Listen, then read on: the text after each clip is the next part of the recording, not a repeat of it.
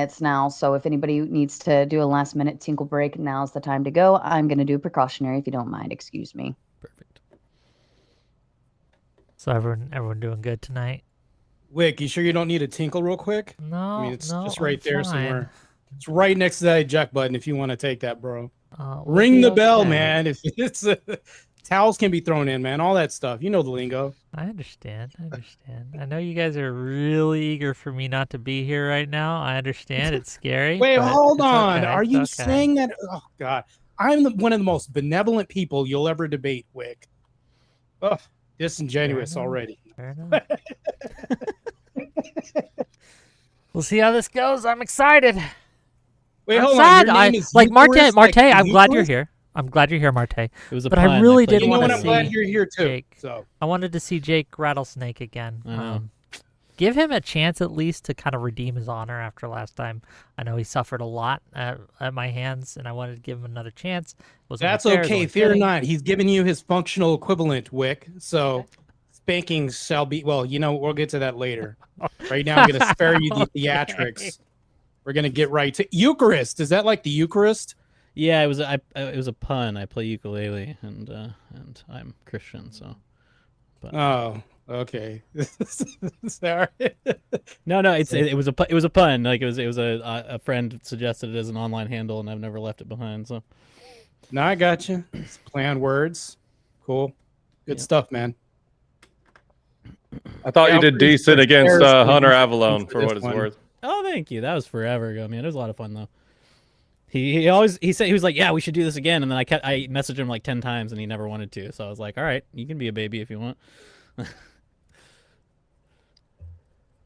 Hunter Avalon. I haven't heard his name in a long time.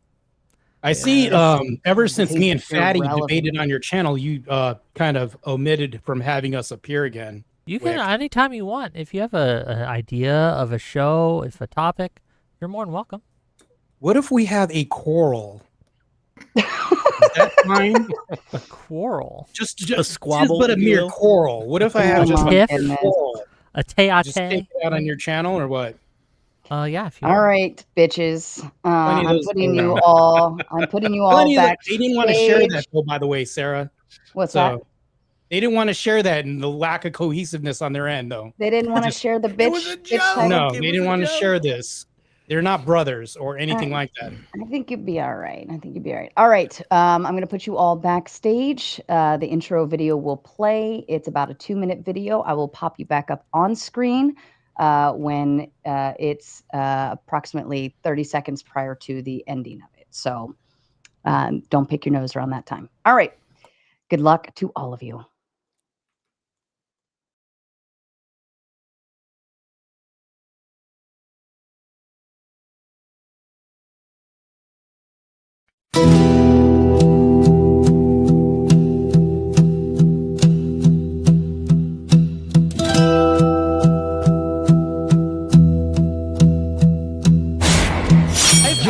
Generally, you said feminism is neutral. Here's what actually happened. This is the foundation of all knowledge. I'm really mad that what difference does it make, right? What Stop. Stop. The deregulation of the industry is obviously going to cause more of that industry. To lubricate the trust connection between people until they have enough. Yet we could still look at biological reality in determining who's a female, even if there are. Why don't you denounce feminism the same way you're denouncing capitalism? If you don't... For something to be objective, it needs to be verifiable. And you can't verify... If I make a claim as a political pundit, it is true that I definitely could be wrong. Yeah, you're promoting, right? Ideology is the main thing of politics, right? This is my ideology. So, 2015, anyone go back and watch the footage? The first GOP debate. Cool, Robert. Oh, that? With a crowbar, you said?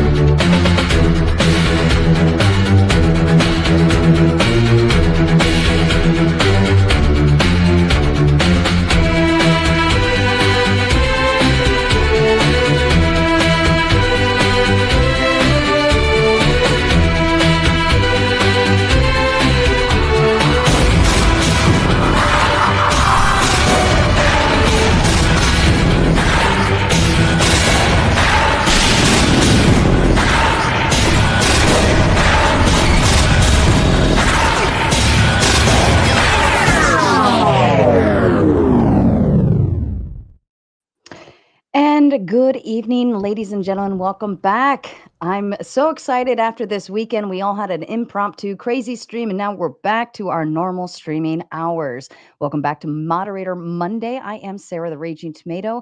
This evening, I have with me Eli Nix, Marte Reyes, Whick TV, and of course, Eucharist with his first time on an official panel this evening. The question of the evening is, does Christian nationalism strengthen moral and cultural cohesion in a nation? Eli, would you like to kick us off with your opening statement, please? Sure would. Okay. Tonight I'll be arguing the affirmative for the proposition, does Christian nationalism strengthen moral and cultural cohesion in a nation? I'll be using the United States as my primary example. Before demonstrating how Christian nationalism achieves this, I would like to first point to the lack of moral and cultural cohesion in the zeitgeist today. If moral cohesion refers to shared values and beliefs, the dichotomy between the large population of both those who seek to regulate or even criminalize pornography and those who would encourage women to start an OnlyFans before they are old enough to drink would provide substantial evidence for its absence. If cultural cohesion refers to a shared collective identity, recent events showing citizens standing in solidarity with non-citizens waving foreign flags on American soil in front of National Guardsmen who are sworn to protect their country from foreign threats certainly showcases a similar dichotomy. All this to say, we are more divided morally and culturally now than perhaps ever before. It could be said that who or what is exactly to blame for this heightened national division is incredibly nuanced and multifaceted, and the remedy even more so. However, in my argument today, I'll be explaining both rather simply. The blame is multicultural secularism that abandoned the Christian ethic and the moral relativism by which this movement was guided. The cure is embracing a culturally Christian identity through its dominance in political and social life and applying the objective moral standard that comes with it. I will now demonstrate how moral cohesion can never be made through a subjective moral lens, but only through an objective moral standard.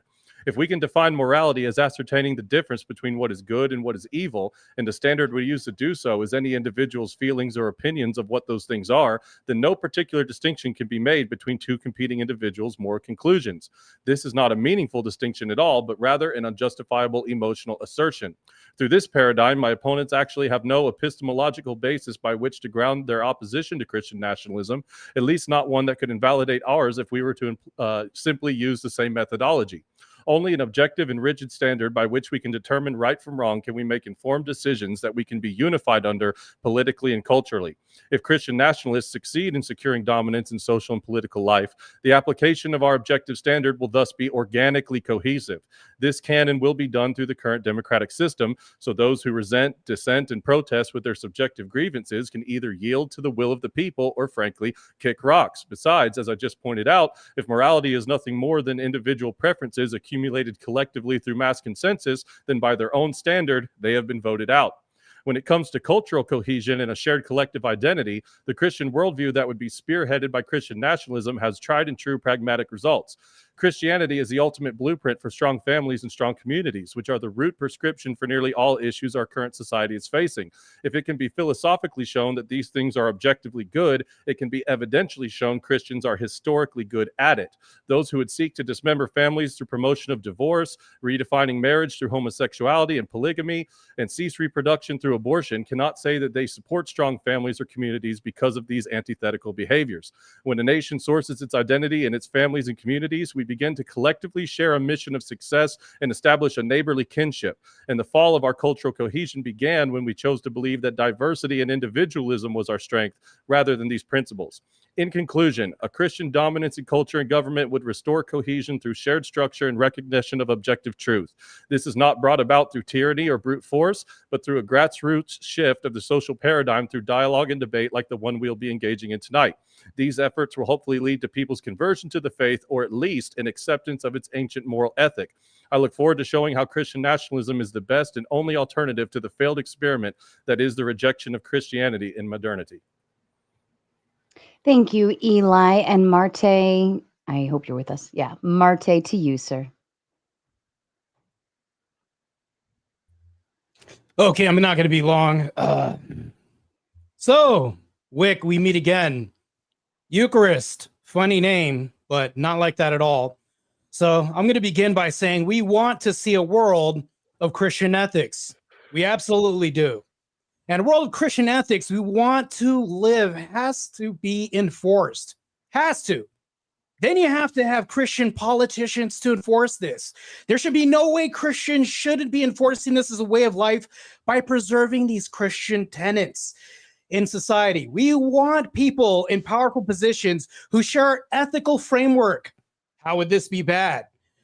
Libertarians and secularists do everything they can to undermine this. This is why progressives end up with power. They don't simply care. So as a nation, we bought the big lie. And this lie is that Christians can't and shouldn't be in power. They shouldn't rule anything for that fact. And being the most Christian means that you shouldn't rule anything. So Christians should be constantly persecuted while everything we love is torn down, stripped, taken away, torn from us. They want to destroy our traditions as we see marriage warped and destroyed right before our very eyes. Why are libertarian, secular, or liberal ethics better in any shape or way from any other ethics that you would presuppose in this debate? I'd love to hear it. We, under Christian ethics, don't believe that might makes right, but we do understand that might makes. We can get into that later and tangle a bit. Individual liberty without virtue is dangerous. That's my whole point. Each one of our colonies had a state religion. State religion was intact even years after the ratification of the Constitution. I'd really love to hear your argument and see if you can replace this with anything better. I concede my time. Thank you, Marte. And Whick, to you. Okay. It's going to be exciting. Does Christian nationalism strengthen moral and cultural cohesion in a nation? That is a question at hand for this debate. The answer, especially in the context of America, is clearly no. Christianity in and of itself is not culturally or even morally cohesive. Different denominations view different acts as moral or immoral, respectively. Praying to saints, for example, is seen as idolatry by some Christian denominations and perfectly fine by others. Christians in Norway have an entirely different cultural experience than Christians in the American South, who have an entirely different cultural experience than Christians in Utah would. The idea that Christian nationalism, whatever that means, would somehow be more culturally cohesive when Christianity isn't culturally cohesive is farcical. We have plenty of examples of entirely Christian communities devolving into fractured elements leading to cultural divides and in some cases even warfare.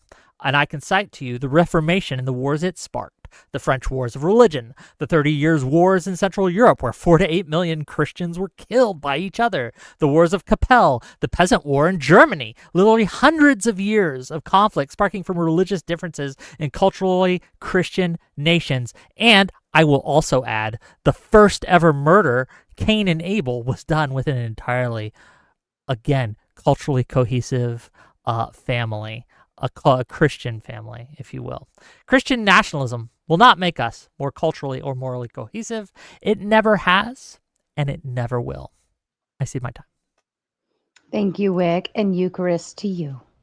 Sure. Yeah, I'd like to begin with a question, which is whose Christianity and which nationalism? In defining Christian nationalism, you have to define both. I didn't hear a definition of nationalism specifically. So what is nationalism? What does it mean to have a Christian form of it? What is a Christian nation? How would we know when we found one? How would we know when we have one? For that matter, who counts as a Christian, and what will the world look like when my opponents achieve their form of Christian nationalism? I think that's what we'll be arguing about today. So the debate here is about whether Christian nationalism increases moral and cultural cohesion in a nation. And I expect that we'll see in the course of this conversation, my opponents are going to try to say that Christian nationalism is sort of like, well, if everybody agreed, everybody would agree. That's cultural cohesion, so we win by definition. But if the claims my opponents were advancing were as simple as, well, it would just be good if there were more Christians, or even as far as policy should be informed not just by my subjective morality, but in fact by theology, then this debate wouldn't actually be happening. We already had words for that. We had Christian conservatism, we had the moral majority. Christian nationalism is a term that has emerged as a pejorative first in the 80s and then more recently, and now is a term that people like my opponents want to own and defend online that is far thicker than just more people should be Christians. So first, what does Christian nationalism consist in? Is it just a common theological grammar shared among the populace, where the dominant form of Christianity has extensive influence over public policy? Or is it some sort of widespread, deep personal piety that eventually has some influence on voting behavior and then down the road policy? Neither of those, I don't think, count as distinctively Christian nationalists. But if what my opponents want is the first, then I think we might end up in the world of Scandinavia, right? Where public churches move with the morality of the times and public policy shifts with the winds accordingly. If it's the second, well, I don't think we need to undertake any grand public efforts to foster that kind of personal piety. We need to hope for conversion, as they already mentioned. But if, as I expect, my opponents are going to suggest that any examples that Whick has brought up of Christian nationalism in history have happened because of states fostering the wrong kind of Christianity, then I'll suggest to you that the debate is sort of already won on our side, that if what's required for ideal Christian nationalism is some sort of widespread Eastern Orthodox revival and an accompanying upheaval of American Protestantism, not to mention American secularism, then I expect somewhere between their ideal Orthodox utopia and the present day, we will experience a dramatic lack of cohesion, dramatic unrest, untold, unknown variables along the way. In other words, if my opponents want to argue, I don't know if they will, but if they do want to argue that cohesion can only be achieved by a sort of internal moral and religious civil war by way of Eastern Orthodox supremacy, then I'll go ahead and take the W on the debate question. For my part, I'm not going to make my opponents sign on to this, but I think the best definition of Christian nationalism is the one offered by its defender, Stephen Wolfe, in his book, The Case for Christian Nationalism. He says that it's a totality of national action consisting of civil laws and social customs conducted by a Christian nation as a Christian nation in order to procure both earthly and heavenly good in Christ. And my objection to that definition would largely center on how we define a nation or an ethnos, the bounds of it, especially as Christians attempting to reason politically in light of certain Christian principles that I think actually cut against nationalism as a guiding politico-theological principle, namely that though Christians are to love their homes and their families and their inheritances and protect them and foster them, they're also to have regard for the stranger and the foreigner in a way that I think can properly be described as xenophilic rather than xenophobic. And so whatever my opponents defend here today, I'll just say now that most Christian nationalism that you encounter out in public, as it's defended, defined, and debated online or in text, in blogs, in books, it's closer to pagan romantic German nationalism than anything that I can find articulated and defended in Christian history. In fact, I think some of the greatest proponents of nationalism in the 20th century are explicitly critics of Christianity for this reason. They think that its universalism presents as an equalizing, democratizing, anti-nationalist force in politics. And so I look forward to seeing where my opponents fall on that issue. Thank you. Thank you, Eucharist. As a kind reminder to the audience, we are going to get through the debate, then we will move into our closing statements, read and respond to your kind super chats, and then, of course, your favorite part, we will move into open panel dumpster fire. Gentlemen, I leave the floor open to you. So it's funny, Whick opens up with saying that, oh, there's no cohesiveness because Cain and Abel.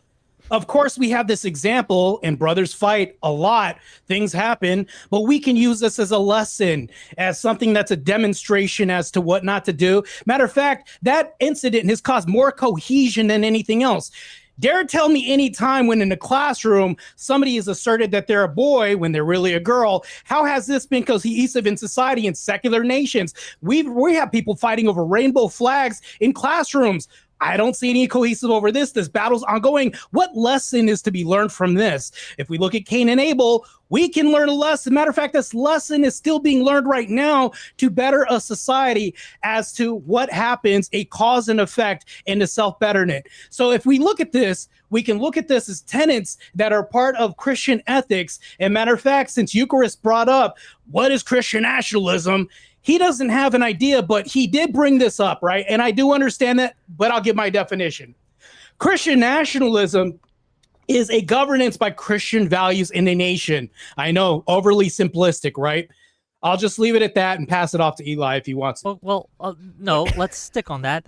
If your definition of Christian nationalism is simply that the nation is governed by Christian values, that is what I would argue, something that we've had for a long time in America. You may not think that we have it today, but we have had it for a long time. If that's all you want by Christian nationalism, welcome, brother. You're a liberal. You are a liberal who wants liberal values. You want to use persuasive power to elect people who agree. Let me finish. Stop it. Hold on. Let him finish. Isn't a Christian value to actually have courtesy and respect others when they're talking? I would hope it would be.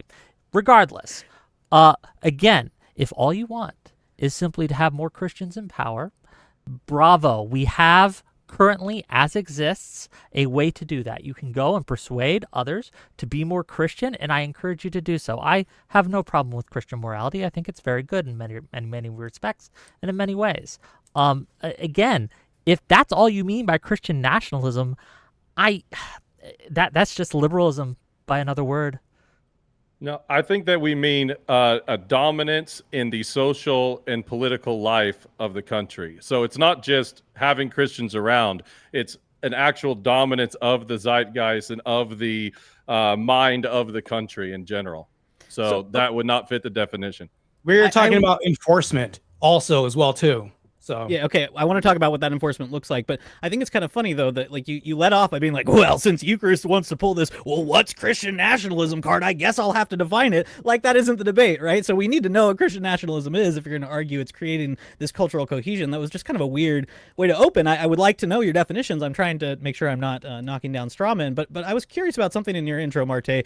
You seem to assume that the only alternatives to Christian nationalism are either secularism or libertarianism, and I'm curious why you think that, because when I look at the history of Christians wrestling with political thought from, Jesus onward, I see a pretty rich tapestry of a variety of opinions on this issue, from some people suggesting Christians shouldn't be involved in politics at all, others suggesting we need some sort of actual theocracy, some union between church and state, others suggesting something more like Christendom, where you have the emperor being, disciplined by the church, etc. Like, so I just don't know why you would say, well, Christian nationalism is the only option unless you want secularism or libertarianism. I didn't hear either. Did I ever say only option? That you seem to present those as the choices. You're like, well, secularism and libertarianism have nothing to say against that. Okay, well, you seem to assume that that's the only thing that we could possibly. You're actually making the assumption, because I've never said that. That's never left my mouth. What I've done was I've given you a few options. Now, if I went ahead and sputtered atheists, agnostics, I'd be here like for an hour, right?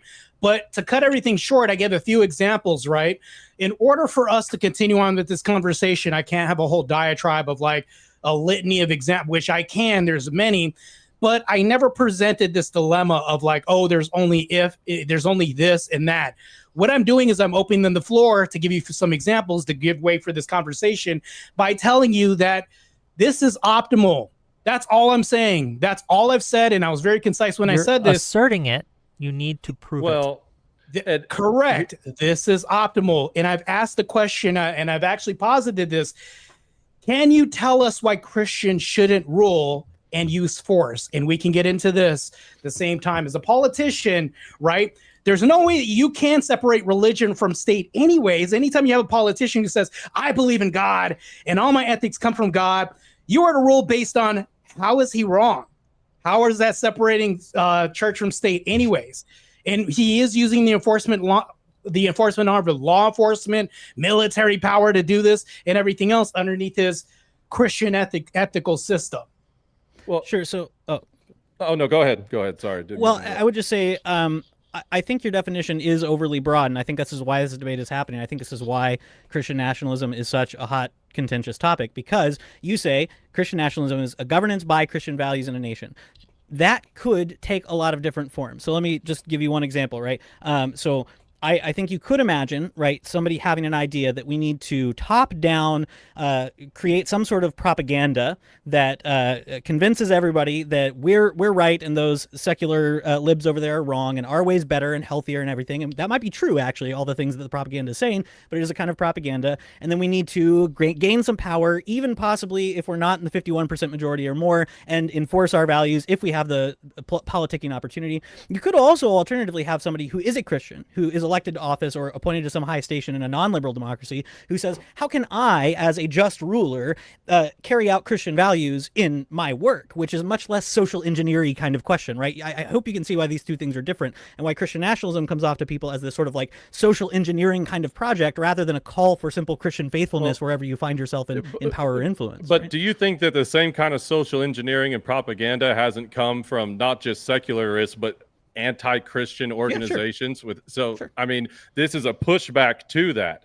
I think that if there's going to be those kind of social engineerings, there's going to be those kind of propagandas, we should do it with the moral ethic that actually has a prescriptive value. So that's why I want to ask you, Eucharist, as a Christian, when we talk about nationalism, at least in the way that I'm looking at it and I'm defining it, we're looking at the dichotomy between what is patriotism, what is nationalism. Generally, what I found is that with the definition of nationalism, it's not just pride in the country, but a superiority within the country, right? So when we put Christian in front of that, we're saying that Christianity is the superior moral ethic. And I would like to ask you as a Christian, what ethical system do you find to be superior to the Christian one?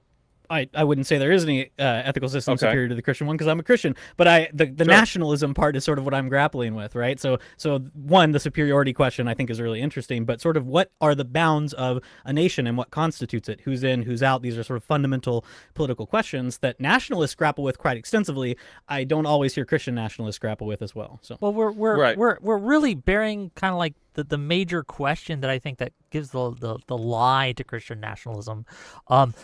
Which type of Christian are you, right? Remember that scene in the movie Civil War where the guy, like, what type of American are you, right? Next to the pit of bodies. I think that's going to be the question of the day. Which type of Christian counts as a Christian nationalist nation? Do Mormons count? Are they Christian in your worldview? Wick, right? I want to say, Catholics count? Can I just finish? Oh, right. Yeah, sorry. Do Catholics count as Christians in your worldview? How about a Protestant? Do they count as Christians in your worldview? Right. And so this question of which type of Christian are you is going to see the destruction of any moral kind of cohesion you think that you can bring, or any kind of cultural cohesion that you think you can bring. Now I'm done. You can respond. Well, yeah, I disagree with that fundamentally. Your whole opening was incredibly easy to debunk because there's tons.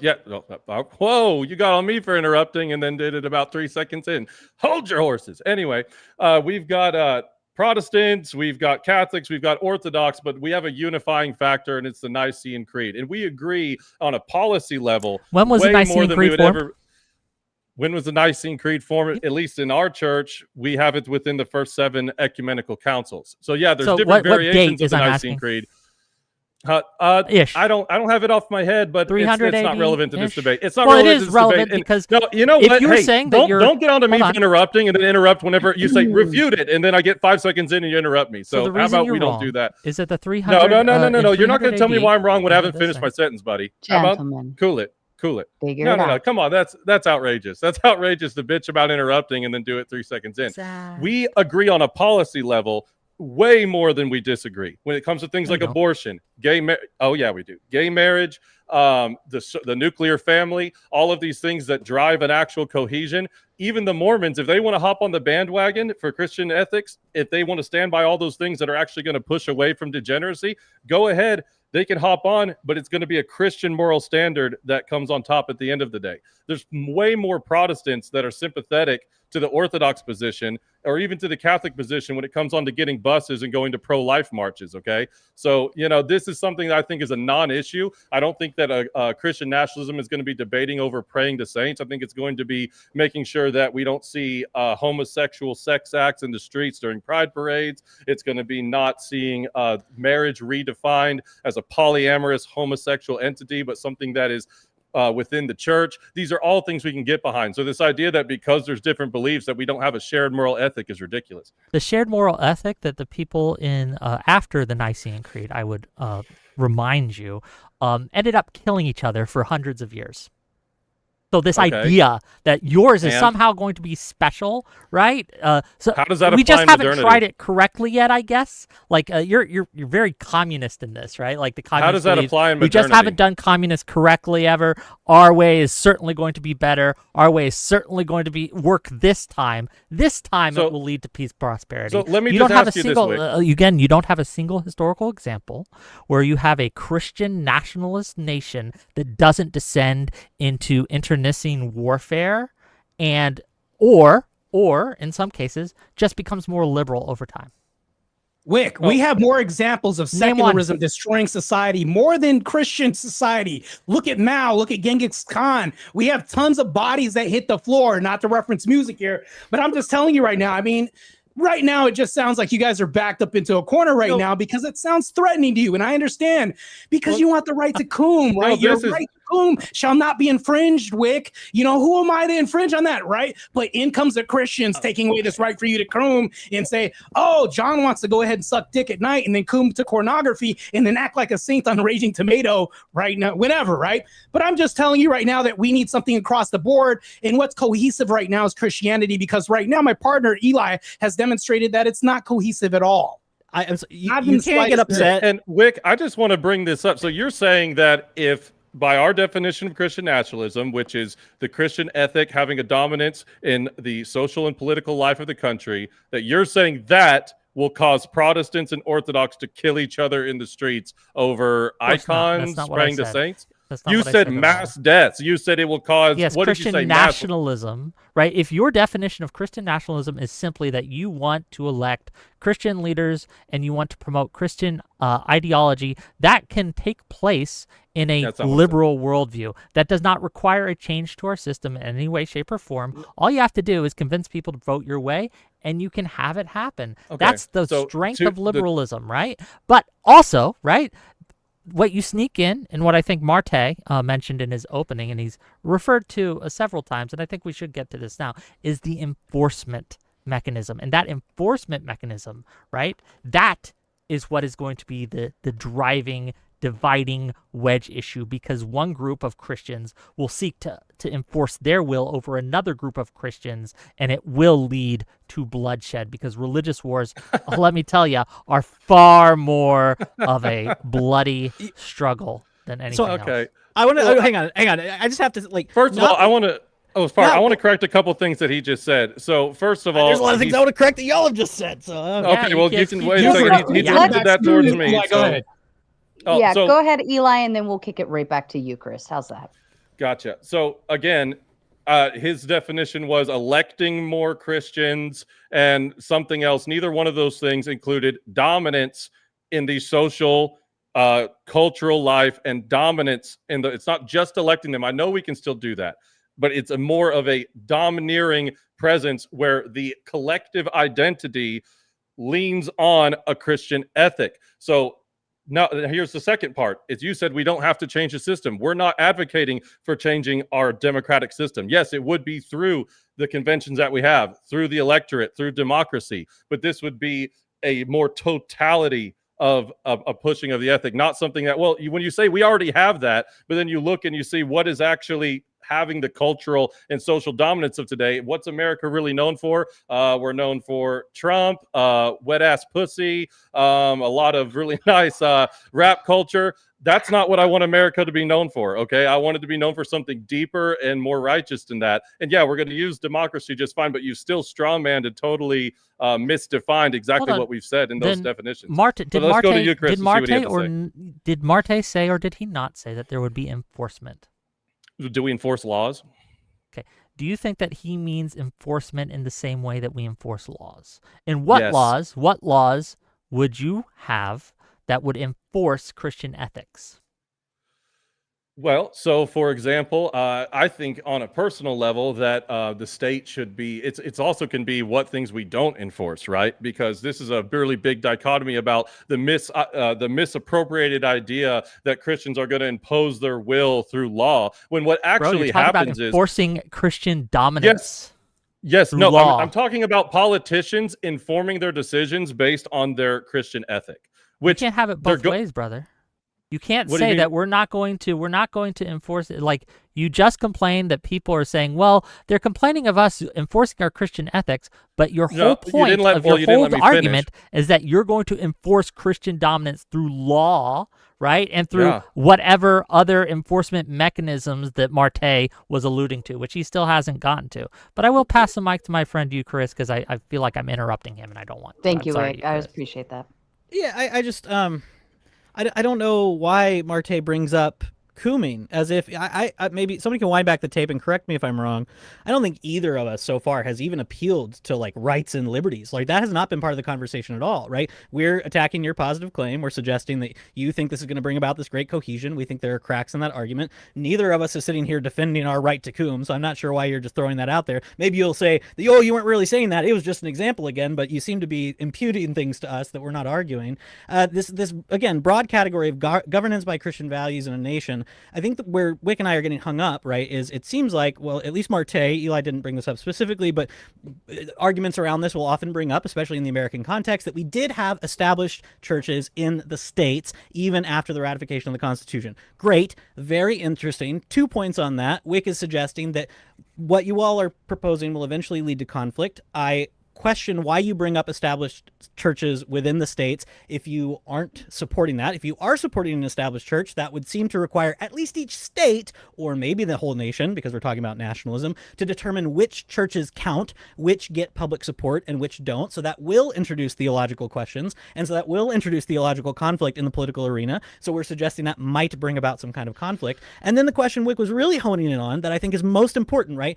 Eli, I think you hammered this really well right at the end of your introduction, right? You said what we're talking about is Christian dominance and culture, not through force, right? You've disavowed the idea that we're going to convert at the point of the sword. Great, awesome, we're on the same page. But you say this might happen through conversion, or at least acceptance of the ethic, even if they're not Christians. Awesome. But then what is the question that we're hammering home? So when you talk about enforcement, when you talk about the laws we will have, when you talk about working within our institutional structure, what does it look like afterwards? So real quick example, and maybe you can respond to this. You don't have to.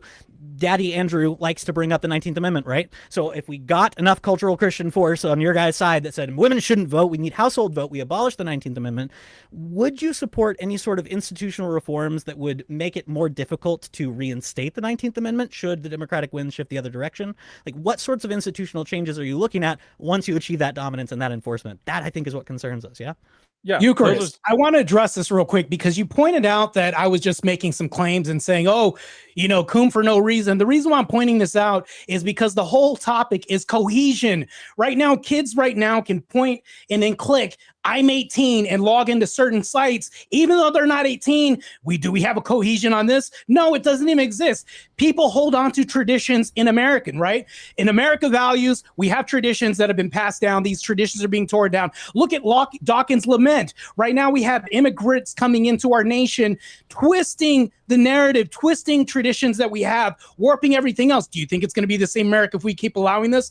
Right. So now our traditions are getting warped and warped and warped. We're secularists are doing a really great job. That's what I'm pointing to. We have corn everywhere, parades with sex acts on the streets. This is considered progress. We have a feces finder in LA right now. That's ridiculous. So people are sacrificing everything for more butt sex, but not more duty. That's the last thing that people want is more duty. You're not fighting for this. And that's what I'm pointing to, because you haven't yet, even though my partner Eli and I have begged this and asked and pleaded for what's more optimal, you've yet to get this, and you've danced around this whole topic. I conceded right at the beginning. Yes, what's more optimal than Christian ethics? I agree Christian ethics are optimal. The question is how we go about actually living those out and enforcing those on a political prudential level. It's not a question for me, at least. It might be with Whick. Hold on. So no, hang on. You're attacking people who aren't here right now, right? So I support age verification laws. I don't think that's Christian nationalism, right? So would you agree first, real quickly, and then I want Eli to, or both of you. So you want cohesion of Christian ethics? Hold on. Okay, good, so would you agree the state right now in America, right, is a kind of pluralism, right? We have pluralism. Anybody can believe what they want. They can vote however they want, right? That's where we are, right? Yeah. Okay. So where I think Wick and I are finding friction here is what you're suggesting is a move from the status quo to something quite different that you assume is going to increase cultural cohesion. What we're suggesting is that whenever you get some sort of broad movement in a sort of, let's call it politically radical direction, because what you guys want is very different from what the majority of Americans want, at least right now, that is going to create some conflict, right? So we're at least moving from pluralism to a different situation that is going to create kinds of conflict. Now, you are arguing that down the road it's going to lead to cultural cohesion. Great, we can hash that out. But I think you're missing that point, right? We're not saying that America right now is perfectly cohesive and we need to preserve everything about it. You're just making that up. Well, and this is the problem is, I mean, does cultural and moral cohesion mean zero conflict? Is that even possible? Is that even possible to have a nation with zero conflict? Can we have moral and cultural cohesion? And yeah, there still be pockets of conflict in the country. That's human nature. But when we talk about cohesion, we talk about something that is fixed, rigid, and unmoving that we generally, as a collective, fall back on. I don't believe in a fake kumbaya. 100% of everybody is in a blissful state of agreement. I think that's foolish. But what we're talking about is, instead of as you talked about with the 19th Amendment, I want to address that specifically. So let's say that we have what we're talking about, a social and political dominance, and then that dominance is so strong that it's not affected by the winds of change, as you talked about. That yes, in our pluralism, anybody can go either way, but the cohesion has become so strong through the movement that in the next 100, 200 years, such a thing would be unfathomable to go back on. So let's say we repeal the 19th Amendment, and yes, we put measures in place in order to not have it come back. But this is something that's voted on, something that's agreed on. Now. Uh-oh. Oh, no. Uh-oh. Oh, no. God struck him such a good down. freeze That's mode. okay. I can do 1v2. I mean, I'm ready. Yeah, he'll come back. We'll give him just a second. Yeah, once he gets back. But to fill the time, right? Again, like wait, hold on. He's back. Oh, Wait, he's back. wait. Okay, he's back. Down on your laurels. Sorry about that. You left off. Yeah, go ahead. Okay, all right. So, can someone remind me what the last thing they heard was? You said you might, with that overwhelming majority, put in measures to make it harder to make that change in the future. Yeah. Right, but what we're doing is we are falling back on a rigid ethic. We think that the kind of cultural zeitgeist mentality that, hey, we can, the winds can change in whatever direction, is the problematic part of the lack of moral cohesion we have in the country. That there is so many differing opinions, morality is subjective, but whenever as a culture, whether you're a rigid believer in the Sky Daddy or not, you say, hey, our culture is kind of generally leaned toward this culture's ethic, and it works, and it has worked, so we're going to keep doing that. Again, no two different denominations of Christians share a culture. When you say you have this fixed, rigid moral framework, as soon as you try to decide and hammer down the specifics of what that is, your system will break down. Okay. Because that's completely false. That is just how it's worked historically. Completely false. I know you think that if Protestants and Catholics get on a pro-life bus, that they're just going to start stabbing each other. They killed each other for fucking hundreds of years, brother. I know, not in modernity. I brought in Kong and everybody else that I am created not more wars, saying more violence, that more bloodshed. secularism Bodies does hitting the not floor. have Remember, conflict. I brought this up, but you are arguing that your Christian cultural cohesion will be better, and you have yet to demonstrate that. I keep asking, and you keep refusing to provide so let's go over evidence. what we agree on. Let's go over what we agree on. Do we overwhelmingly agree on the triune God? Mormons Let's say don't. between Protestants. We're not talking about Mormons. Protestants, Catholics, You're talking about Protestants, Christians, Catholics, right? and Orthodox. Yeah. Do we overwhelmingly agree on the triune God? Not really. Okay, so you don't know what you're talking about, and you're Do irrelevant. we all to this overwhelmingly debate. believe that Jesus existed? That's Christians. Sure. Protestants and Catholics don't overwhelmingly agree to triune God. Should you be praying to saints? Which day do you celebrate the Sabbath? How does that affect legislation? You Or don't social think that cohesion, when for you that matter? you look at these specific. Do Protestants want to questions kill me for praying to saints? There are plenty of people I don't know who if you know would, about yes. this guy called Cromwell, but where's that? Hey, wait, hold on. I care Wait, about can you give me a mass. demonstration of Protestants who want to kill him for praying to saints? Me and Eli will wait. No, hang on. I Give me think we're. hold on, Can wait. you point to any crimes in the country where this has happened? Wick. Give us a demonstration, Wick. I'll wait. Are you wanting me to demonstrate where a Protestant might want to kill a Catholic over religious differences? I can give you the history of Europe. No. in the give us Reformation. Right, give us a demonstration right now. Okay. I will. Are we reread it worried to you. about slavery rearing its Peasant head War in again Germany, because of the 30 Years' War in Central Europe, okay? The Wars of Capelle, the French Wars of Religion. Again, millions have died. Let me see if I can let me see if I can clear part of this roadblock Wick, here, right? Christian ethics ended slavery in Britain. What are you talking about, Wick? This is crazy. Let me see if I can clear part of this roadblock, right? I think Wick and I and some critics of Christian nationalism are concerned that at least some of you all, maybe you all will disavow this, right? But at least some of the people I see defending the term on the internet, right, are interested in using the tools of liberal democracy to achieve this kind of cultural dominance you're talking about, then using that overwhelming majority to change some of those institutional things to entrench that permanent view, which takes us back to a more Christendom-like state, which was the state in which we had these wars of conflict. So what we're suggesting is not that, like I've gone to the March for Life. I've sat outside abortion clinics with Catholics, right? I understand that Catholics and Protestants can, because I'm Protestant, by the way, can ally on these social and political issues. And that totally, Okay. 100%. Yes. Wait, hold on. But what we're suggesting is history suggests that when those political conflicts have been resolved, and once we put down our pitchforks for that political conflict, those thorny theological issues rear their head again. And then we have the question of whose Christianity and which nationality that I raised at the beginning. So I don't know that y'all have resolved this. I think it's a slippery slope fallacy. I don't think you have any rigid, reason to believe that it's going to do that. And even if it did, so what? If the will of the people is to change some of the structure of democracy and it's voted on through the current democratic system, then who cares? It was the will of the people. I'm sorry, hang on. So you guys are suggesting, both of you have said at various times, can you give me a modern example of this sort of, killing people over the faith thing? You've mentioned that, but, you're going back to the Reformation, you're going back to the wars of religion. Give us a modern example, right? We live in modernity, which is a beneficiary of liberal democracies, and what you all are suggesting, we're suggesting, seems to undercut the foundations of that liberal democracy that has given us this peace around these religious topics. Right? But hold on. It's not a slippery slope fallacy to suggest that history teaches that in the absence of these thick protections for the kind of liberties that allow us to exist in a pluralistic society, those things lead to conflict. They just have always, right? Liberalism, and to piggyback off that just real quick, liberalism was the solution to the wars of Christian nationalist internecine conflicts. Liberalism solved the issue. It asked the fundamental question, even though we have differences, how can we live with each other?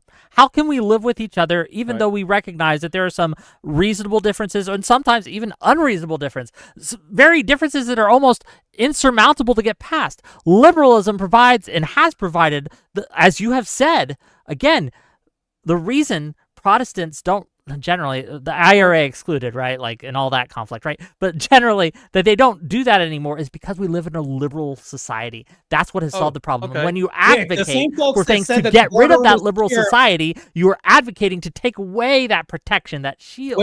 That saves the same folks that say that the border was secure are the same people that are saying that DC is safe. At least Christians are more secure in our belief that we're consistent in this matter. You're just bringing up unrelated things, brother. You're just getting the talking points. That's all you're doing. I don't see any of this.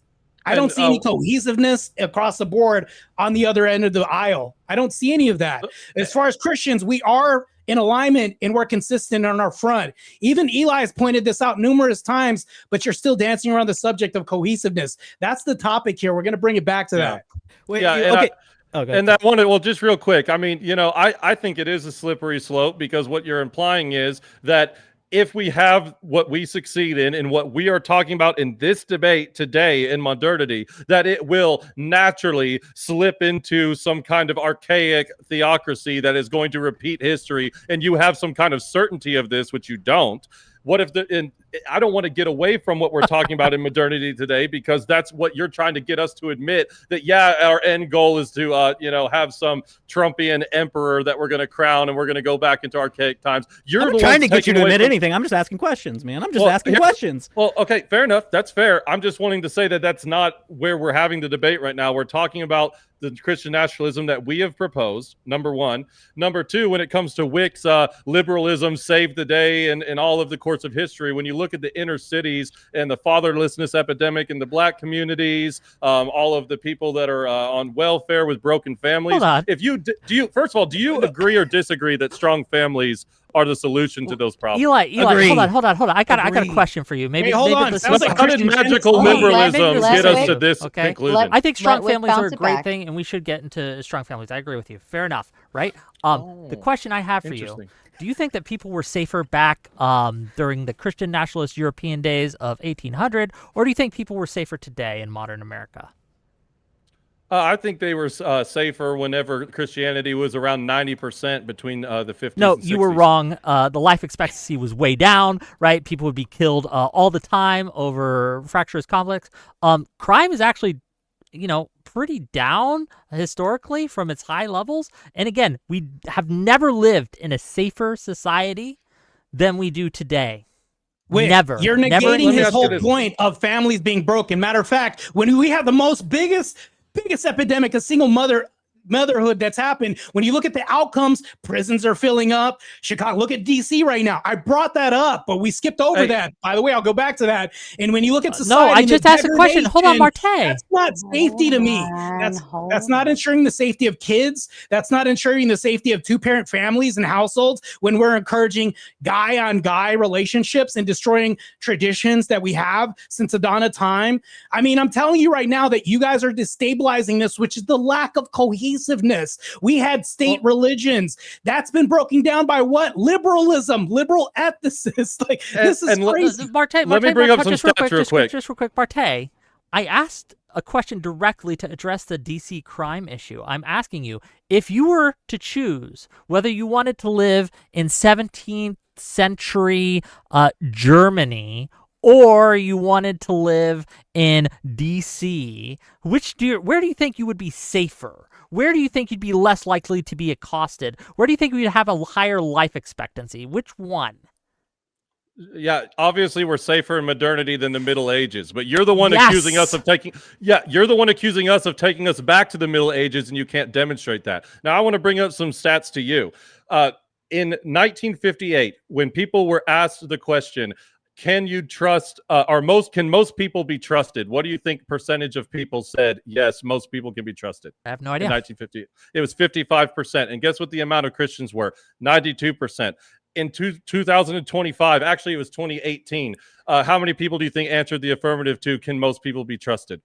34%. And the amount of Christians down to about 65%. So I know that correlation doesn't always equal causation, but we have clues and we have suggestions to causation that as the Christian ethic goes down, distrust of each other also goes down. And Okay, I have you're a few basing your things. argument on trust levels in polls? Well, Is I that think your look, evidence?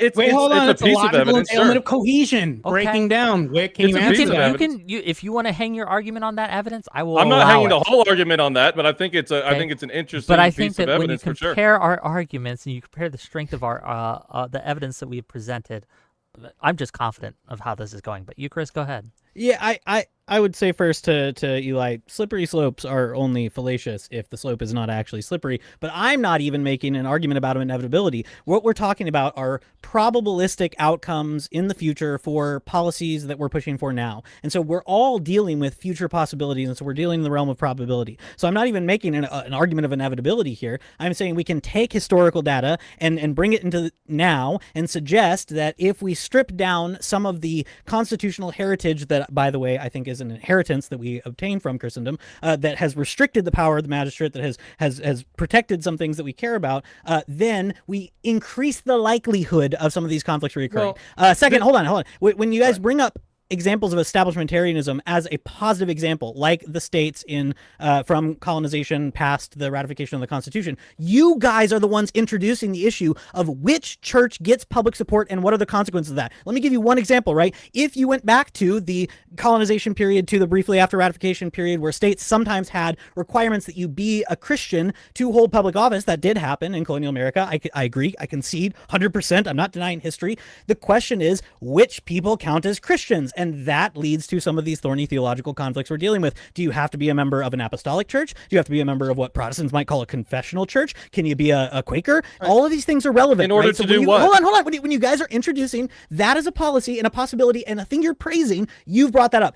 finally, Marte keeps bringing up fully irrelevant things that I think both of us are kind of willing to concede. Man, it sucks that there's crap on the streets in San Francisco, and I don't want to pull out the San Francisco poop tracker. Neither of us are defending that. So you keep bringing up stuff that's fully irrelevant to the arguments we're making against your positive Not position, irrelevant. and you're impugning secularism to us. No, lack of cohesion. That's crazy. Well, neither of us are saying that there's cohesion right now. When I'm bringing that up, I'm bringing up examples and demonstrations of what's happening as a result of lack of cohesion on your end. We're not seeing this. So whenever you have a Protestant and the Eastern Orthodox disagree, I don't care. When you have a Protestant and the Eastern Orthodox disagree, they both believe on the tenets of Christendom. When you think about this, even when they're disagreeing, they're underneath the same umbrella when we talk about this. They're not killing each other. But if you look at liberalism, they're killing each other, and then they're sending each other to prison, and they're doing all this. There's actually more of a divide on that side when you take away Christian ethics more than anything else. All of this is backed by force, because if I'm going to ask you a question right now, Eucharist. So if you have marriage and we say gays can't get married underneath our religion in the state, who would get hurt from this?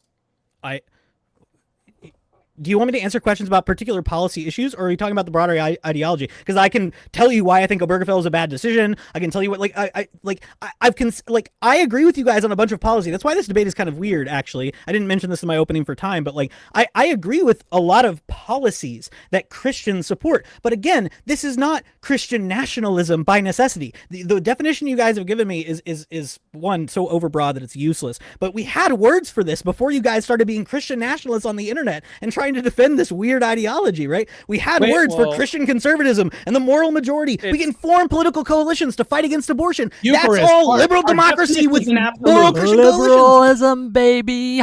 Let's Our go. definition's an absolute, Eucharist. First of all, Sorry, I don't think that it's. Go ahead, Marte. I didn't hear that. Sorry. Yeah, go ahead, Eli. I was just asking if you know if definitions are an absolute.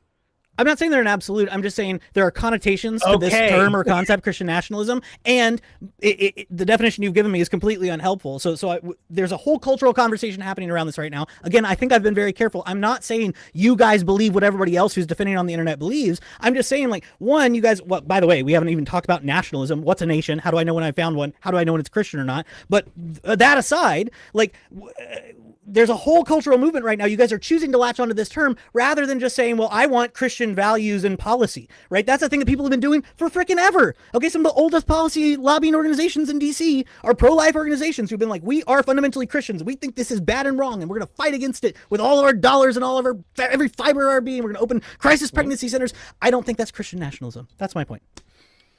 Sure. Well, it's not Christian nationalism because these things are being fought against a dominance in social and political life that is antithetical to Christian ethics, which is why we are positing that we should have the dominance. That is what I think is the key word when it comes to the Christian nationalist debate, is that it's so dominant that anybody associates America with a Christian ethic. Whenever they say, hey, do we want to take a trip to America? And it's a bunch of new age, atheist, fedora tipping losers. They go, no, we probably shouldn't go there. It's overwhelmingly run and socially and culturally functions under a Christian paradigm. We probably wouldn't have a lot of fun there. That would mean to me that we have succeeded in Christian nationalism and that the paradigm is lifted. Of course, people have enacted Christian policies. We're not saying that, well, we don't get to have Christian policies, so until we do, we have Christian nationalism. It's an overwhelming dominance that we are purporting here.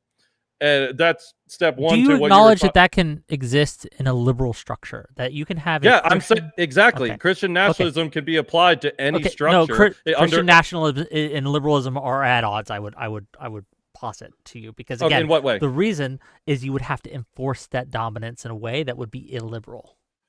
Oh, okay. So now we're about to get to the cooming. So what part of the enforcement would you find is illiberal? Point do you think I am referring to coming? Oh, we're going to get there. We're going to get there soon. I promise. It's going to come up. You're not going to make me come. So, stop trying. Stick to grinder, sir. Stick to grinder. So gay, okay.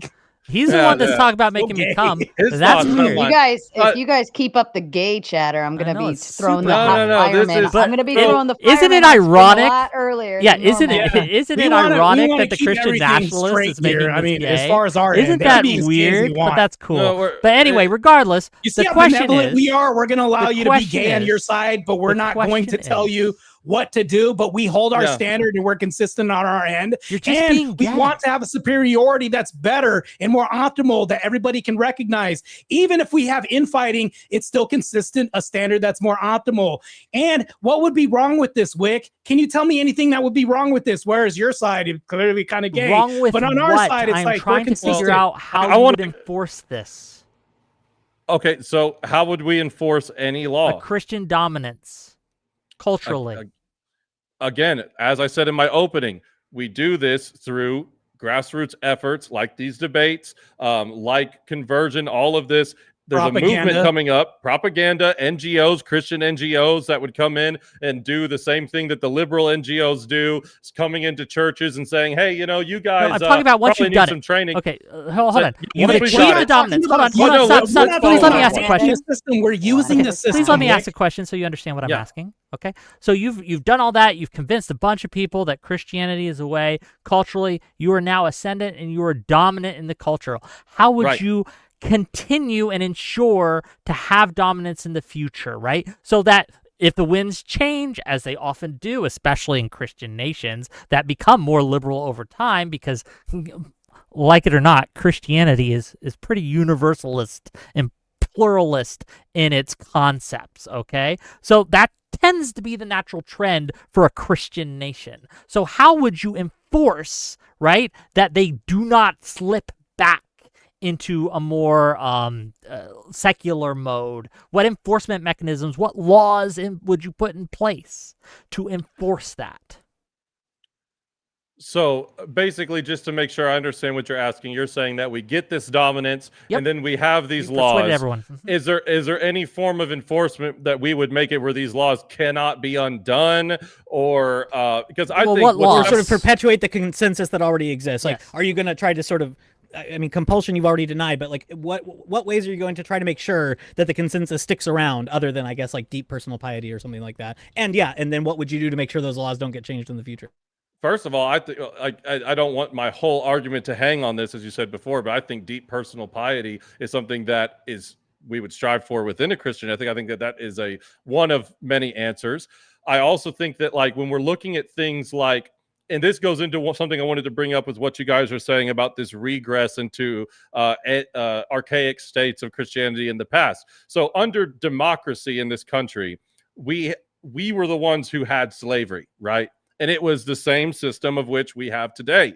However, we don't really see it as a risk of going back to that, because there was a moral, I'm not going to call it an evolution, but ascent up into, we don't do this anymore. And we all kind of, I think everybody on this panel, just about anybody you would come to walk on the street, says, you know what? Yeah, we don't need to go back to slavery and owning people for plantations. So in the same right, if we're not looking at like a 50-year plan, a 20-year plan, we're looking at a 300-year plan of changing the actual mental zeitgeist of the nation to go, you know what? Can you believe that our great-great-great-granddad had to watch gay dudes, with strap-ons in the middle of San Francisco? That's insane. I can't believe we did that. The same way that we look into history books today and go, oh my gosh, can you believe that great-great-great-granddad might have owned a slave? And your grandkids are going to be disappointed in you. Just wait, hold on. Eli brings up a good point. Preservation of cultural heritage, Christian nationalism also protects nations' historical and cultural legacy, which is often rooted in Christianity,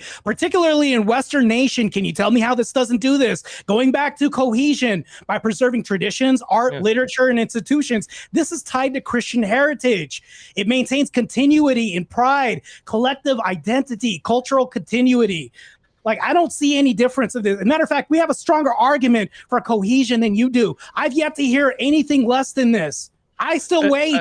Just like Eli. By the way, real quick, I just also want to say, how often do you think that the very Christian abolitionists of slavery heard in the opposition, oh, you want to do away with slavery? Next thing you know, you're going to do away with democracy. Same exact kind of slippery slope argument. You think that's the same? That's your argument, really? I mean, it's pretty much what you're saying. You're Alexander, saying, well, if we abide by a Christian ethic that has a prescription to all of our problems, well, you just want to go back to the ancient times. Okay. Go ahead, Whick. So, from one of my chatters, but I think it is pertinent to the discussion.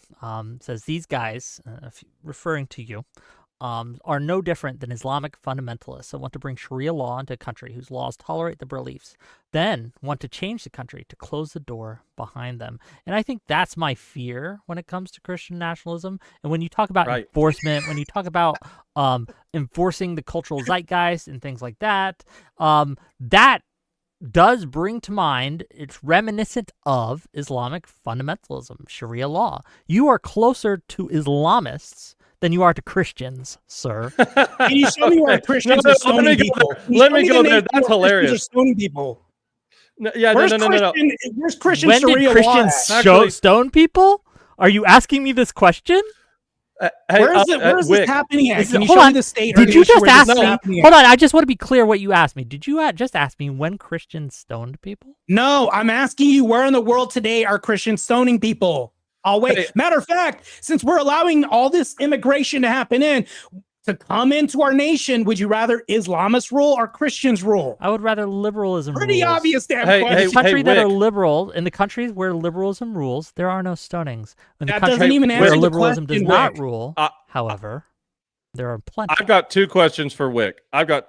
So the first one is, in the past 10 years, what major event in New York City did we see a Islamic jihadist as the main speaker, where there was women in hijabs on the front poster and thousands of people within the crowd, American citizens, were wrapping each other in American flag hijabs, including the men?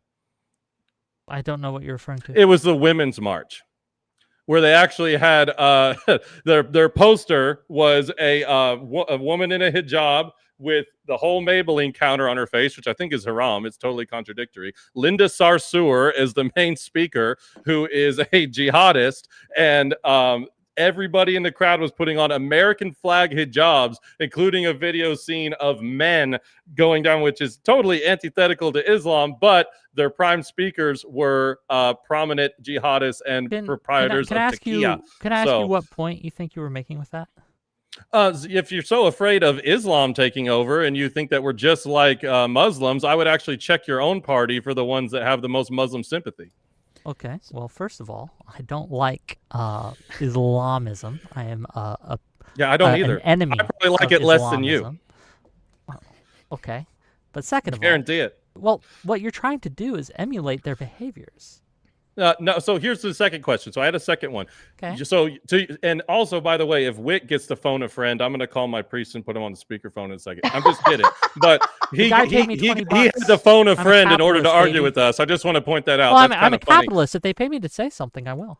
Well, okay, That's can fair. wait after the That's debate. fair. But, I'm all for capitalism. I guess you can be bought, Whick. We can't, because we have martyrs that can't be bought. We'll actually die for a cause. That's pretty cohesive. No. Do you know what an indulgence was? Wait. So can you Hold show on, me do you know where what an community indulgence engagement? Mart, hey, Can you show do me know where what an indulgence cohesiveness? was? I've yet to hear any cohesiveness on your end. We have community engagement. We have Christian churches that serve the community in hubs for fostering, volunteering, and mutual support. Can you show me an example where there's any cohesiveness that you've offered from your spectrum? Do you know what allowed that cohesiveness? We have Liberalism, baby.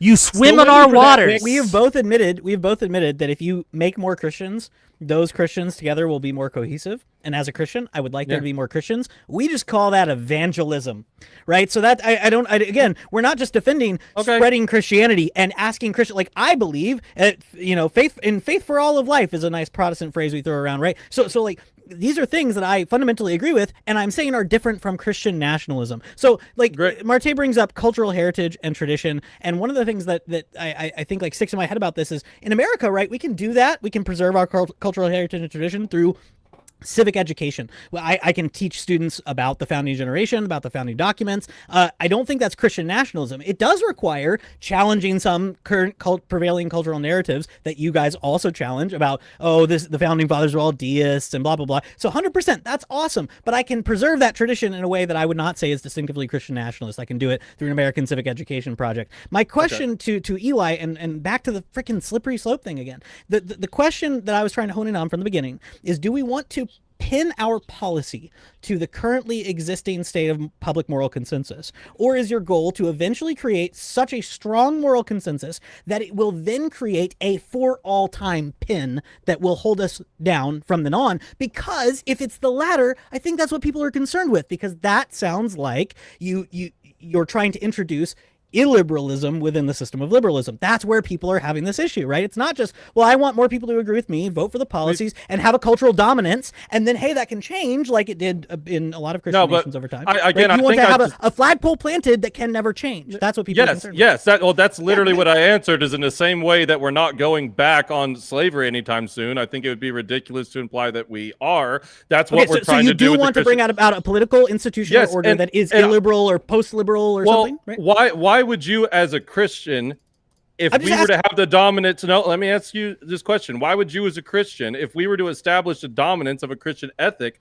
why would you not want that to be something rigid that could be taken back on? Why would a Christian want to allow free will? And the conversion to the point of the sword problem. Wick, I think you brought on a partner that basically agrees with us, so he just disagrees on what to call it. I don't agree with it. Marte would never agree with that, by the way. He wants to think I'm a coomer for some reason. I don't know why. Eucharist, I'm just telling you right now that I don't agree with your lack of cohesiveness with your Timu mustaches, because ours are cohesive. We line up at least. Countries you guys are like a palette swap. Can we acknowledge that? Hold on, no, that's an important point. No, that's an important point. They're like a palette swap. They look the same. They're just different colors. Like Italy and Spain maintain strong national identities by embracing the Christian architectural and artistic heritage, which attracts tourism, fosters pride. In contrast, nations de-emphasize their heritage by taking away Christian nationalism or Christian ethics by risking losing distinctiveness, as we see in some secularizing European states with declining cultural confidence. Can you show me a better example of lack of cohesiveness? Marte, I have a question. Are you reading from ChatGPT or from Quora? Not reading from ChatGPT or You're Quora. reading from something. All right. We're allowed to. We can put notes down at any point, right? Look, I'm not against cultural cohesiveness. I'm not against cultural cohesiveness. We're arguing about whether my notes. Pardon me, gentlemen. I think Whick wanted to squeeze something in here. Whick. No, it's just it's like, look. They're a palette swap. Let's be clear. Eli and Marte, they're the same person. Look at them. Look at them. They're the same. That's a compliment. They have the same hairstyle. They have the same. Cohesive. They're just a palette swap. They're just different colors. Hold on. If he took his shirt off and I did, he's gonna mog me so hard. I know, but we're not the same person. Keep our shirts on. He is right about that. I would mog all you guys, but go ahead. All right. No homo. No, that's that. I mean, like, yes, if we were having a debate about who's the better bodybuilder, Marte wins. But we're not having a debate about who's the better bodybuilder. We're having a debate about, again, does Christian nationalism increase cultural and moral cohesion?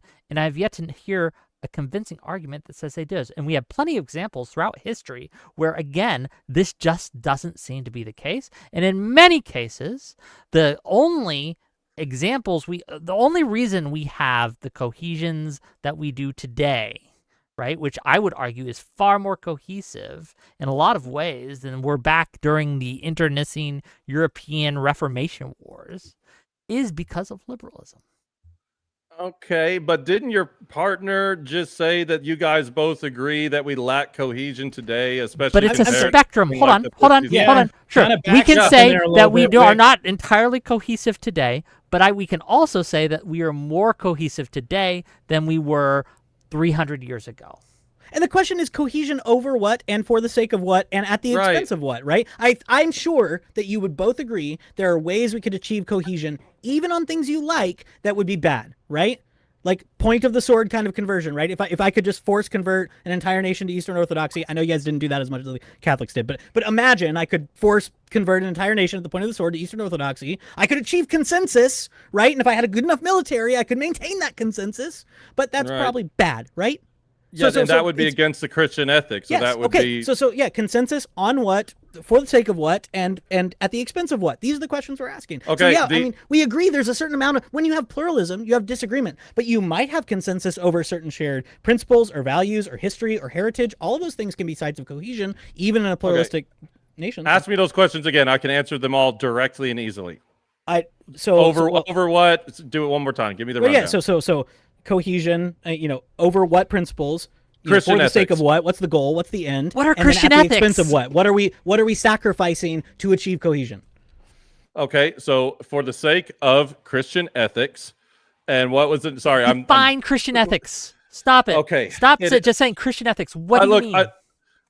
I'm sorry that you didn't prepare for the debate, but Christian ethics would be those laid out within the Nicene Creed, within the Christian dogmas of the church, the most generalized and agreed upon principles of the Sermon on the Mount, love thy neighbor as thyself, everything that is pushed Christianity throughout history into modernity. I'm glad you defined that, but it's just kind of weird for you guys to do this thing where you're just like, you didn't prepare for the debate because we're asking for definitions. That's happened twice now, three times now. Very strange. I don't like that. Like, that's like we're asking you to define your terms, and you're being like, well, you didn't prepare. Like, I'm asking what you think. Right? That's fair. That's fair. That was probably a low blow. I'm sorry.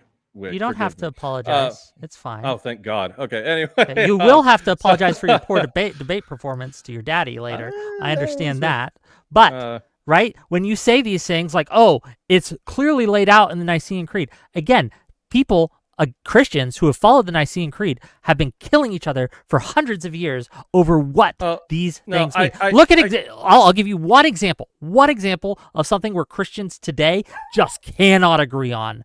Immigration.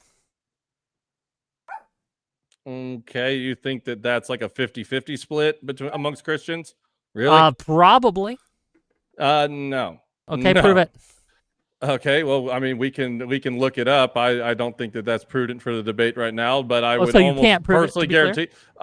You want just me to look asserted it. it. We can look it up. Fuck but it, I'm telling you, right. based on the teachings of Christ, right, and based on the different stances that I know of several denominations, there is a big split within the Christian community over immigration, right? Should people be stopped from coming to the promised land? Should borders even exist, right? This idea that nations even should be recognized is something that a lot of Christians simply do not agree on. Look at Jehovah's Witnesses. They won't salute the flag. They aren't allowed to vote. All these things, right? Look at again, there's just so many different denominations. So when you say, Christians just agree on everything, it just shows profound ignorance on Christianity. No, it's not. And It's the not denominations ignorant. where Christian teaching, Christian teachings, like the Ten Commandments or the Golden Rule, offer universal standards that transcend individual preferences. Whick, for example, prohibitions against murder, theft. We can all agree on this. The deceit creates a baseline for trust in cooperation in society. I'm just telling you right now, at least we have a consistent standard that's grounded in moral truth and faith. You don't have any of this. Therefore, you can't have consistency when everything's so super subjective. And hold on, Eucharist, you said my terms were broad. Yours are even way more broad. Matter of fact, it's so broad that you haven't even given a moral consistency yet on your side, or even given anything optimal as to what we can adhere to. Because if we remove it, what do you replace this with? Eucharist? What? He says, hang on, Eucharist, and I'm muted. It's your partner interrupting you, okay? Hang on, Eucharist. I'm muted, dude. Oh, sorry. Well, I wanted to throw this out there just for him saying that Hold on, Christians 62% of Christianity supports immigration. Thank you. No, what the stat that I got says that 79% of Protestants and 70% of Catholics view mass illegal immigration as a major problem. So that's I'll put my source in chat. Okay. Well, I could do the same thing. No, you heard it from your uncle, Whick. Your source in chat. it's my uncle. Family when you. Hey, I have an uncle who works for Pew Research. Okay, that's insulting. I'm sorry. Hold on. What do you think you're trying to do with like insulting my chat? My chat's based. We are Wickers here, okay? We love each other. We are culturally cohesive, okay? And when we look, I would posit that my chat is far more culturally cohesive than Christianity as a whole. Whick, is this specifically like legal immigration, or does this have to do with I didn't ask about illegal or legal immigration. I asked about immigration in general. Oh, wow. So my stat says that 70% of Catholics and 79% of Protestants agree that illegal immigration is a major problem. So I think that whole giant split in Christianity thing just got debunked, Mr. Hold on. Do you think I think that illegal immigration is a major problem? Yes. That's not what I said. You're the one who said that Christians disagree on it. And They do. Immigration. They You said don't. immigration specifically. That's way more cohesive than not, Whick. Hold on. You're just okay. Yeah, I've and it realized points to something. Yeah, go and ahead. this Put is- put your this thoughts is- together, Whick. I'm okay, still waiting. I'm not. I just. You guys are just dumb. Let's be real. Still waiting. Because Can I tell you something about survey effects? Okay, so like Nothing yet, treatment, Whick. Still waiting. treatment It effects on says these the guy who surveys. cited Cain and Abel as a lack of Christian cohesion. No, I'm sorry. You're calling us dumb. Treatment. Okay. Okay. I mean, again, I think if you most ask Americans Christians Oh, how to hold deal with on. immigration, you're going to have a wide variety of answers. Okay.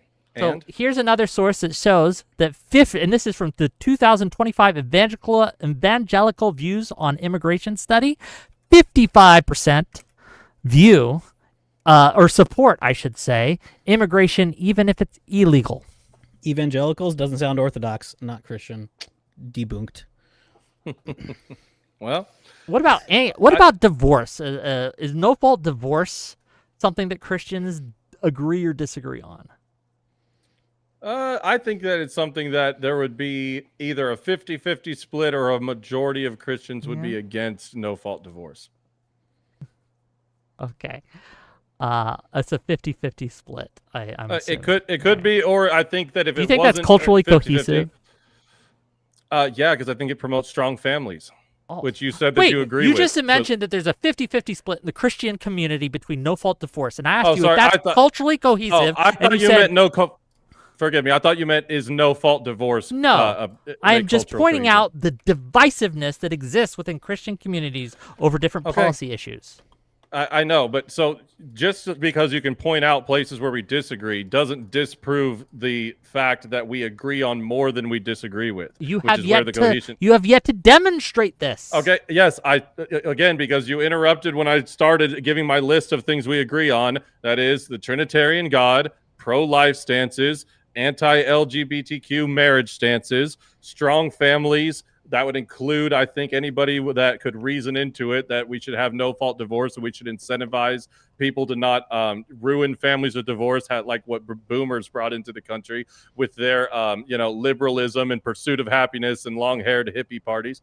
I think that all of these things point to greater cohesion. We have, like I said in my opening, the blueprint for strong families. We have had this historically, and if you personally agree that strong families are remedies to many of the issues in the country, then I don't see where you can say, well, we should also apply to the liberal ethic of having polyamorous homosexual marriages, That's not a liberal ethic. no-fault divorce. Okay, so does supporting political liberalism mean I have to support those things? Well, I think that it supports. I think here's what we're pointing at is by saying that what we're proposing with Christian nationalism in a dominance of people who hold the views that provide these prescriptions. When you're saying, whoa, buddy, you better be pretty careful. If you do that, X, Y, and Z thing might happen. And I'm trying to get from your side, what are you so afraid that's going to happen other than these things that I just mentioned being removed from the equation and us actually having that cohesion that we're talking about? So how about you guys tell us, like Whick, I wanted to get back to what your phone a friend guy said. He said that, like Muslim countries who come in and introduce Sharia, they go in through the open door, which is democracy, and then they shut it on the way back. Yep. Okay. My question to you is, if Christians, let's say that we do that. Let's say that we enter in through liberal democracy, and then like you guys saying is your big fear, is that we shut the door on the way back and we change the structure of the system. So what? What is the bad thing that and that you can justify will happen when Christians have that abundance of power? So are you asking me, just to be clear, why it would be a bad thing to get rid of liberal democracy? So let's just say is that what you're Christians asking? As a majority to have the ability to shut the door and make changes to democracy. Sure. Why would that be bad? Why would it be bad that a group of people is able to override the will of the people to enforce their will? No, but it's the will of the people that do it. It's the majority it's the will of the people people at that time. Yeah, at one point. And then you want to make that permanent. Yeah. But again... Yeah, so by your own standards, will the people Because when the rules will all. of the people changes, it's important that society be able to adjust to that, because this allows people to live everybody with will love it freedom. because they're the majority. Do you think that freedom is a Christian principle, sir? Yeah, it can be, but I Okay, think so is that freedom is a in and of itself Christian is kind of principle. the kill shot to Christian nationalism from an illiberal bent. If you do go in and you do start bringing illiberalism into a liberal system, I would argue that that is unchristian by its very nature because it deprives people of their personal freedoms. Okay, what personal Should a person freedoms are be being able to deprived of? decide freely what they believe, what they espouse, what they say? Yeah. Should freedom of Yes. speech exist? Yes, who's talking about taking that away? Relevance? When this is why I'm asking, right? What laws would you pass? What things would you have? Would you introduce blasphemy laws? Could I, under a Christian national system, denounce the Godhead? Yeah, let's say that we did. Let's say that we had blasphemy laws where if you blasphemed the Lord, we would put you on a stake and put you to the sword. Why would that be bad in your Because worldview? I don't think that people should be killed for what they say and they believe. Do you? No, not necessarily. But why? Okay. Why do you personally think that this is bad? Like, Because I think that in order to have the most human flourishing possible, so people can, so freedom of speech, and if we want to get into this, right? It's a technology. It's it's a way that societies, cultures, peoples come to truth. Because when you have a statement, when you have a belief, when you have someone that has any kind of thing that you say, there are only three real possibilities, right? It's called Mill's Trident. I don't know if you're familiar with it, right? But basically, one of these three things happens. Either you're entirely 100% correct, okay? Not very often that this happens, but on occasion, right, will happen. In that case, it is important to have the ability for people to challenge what you say because you're able to prove the truth of what you say through conflict in that way. Yeah. The second possibility, far more likely, is that there's some truth to what you say and there's some falsehood to what you say. In that case, it's important for people to be able to challenge that because then you can sift the truth from the falsehoods. And in the third conditions, what you say is just entirely false. I think that's self-evident why it would be good for people to be able to challenge that. So the reason I'm bringing this up, right, is because we as a culture, as a people, we have a very hard time, right, discerning, again, coming to the truth immediately. We go through a process to arrive eventually at truth. Let us reason together, right? The Lord says to prophets of old, right? You and I, as a man to man, right? Okay, he reasoned with Abraham when it came to Sodom and Gomorrah, right? He reasoned with prophets all the time. Wait, hold on, let me finish my thought. Let him right? finish, and then, Again, we can kick it but right back. Again, finish when it you at some ask me point, the Whick? question, He will. when you ask me the question, why is it bad that someone be put to the sword because they believe a certain thing or say a certain thing, right? I am arguing that it retards a society and a culture's ability to find truth and to progress in technology, to progress in culture, and all these things. That is a bad thing. Do you disagree with you anything talked of about what I a said? flourishing society, which I don't see on your end. Matter of fact, if I had a magic wand and waved my wand and liberalism turned everybody gay, do you think it would be flourishing society then? And I forced everybody to be gay. Do you think this would... No, I don't think forcing sexuality would be good. The antithesis of this, if I forced everybody to be straight, would it be more flourishing? Underneath our rule, underneath our supremacy, do you think it would be more flourishing or less flourishing? I don't think you should force anyone to be gay. Well, I don't think you should force If anyone to I be straight. answer the question, Wick, if we did do this, what harm would come about with society? When If you we try to forced force everybody everyone to straight be with a this certain magic wand, sexuality, Do you think that you should force Christians to accept a gay marriage and have the marriage within their you church? don't have to accept it. You can.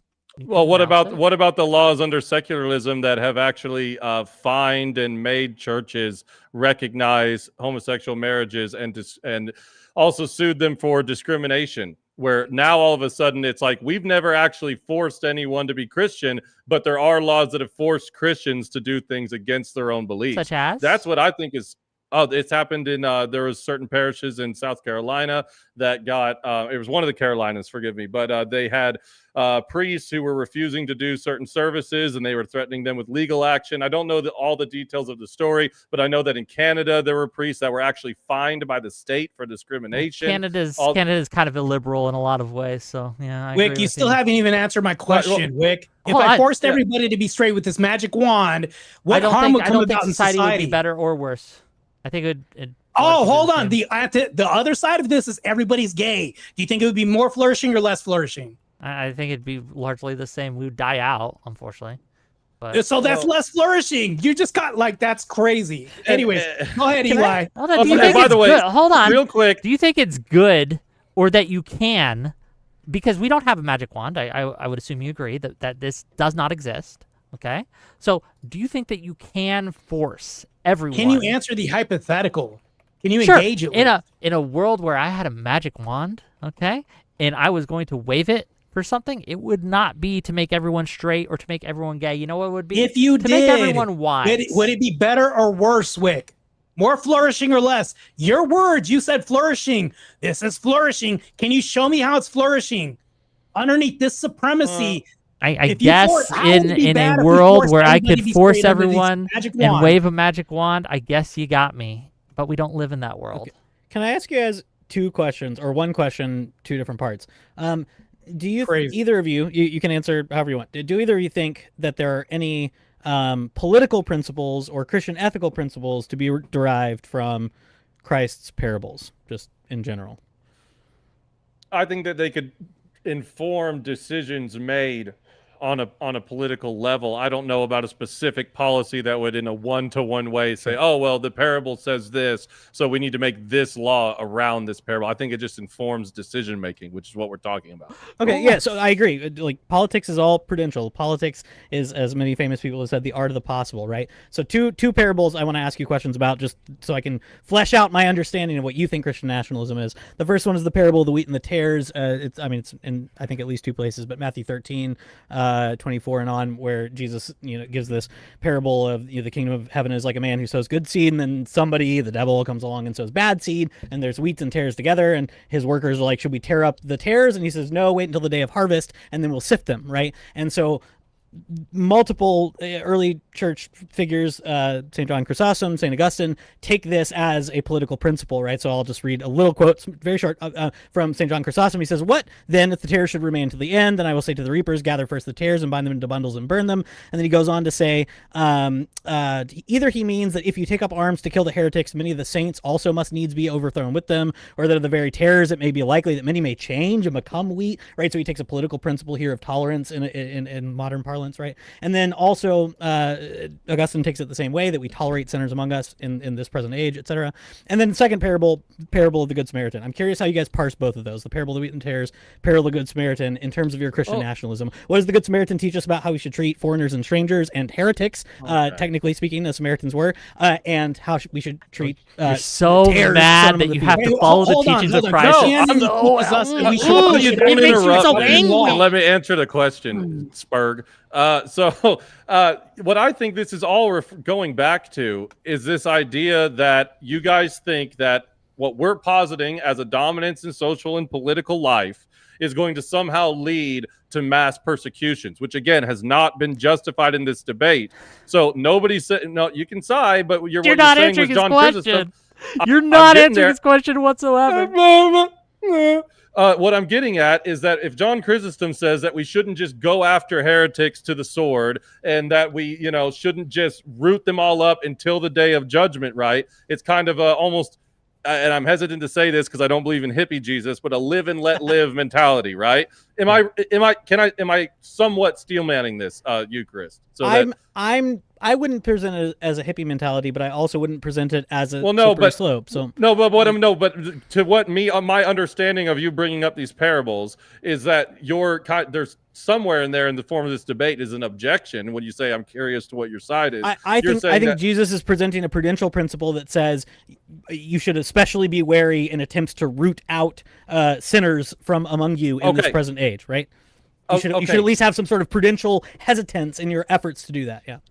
Okay, sure. Now, do you also think that in the parable of the hidden talents, whenever somebody buries their talents and is being lazy and, not giving back what the master asked of them, I think that in this particular parable, the master can be God and an individual bearing his talents before God, and also through the state, not burying your ability. Like if we have in a democratic system the ability to say, you know what, I think that abortion is murder. I think there's infanticide in this country. I have the ability to save another individual's life by enacting these policies. Would it almost be considered sinful in order to not do so? So again, I can agree with that to one principle, but I don't think that what that's talking about is like, hey, if we get the majority, why don't we just go round up all the heretics and execute them? Which again, I'm not necessarily putting words in your mouth, but I feel like the opposition's argument always comes down to, well, what happens whenever you guys get to that point and there hasn't been any justification that that point is going to happen or will happen? You can cite things in ancient times, but all I could do is say the same thing with democracy in the country we founded on. We had slavery, we had Jim Crow laws hundreds of years later. Well, I guess that means that the entire democratic system has a all we have to do is compare it to two. We can acknowledge that both systems have flaws. We can acknowledge that suffering, conflict exists within both systems, but it's just a simple question of which had more and which had less. And I think that the history is pretty clear that the times of holy war across Europe, where millions and millions, again, as a percentage of the population at the time, far more than happens today, were being killed by fellow Christians. I think that is fundamentally worse on every metric that you can name than modernity. Well, again, this is why. So I got cut off with my last conversation with you, and I wanted to make clear I don't believe that we should take people who blaspheme to the sword. I was making a poking holes in subjective morality and how in your Why do you think my morality is subjective? Well, I would be curious to know what your objective standard is if you want to correct me. Sure. Well, first of all, I'm not prideful enough to know that I have an exact objective standard, but I will say this. If everyone followed Christ and his morality, the world would be a better place, right? And I'll just cede to that. I am not prideful enough to think that I know better. Do I consider myself Christian? Only if you consider like the follower of Christ, yes. If you think if I have to acknowledge his divinity, I don't know, right? I'm agnostic. But I don't believe in subjective morality. I believe in objective morality. And I think objectively, we can see that liberalism is better, objectively, than nationalism. Yes. But are you saying that objectivity is grounded in a Christian ethic? Sure. Oh, okay.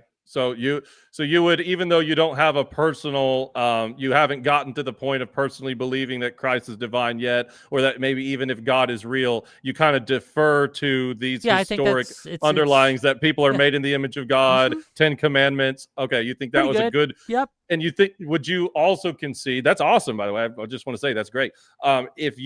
Would you say that in history, a big portion, not the only reason, but a majority of the reason that we hold views against things like murder and these different laws are rooted in this Christian ethic, not just kind of a general, ancient Greek, there should be an eye for an eye restitution. I don't think, I don't know, and I don't think it matters. I'm not a student of history enough on the roots of morality to pretend to know the answer to your question, but I will say, right, that in my objective opinion, that's funny, right? But in my view,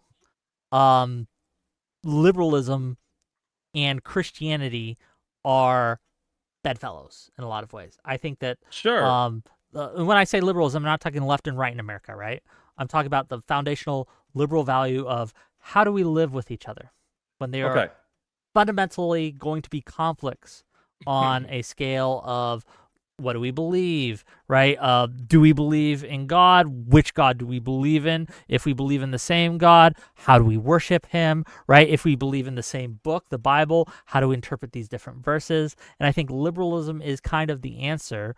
And if you believe in kind of like this idea that we are a Christian nation, I would argue that the Constitution is kind of God's answer to this, right?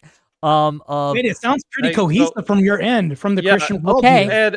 It's cohesive because right? You don't introduce nationalism and illiberalism into it. Okay, As soon as you introduce nationalism and illiberalism into the mix, it ceases to be cohesive and becomes a problem. And when you argue for Christian nationalism, as you have, and you argue for enforcement mechanisms and laws to prevent the people from being able to choose for themselves what they want, I would posit to you that that is, firstly, illiberal, and secondly, unchristian.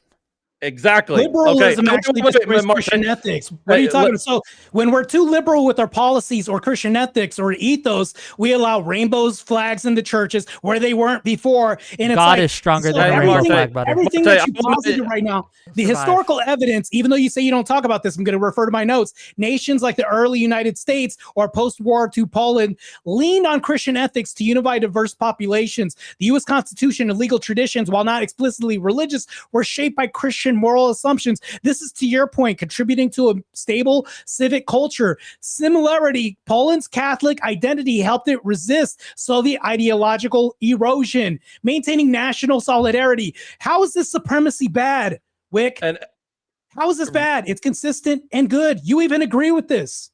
Again, it's by your own metrics. Hold on. You are not arguing just for more people to be Christian. That's not what you're arguing. I'm arguing for cohesive consistency. That enforces, again, I believe the words you guys use are Christian cultural dominance. And that is what I object to. Okay. How would this dominance be bad? You've never answered this question. We're still waiting. You brought up Muslim, Sharia law, all this other stuff, everything but the Christian ethos. I think you, Chris, asked you this earlier, and I'll ask you again. In modern day, do you think that you can come to a good result, but through means that you would not want to do? So say I could, at the point of the sword or with a gun, force every single person to bend the knee and confess that Jesus is the Lord, right? Do you think that that would be a good thing to do? Or do you acknowledge that this would be a tyrannical overstepping that would be remarkably unchristian? Do you acknowledge this? Yeah. Okay, so if your argument is we just want to convince a bunch of people to be more Christian and then that's the way we get dominance, we don't have a disagreement. But then, if that's the case, welcome my liberal brothers. Okay. Welcome to liberalism. Now, welcome this to is pluralism. The point I want to drive home for you. So everything that you've brought up about how important it is for people to have their freedom of expression, how important this liberalism is to our democracy, that we have the freedoms and ability to do this, you do realize that this was an overwhelmingly largely due to a Christian ethic that had a value in free will, right?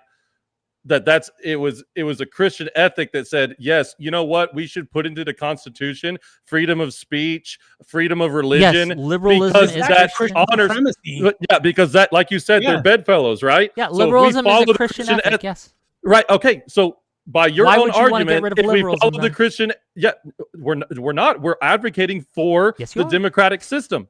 Absolutely. No, hold on. So you you're just made the argument for it. For hold us, on, bro. no. This is a trick, right? You're not being honest, right? Because what you're advocating for is to use the democratic principles to get into power, and then, as Marte has said, and you have hinted at, then you will use that system and then start shutting the doors behind you and introduce illiberalism. Your You've said this is multiple times that during that's what we're going to do. Why are you? I've said the whole debate you have no now? justification that's going to happen. I've said the whole debate you have no justification that's going to happen. Marte said that's what's going to happen. Your debate partner said he was going to do it. If we shut the doors on everything that's antithetical to Christian ethics, how would that be bad? See, we've asked that question like 5 different you're saying, times. well, how can you say it's going to be done? And your debate partner is saying we're going to do it.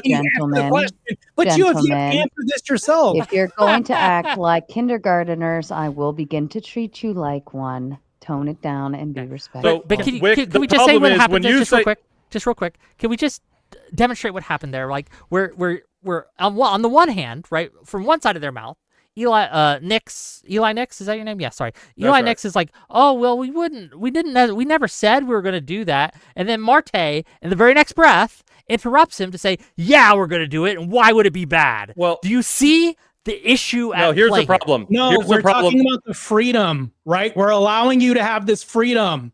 What he's talking about when you're saying we're not going to force, right? We're not going to make you do this. He's talking about forcing you, like basically putting hands on you and making you do this. What I'm talking about is allowance. Two things can be true at the same time. Whick, you're just mincing words and trying to confuse things. Yes, I mean, and just Wick, the listen. problem here is your assumption when we say close the doors and like changing democracy, you instantly apply that means no more freedom of speech, no more freedom of expression, no more freedom of belief. And those things are all part of your presupposition and assertion to what you think these manic, evil fundamentalists will do. But it's just an assertion. You have no justification to believe that that's what we mean or that's the case. And I can't look 100 years in the future and say what a Christian populist would do. But I know if they're following a strict Christian ethic, that the whole reason we have freedom of speech and the whole reason we have liberal freedom of expression is because we had people who valued divine free will in order to give that to you. So your whole thing is self-defeating, and all you're doing is just putting assumptions into our end that somehow we're going to turn tyrannical, which you haven't justified. We've seen tyranny from your end. Actually, Jordan Peterson fought this in Canada when they were enforcing language for me to not address you a certain way. What Now flag is this? What flag is this? Quickly. Can you point to a modern Is this a example of Canadian flag, sir? where we're controlling language? We're more benevolent than you are on the left side. So this is crazy. But they would be the first ones to tell Christians how to go work. ahead, you Chris. Like, do you think this is a Canadian flag, sir? We're talking about a nation. That's any nation, especially I'm talking in the about West. America, baby. This is happening in America first. Colorado right now. We nation. can give you current examples of where language is controlled. This is happening right now. Matter of fact, it's gaining traction, grassroots operations happening right now where language is being controlled right now. We can point to Colorado. We can point to LA, actually. We can point to certain other places. This is infiltrating Christian culture and actually breaking apart cohesion and making it worse. When you put in more Christian ethics, there's more cohesion. When you have more liberalism, there's less cohesion. And the reason Wick only wants to talk about America is because it's the most Christian. When we talk about countries like Canada and the UK, especially the UK, where cops show up to your house because of your Twitter posts, I don't want to see America turn into that place. And So- yet, if you make an op-ed, hold on a second. Liberals are using so much Okay, you force, Chris, you take way this more one. You than Chris, you can Christians take this ever one. do. You got this. We're so benevolent. Y'all keep bringing up this, like, again, you keep bringing it back to the slippery slope thing. Eli just said we've asked you to demonstrate that this thing will happen. Well, what we're suggesting is you all have acknowledged that way back in the past, there were fights where Catholics were killing Orthodox and Orthodox were killing Catholics, and you all were both killing Protestants and Protestants were killing both of you, et cetera, et cetera.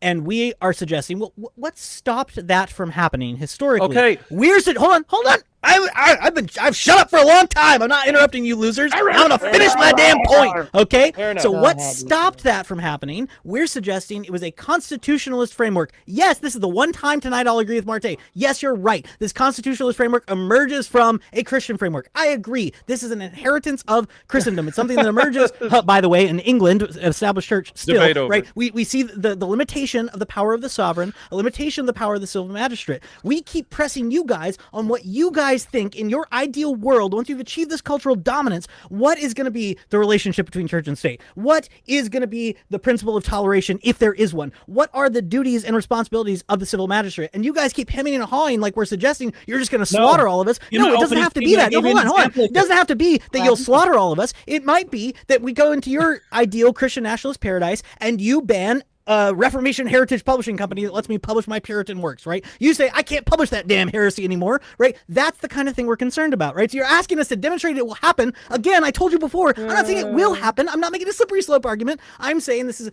probabilistic inference from the way things used to be before we had that constitutionalist framework that you guys have not disavowed wanting to dismantle. So Right, because it's part of the Christian ethic. So this is the whole problem with, this is why it's game over for you guys, because you keep citing this ethical framework that was inherently part of Christian values. But you seem to think any Christian political theology is Christian nationalism. I'm saying you guys are wrong about that. Well, and you haven't proved to me that I'm wrong. You guys are making a positive case. Come on. Well, I know. And what I'm saying is that everything you're saying that you're afraid is going to go out the window is we're saying is precisely part of the Christian ethic that was established in a country that is actually on its way out the window now because I think of some of your compatriots anti-Christian rhetoric. I think some of your compatriots would suggest, as I've seen some super chats come through, that it is actually part of a reformational liberal Protestant ethic, and that we should roll back some of those protections, right? So again, I'm not imputing their views to you all, but you have to understand the connotations of defending this sort of thing mean that you're taking on some baggage that you have to clear. And when we ask you to clarify, and you hem and haw and say, you're just doing a slippery slope, man, and you don't tell us what you actually think about those things, we're gonna be suspicious, right? I'm all about answering questions clearly. So cross-examine me, you, Chris. Okay, sure. Simple question. In a Christian nationalist nation that you want, right? What would happen to me if I were to run for office, get elected, and then say, you know what, I renounce Christianity? That's fine. Nothing would happen to you. Nothing. Let's first of all, this is all implying that I'm also a politician somehow, and Eli Nix is calling the shots. Let's just go with that. So just to be clear, neither of you support religious tests for offices in your ideal. You don't religious want what? Religious tests for offices. You don't want representatives to be Christian. You don't want to again. So first of all, here's two things I want to point out. I'm sorry, Hemming and Hawing. This is what we're concerned about. Okay, well, I'm addressing it. So I mean, interrupting and just screeching, hemming and hawing into the microphone while I'm addressing what you're bringing up is spurgy. So first and foremost, I think that again, these the freedom of expression that we have today is a part of the Christian ethic that would continue to be upheld. If you get into a problem like, let's use your Puritan books, for example, and let's say that there was an Orthodox majority, and you're saying, oh, well, I'm afraid that if let's just say in this hypothetical that Orthodoxy is the dominant force in the Christian nationalism, right? I don't think, at least when I say I don't think Orthodox are going to make you not be able to publish your Puritan book, you don't have any more justification to say that they're going to than I do to say that they're not going to, other than mine is based off the Christian ethic that would be antithetical to freedom of expression, which we've all agreed on this panel, you guys have conceded was rooted in Christian ethics. Hold on. Answer his question. Will I have to be Christian to run for office? Will there be a religious purity test? Okay, here's the second point. I got screeched at him and hawing when I said I had a second point. So again, I don't think that there's any reason if we uphold the original Christian ethic of freedom of expression. However, if it became more rigid, right, and it said, you know what, actually, we don't want to allow non-Christians to run for office, you can't tell us why, if that supports a broader Christian ethic, why that would be wrong in your view. And that's what we've been asking of you, is even if we said sure. Fundamentally illiberal. It would be against the Constitution, which you agreed and ceded to was brought out from a Christian ethic. So all I have to say is that in the most ideal Christian ethic, we would take the best parts of the Constitution and freedom of expression and apply that as accurately as possible. Which parts are the not but best here's the problem. Here's the problem is that if by democratic election, Bill of Rights would you get rid of? I'm not talking about getting any rid of part of the Bill You of said Rights. we would take the best parts, which implies you would leave some behind. I am asking you to be specific. No. You have again failed to answer his very simple question, sir. That is there going to be a religious purity test in your ideal system of whether or not someone has to be Christian in order to run for and hold office? Liberal democracy and freedom of expression. You have not answered the question once again. I don't have a fucking crystal ball to look in and see if they're denied twice 3 times, and you have failed to answer our question 3 times. I find that interesting. Will we go for a fourth? You are like Spurgatron 5000, Am I dude. spurging, or am I simply trying to hold your feet to the fire and get you to be fucking honest? I'm right here with you, dude, and I don't then dodge answer the way you the guys question. Do. What? And I will. Whick, if we did have a purity test, what would be bad? I'm asking if you will or not. Underneath the Christian ethical system. And if it was elected through democracy, I'm just asking. Again, what would be bad? You going? Once you answer my question, I will answer yours. Will you have one in your ideal system? Sure. Yes. Okay. Let's do it. That Just because you've is going annoyed to me be so much, I'm illiberal. going to have a Whick test, and it says if you're Whick, you don't get to run for office ever. Again. Just because I don't want to hear spurging on the television. If you are 24 hours asking a day. me why it is bad to have religious purity tests for people who hold office, it's because I am anti-DEI. I don't want, right? I want the best person for the job in my public officials. I want the person who is capable of governing to the best of their ability in my public officials. I don't want them to be decided based because of their skin color, because they happen to be a certain religion or not be a certain religion. I want them to be based on merit and merit alone because I think that leads to the best outcomes. That's why it would be bad to have a religious purity test. So because I am anti-DEI. It's bad on your end. The reason why I think it's bad on your end is because during the stabby period, you guys were forcing everybody to take their 5th booster shots, and people were pious. keep saying you around there. guys. It was almost damn near religious the way people were saying this. Oh, I have my 6th booster shot, and we were fighting this. Christians were fighting against this. How would this? Do you know that it was Christians who implemented that? But we're cohesive on our end. Is Joe Biden a Christian? Against this tyranny. Is Trump a Christian? You guys have brought upon us.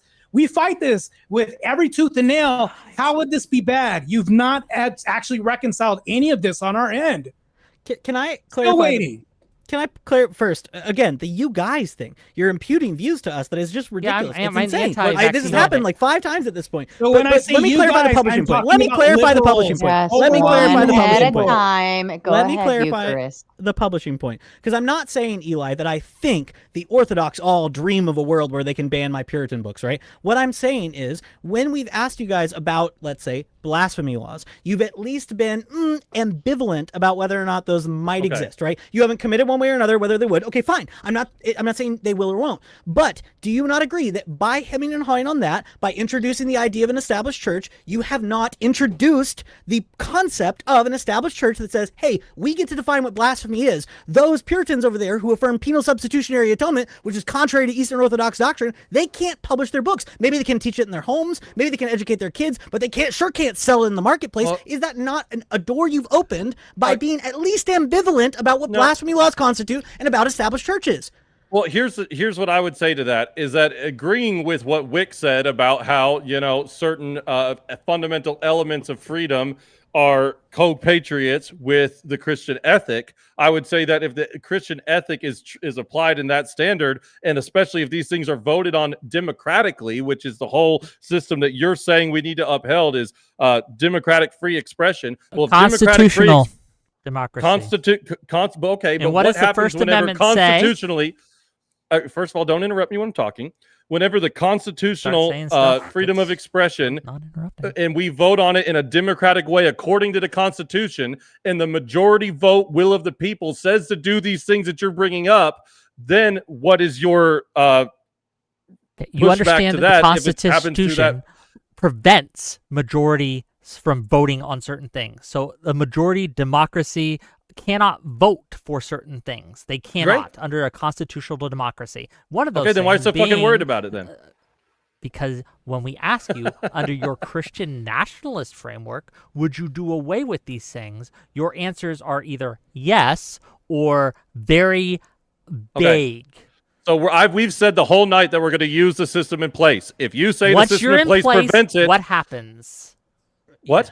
No, I'm saying the system. You have said, and I quote, that you will take the best parts of the Constitution, the good parts, which implies that you will leave the bad parts out. And I keep asking, what are those bad parts? And you keep refusing to answer the question. You're dancing, you're dodging, you're moving back and forth. You're swaying. Taking out the bad parts or anything. We've never asserted this, Whick. You're making an empty assertion right now. I am quoting you directly. Well, I know, but here's the thing. When I say taking the best parts of the Constitution, it means using them. It doesn't mean discarding the rest of it. So that's what you're wanting my argument to mean, and it's not the case. That's a falsification. But when we ask you for certain specific questions... the thing. You just said, I want to hold your feet to the fire. You just said the Constitution doesn't allow for X, Y, and Z thing to happen. And then we say, that's okay, we're going to use the system in place, and the system in place doesn't allow these things to happen. And you go, but what if it does? So... yeah, if it doesn't allow it to happen, great. We'll use the system in place and it won't happen. Do you think this is the reason why you're all over the place is because you have no said? consistent moral standard to which to adhere to. Nothing that's consistent, no framework to adhere to. Even nothing that you can move forward with. That's why your argument is failing right now, Whick. We're still waiting on some consistent cohesion on your end. We don't hear the cohesion. That's the prompt right now. As far as cohesion, we got that part. We won the part of the argument. We're still waiting for a demonstration of cohesion on your end, which we failed to see during this whole argument. Your failure to see my argument and understand what I'm saying is not a knock on me, sir. So first of all, okay. Second of all, I have asked you specific times, me and Eucharist both, on specific issues, religious purity tests, and also will he be allowed to publish his views if they do not align with Christian nationalist values and things like that. And on both these questions, in the first, you eventually, after we pushed and pushed and pushed, acknowledged that yes, there would be religious purity tests, okay? That is antithetical, okay, to the Constitution of the United States. So you cannot say, it is contradictory to say that we would not change anything about the Constitution and we would have religious purity tests. These are not compatible. Let me dismantle what you're talking about. You have to square this circle for me. You have to, again, you have to reconcile the difference, and you have failed to do so. Again, I'm not done, and I'll finish real quick. This is the thing. You have failed to answer any question. You have failed to defend any assertion. You have failed on every single aspect of this debate. You're contradicting yourself right now. I'm kind of frustrated at how easy pejoratives, dude. I'm kind of frustrated at how this is baby's first debate here, and I'm stuck debating morons instead of people who actually know what the fuck they're talking about. You couldn't even cite to me how many amendments there are in the Constitution, right? You don't know what you are referring to. You don't know the differences between the denominations of Christianity. You do not. There are many things you just do not know, and it becomes frustrating because I have to teach you this mid-debate. Whick, I'm debating Ewok and Timu Ned Flanders right now. All I want to do is get answers to questions right now, which we haven't gotten. You're positing saying we're not answering any questions. Meanwhile, you haven't reconciled these things, and I'll run down the line with them right now. You've never reconciled how there's any cohesiveness on your end. You've never reconciled how your viewpoint is supreme compared to ours, and not to mention that, but you've never reconciled your whole end of the argument as far as saying, well, yours is bad in anything else. All you're just doing is citing preferences, but no consistent standard. You're failing in this regard. All these are questions that you've yet to answer. What is my viewpoint? Not answering questions. Hold on. What is my viewpoint? You said I failed to show my viewpoint. Let him finish. Let him finish. Go ahead. You've never answered our questions at all, Whick. We've asked you these questions the whole time. Those are 3, mind you. I can keep track, whereas you can't. You're making a broad assertion, which actually Eucharist has said, oh, you guys are being very broad. Well, you're being very broad and not answering these questions or reconciling this. We're still waiting on something that's at least a compelling argument on your end, and you've never been able to reconcile this or offer anything to replace what we have to offer. We have solutions, whereas you don't. You're just complaining about problems while not offering anything in place. Can we hear anything from you that's compelling? And I want to get in here real quick and just point out, I see, like, first of all of the pejoratives, the ad hominems, and the condescension coming from Whick in that last monologue, I think was super uncalled for. I think I have tried my best to answer your questions, to try to understand. It was earned. Okay. Well, anyway, I think that kind of rhetoric is the example of somebody losing the debate because they're getting frustrated. But what I would say is that here's what's happening. We're saying we're going to apply the Christian ethic and achieve dominance using the system in place, which means following the Constitution. They are trying to drag us away and make hypotheticals around if we were to throw out the Constitution, which we never implied we would do unless it was to happen. If there's, again, I'm not a constitutional expert, but if there are somehow means to make amendments in modernity that is voted on and done in a populist way, then guess what? That's done legally, and that's the will of the people. So hold on, how we're do you not change the talking about. Constitution? We're not talking. No, hold on. Never once did we say we're going to get into power and take the Constitution and shred it into 1,000 pieces. But that's what your entire argument has been based around. Whenever you're criticizing what's going to happen with the religious purity test, all I have to ask you is that constitutional? No. Okay, then it wouldn't happen because we're going to use the system in place. We're not calling for the system to be thrown out. You answered that it would. Abused on your are you end, lying then, haven't. or are you lying now? Okay.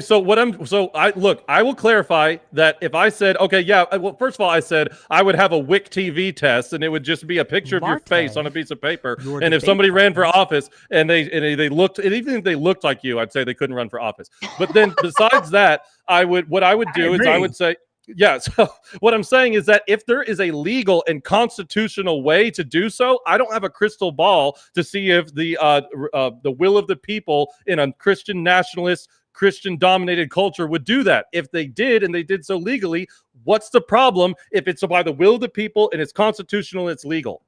How about you answer that one? He hasn't even answered the three that are positive. No, let's let him. I wanted that one. If it's by the will of the people and it's constitutional and it's legal, and if it's not legal or constitutional, then why the fuck are you worried about it? Because when we ask you different questions, as I've said, on what would it look like once you've achieved the dominance, I do not. Again, I do not answer challenge. my question. Hold on. No, you accuse us of not answering questions, Wick. You answer the one I just did right now. I'm telling you, legal, because I think you're lying based on your other What's the answers. problem? I think you're lying based on your other answers because your Just answers aren't answer my consistent. fucking question. I am Wick. answering your Seriously. question. If you listen, like he who has ears hear, right? Because when you are not consistent in what you say. You speak out of both sides of your mouth. On this. Isn't an answer. You say on one hand that sure, like your brother Marte here is saying, sure, we will have religious purity tests. And again, it took forever to get that straight answer out of you. You guys really don't like straight things, and I could tell that already, right? Like the second thing, however, is that you say when we challenge you on this and we show you, hold on, you guys, they've used ad hominems all night. They called him Timu Dead Flanders. They called me an Ewok, and when I strike back, suddenly, hemming, hawing, crying like little babies. To me, I think you guys have earned. Okay. Let Wick finish, please. Yes. This is the problem here, and this is why you guys just fail at Debate 101, is because you can't have consistent responses to very simple, again, cross-examinations of your position. You have yet to even give a coherent position that stands up to any sort of pushback whatsoever, because we ask very basic questions and then you give contradictory answers. You will say one thing, Marte will say another, and when pressed on it, and when again, you realize, I didn't understand that question or the implications of my answer, you will try to change it in order to look better to the crowd. My assertion here, sir, is that what you were doing is you were hiding the ball. You want a thing that is far above and beyond to what you were presenting, and I think that mine and Eucharist's questions have exposed that to the audience, but I will let the audience decide. I will let them weigh our arguments, I will let them measure them, and I will let them decide who is found wanting in this debate. Okay, so back to my question. You just did your monologue and didn't answer shit. You gotta listen, buddy.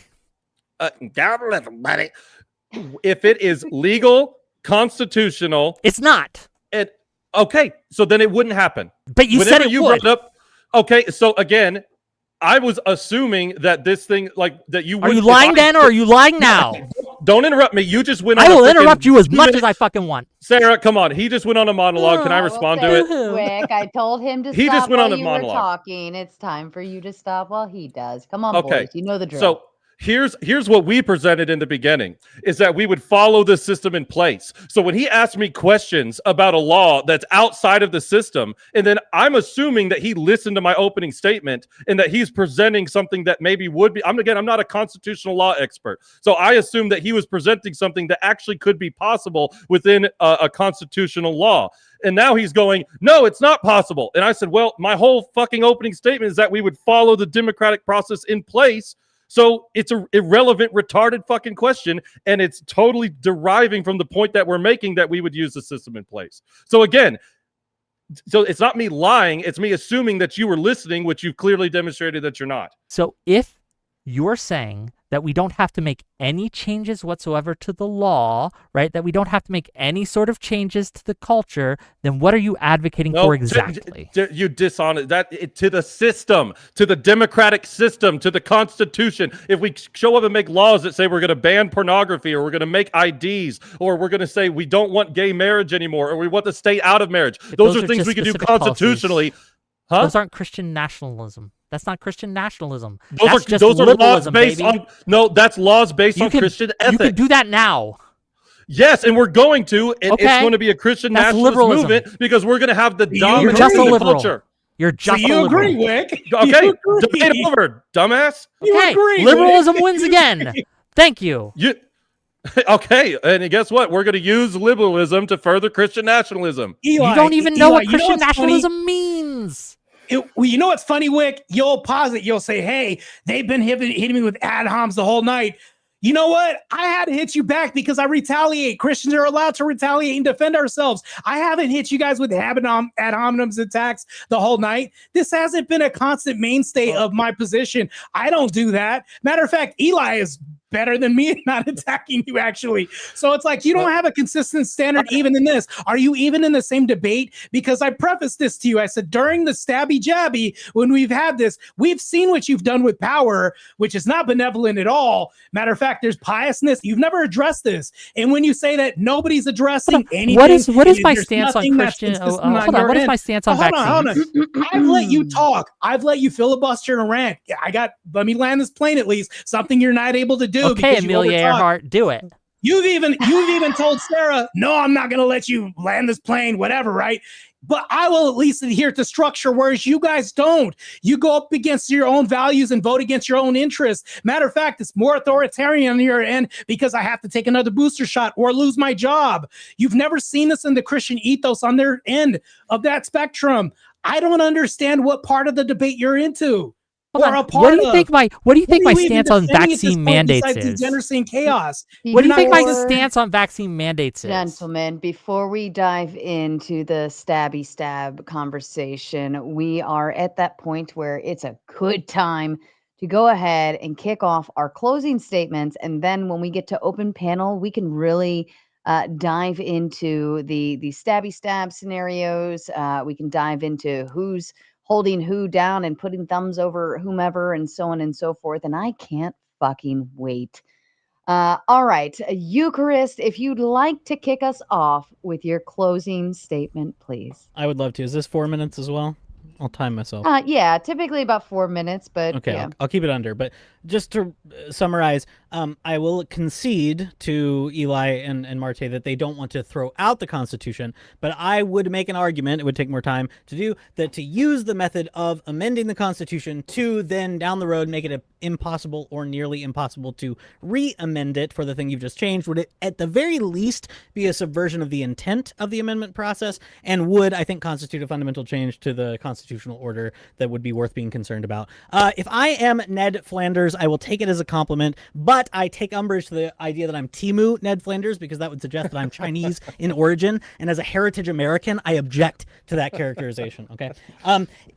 Several times, Marte used this phrase, you've failed to present a consistent standard, which is a great presup line, but I will just remind my opponents that presuppositional apologetics in the form they make use of it, including the transcendental argument for God in the form that they use, is a Protestant innovation through the Dutch Reformed tradition. Shout out to Cornelius Van Til, Protestant W.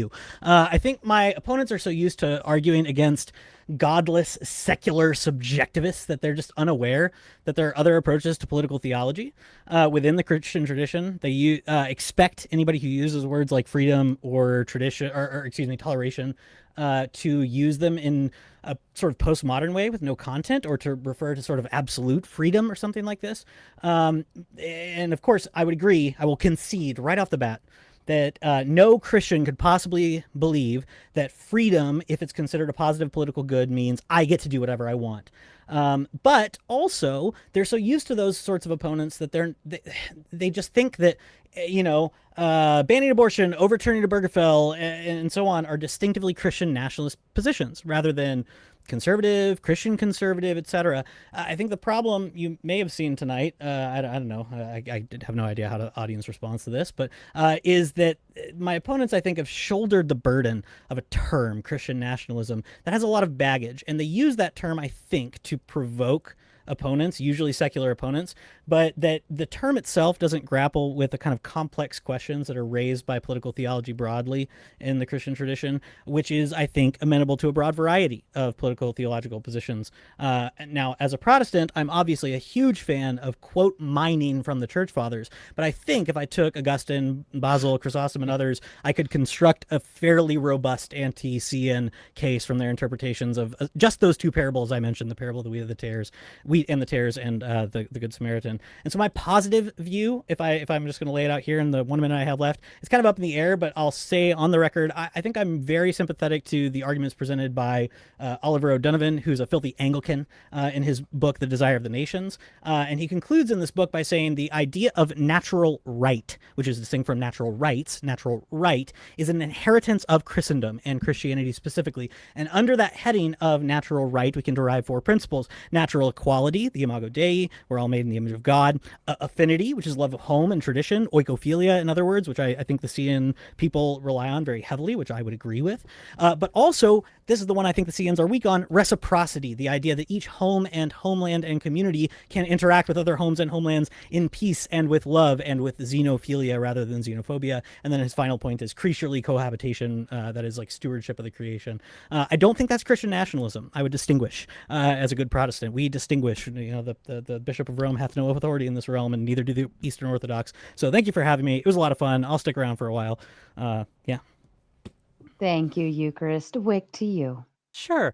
I'm going to start with a quote from Locke. Okay. Locke, as I believe, looked at the horrors of the Reformation Wars, the 30-Year War and things.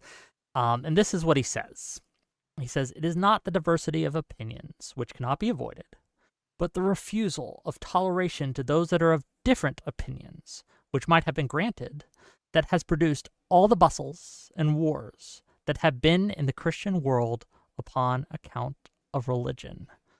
The idea that Christianity is culturally cohesive or morally cohesive is given the lie when you look at the history of Christianity itself, when you look at the history of Christian nations and how they have interacted both internally and externally. And I think provided several pieces of evidence for this, and I find them convincing. If my opponents don't, that is on them, not on me. I would argue that the reason we have less conflict today than at any other period of history is because of liberalism and that foundational liberal order, which, yes, I will grant, again, it comes up in part through Christianity, right?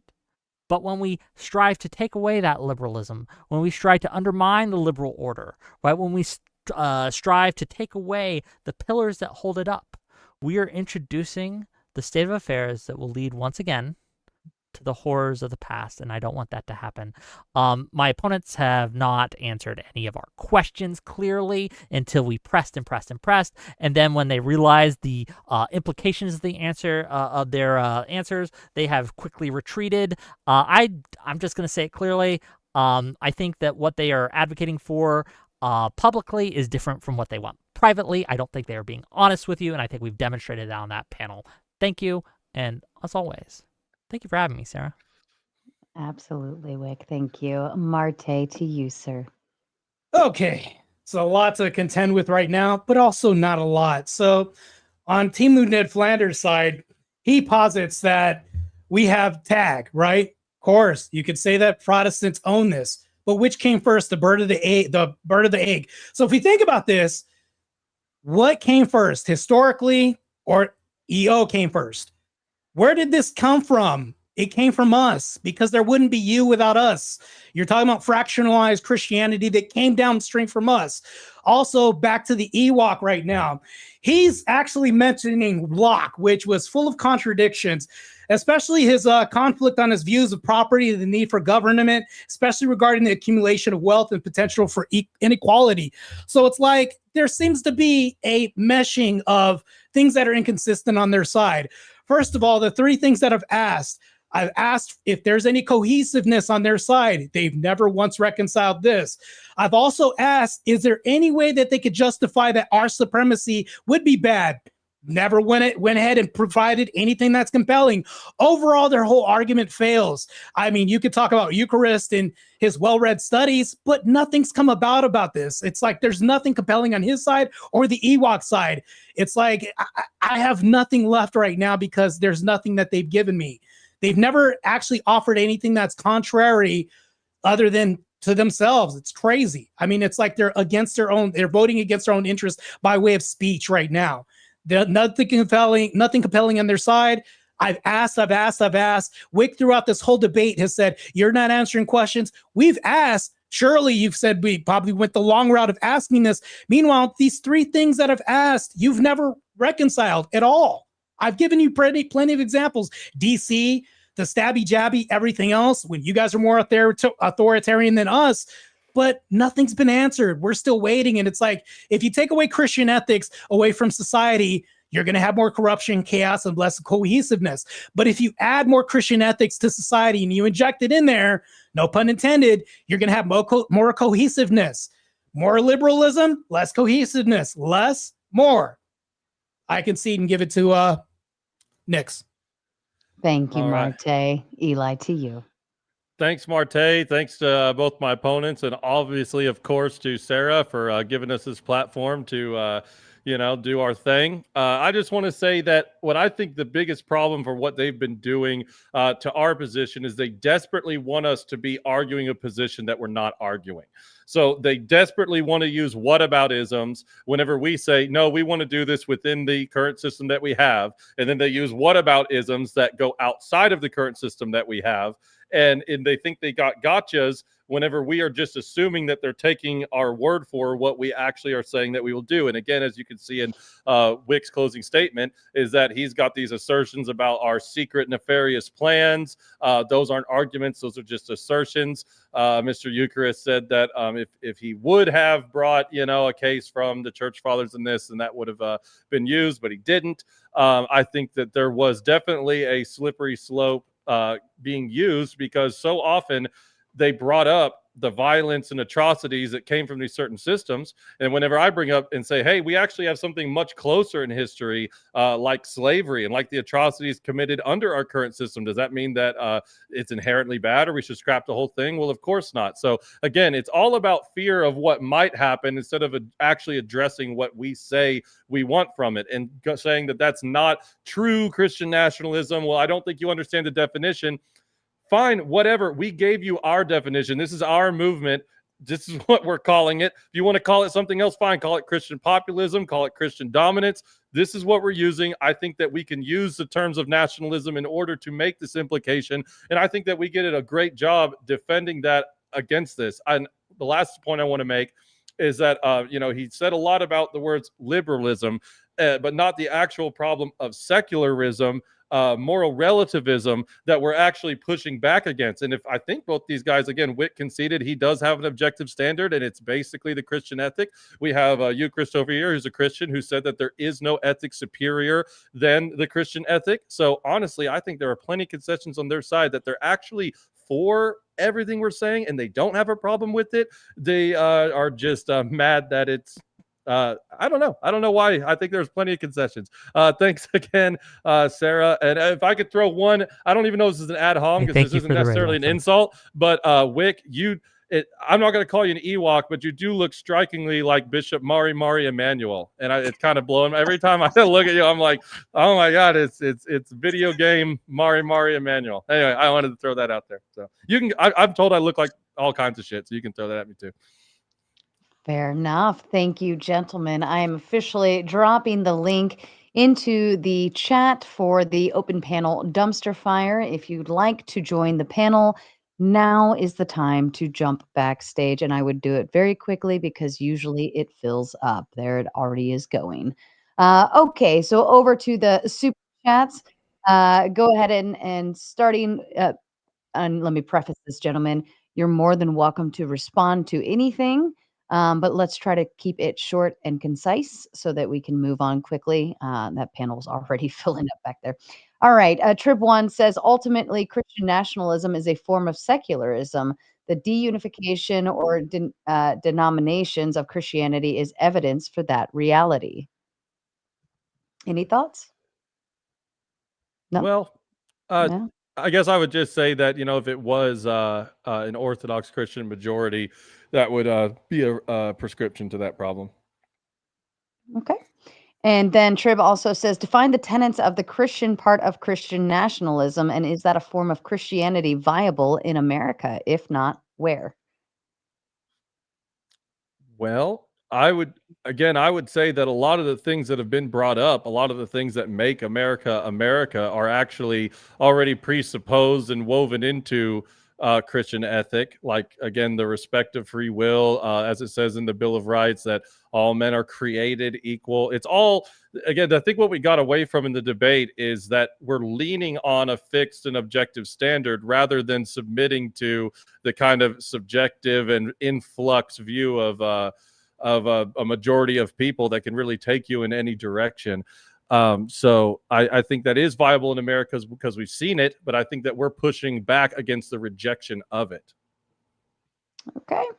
Kokomo kicking us off with the dono goal to say getting it started. Thank you so much.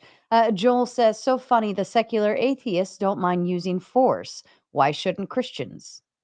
I don't think anyone should be using force to enforce their worldviews. To the extent that secular atheists do it, they are bad. And why would you want to do a bad thing that they're doing? You mean like booster shots and stabby that I brought up and everything else is happening in DC? Hold on. I mean, it's a plethora of things we could bring up. Again, yeah, Republicans pretty authoritarian and on your Democrats, end, who are mostly Christian, are the ones who did that. A lot of liberalism injected in this and secularism that promoted this. Okay. Not I'm a lot of against Christians. vaccine mandates, and I'm a liberal. Yeah. Well, that's the thing, though. We could talk about exceptions to Ewok's rules, but we're talking about the majority. When we talk about the majority of liberalism, that's been promoted on that end. I'm saying that your positions, what you're advocating for, is closer to that than me. No, that's blatantly untrue. Just true. Fair Policing enough. language and everything else, but go ahead. I'm not the one introducing blasphemy laws. Okay, sorry. Yeah, that's okay. That's okay. K2 says Sarah needs a drink. Yes, it was. I don't know. I think I had enough to drink Friday night, and I think I'm okay with not drinking for a while. Saturday was not a pretty day for me. K2 says it's getting gay now. Ryan should be happy. It's okay to be gay. John Mosman says, gay. Did someone say firefighters? That might give everyone a breather, so let it rip. And I will save this, John, during open panel, and I will definitely be throwing. I have a feeling it's going to happen sooner than later. Narita says, I'm an atheist, but if the shit hits the fan, I'm with the Christians and will help drive out the Muslims and the Wicks. Oh, yeah. Wick. I support that all day. Even atheists are on our side, right? Us Wicca's rising. Wick it up. Okay, we're wicking out. Power of the Wicks. Mm-hmm. K2 says, chat, hit the goal or Sarah's mom will ground Sarah if the goal's not achieved. Yes, you all heard my mama in chat. She all told you to hit the goal. And Mama Tomato doesn't say much often, but she told you what to do. You better listen or else I get in trouble. Trib says Wick's selling himself short on the bodybuilder take. He literally gets paid to take his shirt off. Also, I forgot to say Trump supporters crime in red states. Trump supports crime in red states. It's true. If someone in my audience gives me $50, I will take my shirt off for them if they want to see my Wookiee body. Okay. Ooh. They're paying for me to vomit. I don't support that. I don't know. We had a great night, me and Wick. We did a whole Fight the Mods stream, and all the guys had to take their shirts off, and then nobody wanted to pay to make them put it back on. It was quite weird that it took that long for them to. It was like an hour and a half, I think it took them to get you guys to put your shirts back on. I thought that was strange that they want to see you guys with your shirts off. And, the entire hey, way. Sarah, side. Can I throw one thing out that should have been in my closing too? I just want to give a quick recognition to Mr. Marte here, who did come in last minute, 24-hour notice. I think that, I prepared all week for this. Maybe that's an insult on my part if I didn't do too well, but he had 24 hours notice and came in clutch, and for that he deserves W's in the chat. And to the fig leaf, right? Like the olive branch, if you will. Yeah, anyone who shows up in the arena is deserving of respect. Right, so even if you win, you lose, right? As long as you play the game, you are deserving a modicum of respect. And Marte, thank you for being here, and thank you for filling that slot. I just wish, like, Jake Rattlesnake, Andrew Wilson, they keep dodging me. It's weird how Andrew Wilson offered me $20,000. Happens every time any one of us shows up. to go 3 rounds in a boxing ring with him. He that. publicly offered me that, and then when I set a date for him, he decided not to say anything. That's really weird. Yeah, but it's really consistent and cohesive for the same result to happen as tonight, right? So if Jake showed up, Andrew showed up, I showed up, same thing. Crucible win all day. If you say so, I'll let you believe. Next super chat. Let's moving on. Fair enough. Ask and ye shall receive. Be careful calling on Papa there. The Christians that are pro-divorce and pro-illegal immigration are liberals, which is I don't know what that is. Indictment on liberalism, not Christianity. Any thoughts? I think Crickets are loud on that side. Well, I mean, what do you want me to say that's just wrong? I mean, no. There are plenty of Christians that are anti-divorce that are liberals, right? There are plenty of Christians who are anti-illegal immigration that are liberals. Yeah, just saying that isn't a demonstration, as you've never done this whole debate. I mean, not to throw a lasting jab, but I'm just What would you like me to do to demonstrate that you can be anti-divorce and still be a liberal? If you can demonstrate, do you disagree with that statement? If you can demonstrate how Christian superiority isn't better, or for a society more cohesive, which you haven't done. I mean, you haven't even done that. We haven't even got that part. I've demonstrated. Well, hold on. I think also Christians could still be pro no fault divorce for the secularists, while still upholding and maintaining like their religious values towards our marriage. ethos. I think. Yes, right. Sarah's quite correct about this. Yes, we can still maintain some consistency and cohesive standard, which even you would agree on, Whick. Because if you're getting married at a secular level, right, not within the church, and then you just go and you do your normal, you get your marriage certificate, you have somebody marry you, and you call it a day, and woo, you're married according to the government, and you don't get married under any Christian standard, then who are we to say you can't get a divorce because you didn't get married under any Christian standard to begin with? So, well, here's the thing, the answer just real quick. The answer just real quick. We'll allow you to fail. That's how we seek redemption, right? So, if Christians are quite benevolent to allow you to fail at secular marriage, what are you going to seek? Something that's more optimal. We'll allow Marte, this, right? You did this in your closing statement. You keep doing this. You're saying I'm not answering your questions, but I've given you the answer to the questions. A demonstration that pluralism and that the liberal order is superior, if you will, cohesively, like both morally, I would argue, and culturally, is to point out is a simple question. When I ask Christian cohesiveness, which version of Christianity, right? So when and we that look at the question tenets, is the kill shot to your argument. The reason that question is a kill shot to your argument is because there are plenty of very, very strong differences in policies and in culture between different denominations. I would simply ask you, right? What's your view on no fault divorce? There was a whole other country that was formed. A war was fought on the subject of divorce, okay, within Christianity.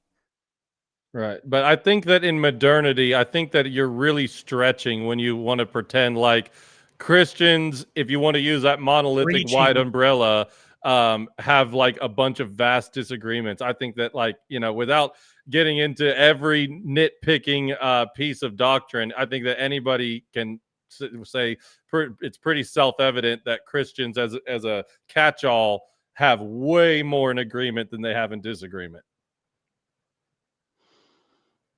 All right. As a non-religious person, I think secularism benefited a great deal from the good parts of religion. That's why I like liberalism and secularism. The Protestant Reformation was literally liberal. Wow, say this 3 times fast. Was literally liberalism injected into Christianity. Liberalism caused destabilization in culture and moral cohesion. Okay, well, that is untrue. So the reason we Can you demonstrate that? Sure. No, it's actually. I think that even secular or Protestant people would agree that that's true. I don't know where you say that's not true. Okay. Please demonstrate. So when you say the Protestant Reformation was literally liberalism injected into Christianity, explain, elaborate. What do you mean? Well, like you're saying that. So did you disagree with the super chat? No, I disagree with the super chat. But you said you agree with it, and everyone agrees with you. So I'm simply asking you to explain it to me. Pretend I'm a child. Pretend I'm dumb. Okay. And explain to me what liberalism had to do with the Protestant Reformation. Well, let me make sure I'm getting my definitions perfect. And Whick, are you asking us to pretend, or can we do this for real? Okay. Well, no, it's not. I have a dictionary on these because I like to make sure I'm working with accurate definitions. But basically, in the Protestant Reformation, now this is like we could get into a really long conversation about this, but initially the rebellion against indulgences, even and I'm speaking as an Orthodox Christian here, but that rebellion was justified. However, it was kind of a snowball effect that continued to go and go and go. All of a sudden, people's individual interpretations of Scripture became prominent. All of a sudden, an individual leader's sermon became the focal point of worship, and all of this kind of alludes to liberalism's individualistic mentality. It was exactly what we're pushing back in our argument, that there was a church, a visible institution that had a rigid standard that kind of kept everybody in line, and Protestantism was a snowball effect from a rather good grievance at first, but turned into all these different sects that just got more and more individualistic and charismatic. Well, even if we stick with it with Catholicism, there were plenty of schisms throughout where there were periods where you had dueling popes who would try to kill each other to see who was the real pope. Well, again, you're talking to Orthodox Christians, so we would call the Catholics the first Protestants. So if you really want to get that technical, I mean, True. Yeah. Protestants, Catholics. Yep. Okay, but again, that has nothing to do with liberalism. I just want to point that out. But carry on. No, you asked us a direct question. I just pointed out how it did, and then you say it doesn't have anything to do with it. That's crazy. What you said was just not true. Not liberalism. Okay. Absolute freedom is not in the Bible. You are lying. Absolute freedom is not in the Bible. You are lying. Good thing I never said absolute freedom. I don't even know who that's addressed to be I don't honest. know either. I think that's either way. guys, actually. Absolute freedom is not in the Bible. A Kissy Cat coming in to say, oh, hi, Sarah. Hello to you, Miss Kissy Cat. Crucible Crusader says, Whick reminds me of an Ewok, LOL. Oh, God, somebody agrees with me. I could see, because the way the hat, like all we need are the little ears, and it's just perfect. And keep in mind, Ewoks destroyed I love the Ewoks. Ewoks destroyed the were Empire. My favorite, and they were my favorite. You got to pull up Bishop Mari Emanuel. I think that one is really close too. And that's not even an insult. Man, if we could get it on screen, it's pretty awesome. Hold on. Trib One says, by the way, religious principles being brought to secularism doesn't mean going backwards is good. A lot of medical advancement happens through atrocities. Fair enough. And also says, is the Old Testament the soul of your Christian nationalism, or is it the New Testament? And is there more than one interpretation? Askers want to know. Oh my gosh, that's perfect. The beard. He's a very you know what? He's a very cool guy, cool looking, right? Well, and you got to see him talk too, because it's like, and I've got big tombstone teeth as well, but he's got the same thing. You guys do look like, yeah. I got him too, but he looks just like you. It's kind of funny. Anyway. Wick's more Ewok than Amari Mari. Yeah, fair enough. Absolutely. Were Christians forcing other Christians to wear masks and not go to church due to C-19, or was it liberal governments? But liberals are pro-freedom. So the answer to your question is in the whole debate. literally, most of our government is Christian. So yes, literally, that's what happened. Well, again, so they can be, and I don't want. I've been accused of slippery slope all night. I've tried very hard to not go into true Scotsman. However, I think that we have a lot of culture and politics where people use those as voting points while not adhering to any Christian ethic whatsoever. So that's kind of what we're driving at, is not like a true Scotsman's fallacy, but whether or not an ethic is being adhered to in a rigid kind of way. But that, again, goes to my argument when we say the problem with your stance is that there is no coherent framework among Christians, because I can simply ask, which kind of Christian are you? And I think that, again, dismantles the argument, as we just saw, where if a Christian disagrees with you and puts forth policies that you disagree with, you say, well, we don't want to call them no true Scotsmen, but they're not really Christian, right? And I think that just is a good demonstration of mine and Eucharist's argument. I see what you're getting at, but it's like, it's not no true Scotsman if somebody is just literally appropriating a title without any actual commitment to the ethic. I mean, like, that's like, it's not being fallacious to say, well, this certain set of behaviors are doing immediately disqualifies them. That's kind of no true Scotsman. But when we say, yeah, people use that title all the time, but do they actually, like, are they practicing what they preach? Are they living this out? And are their decisions being informed by this ethic? I think that's something that can be fleshed out way easier. Fair enough. Kissy Cat sending another 10 to help complete the goal. You guys almost failed, chat. You almost just took an L immediately, and I wasn't even going to open the panel. Kokomo also sending in their big 15 to hit the goal.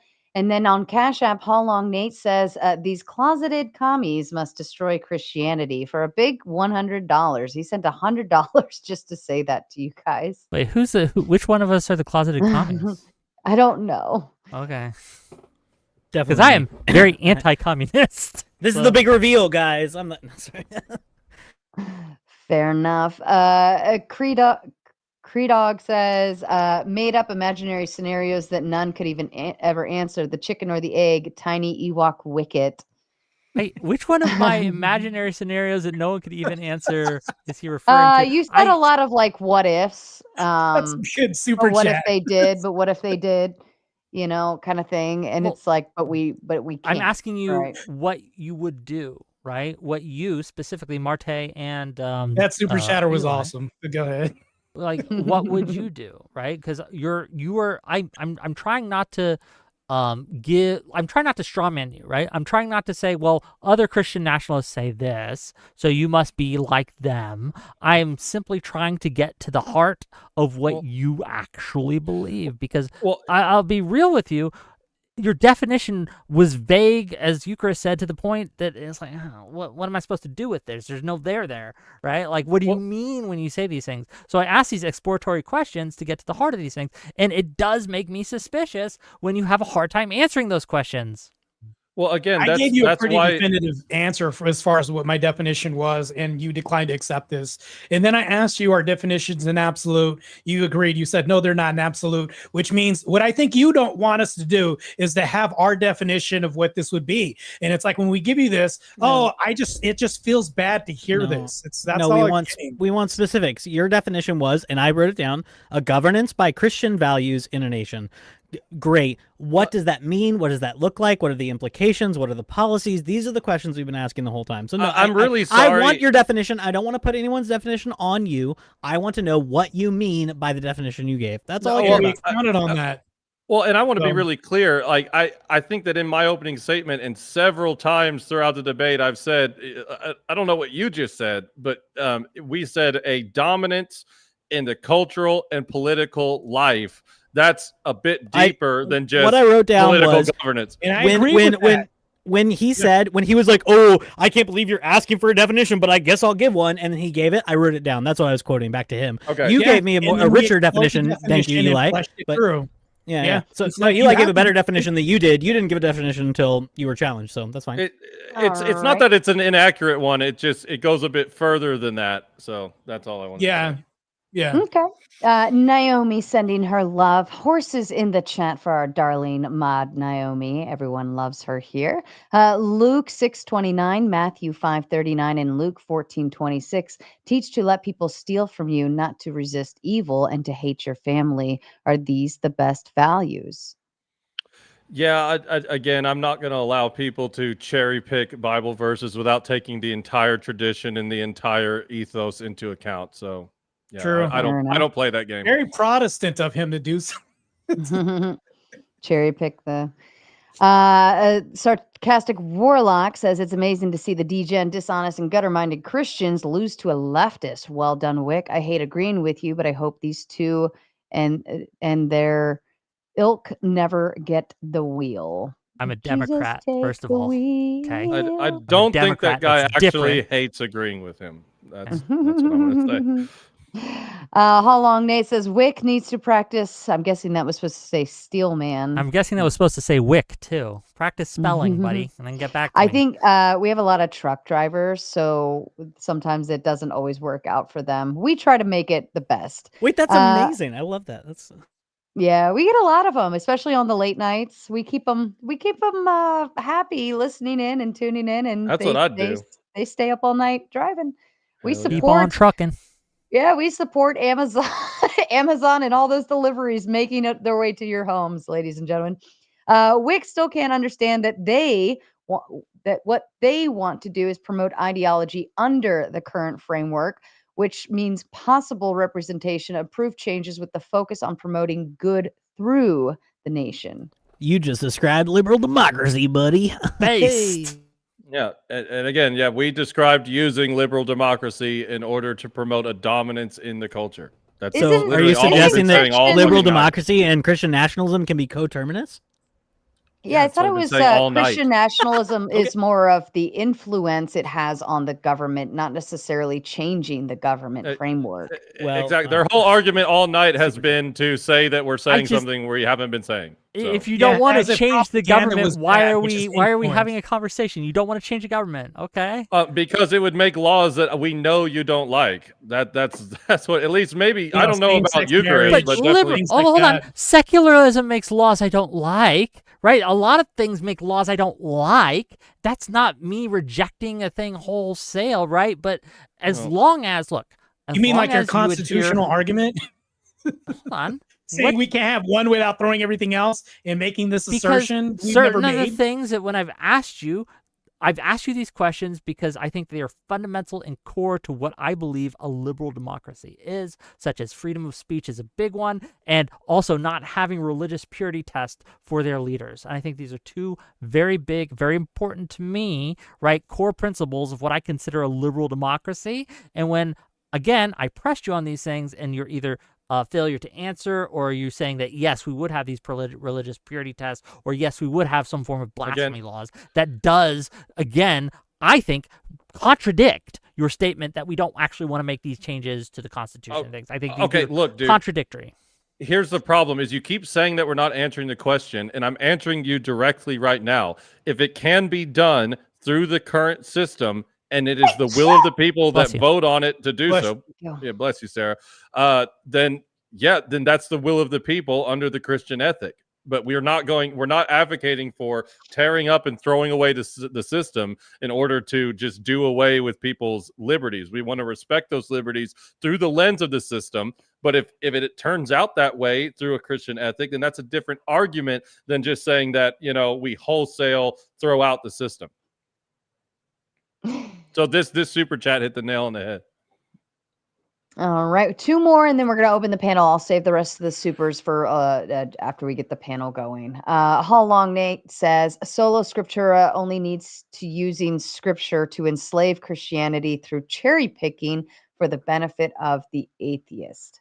So, I was raised in a very religious household, Mormon, to be clear.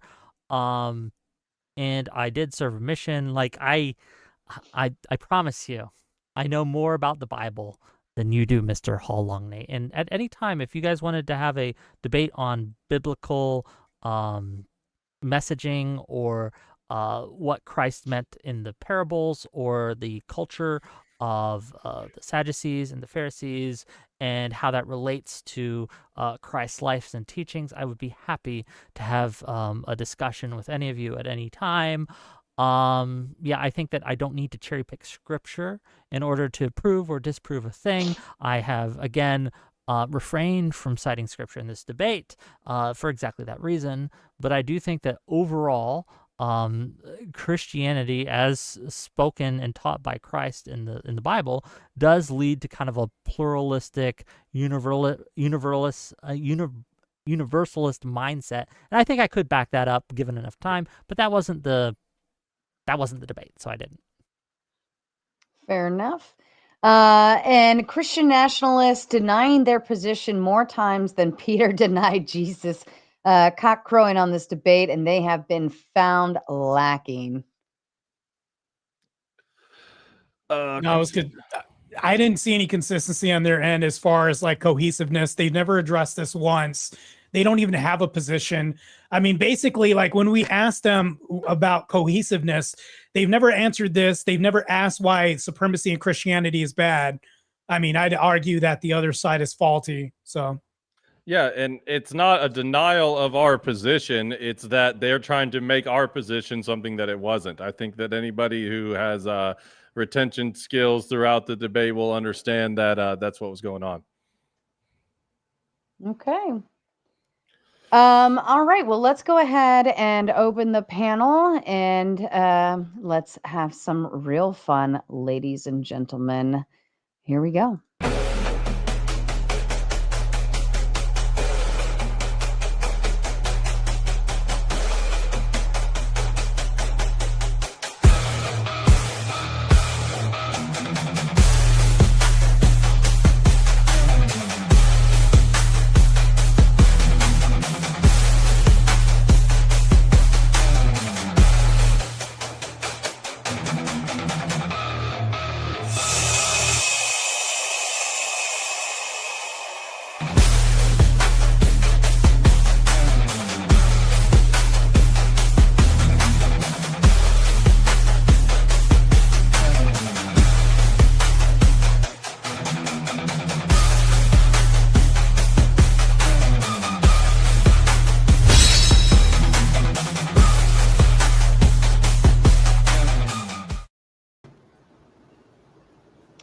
All right. Most of you, all of you have actually been here before. You all know my rules. Don't break them. And for anyone that's new backstage or who will be joining the panel as well, please be reminded that I don't like it when you interrupt each other, and I especially don't like it when you interrupt me.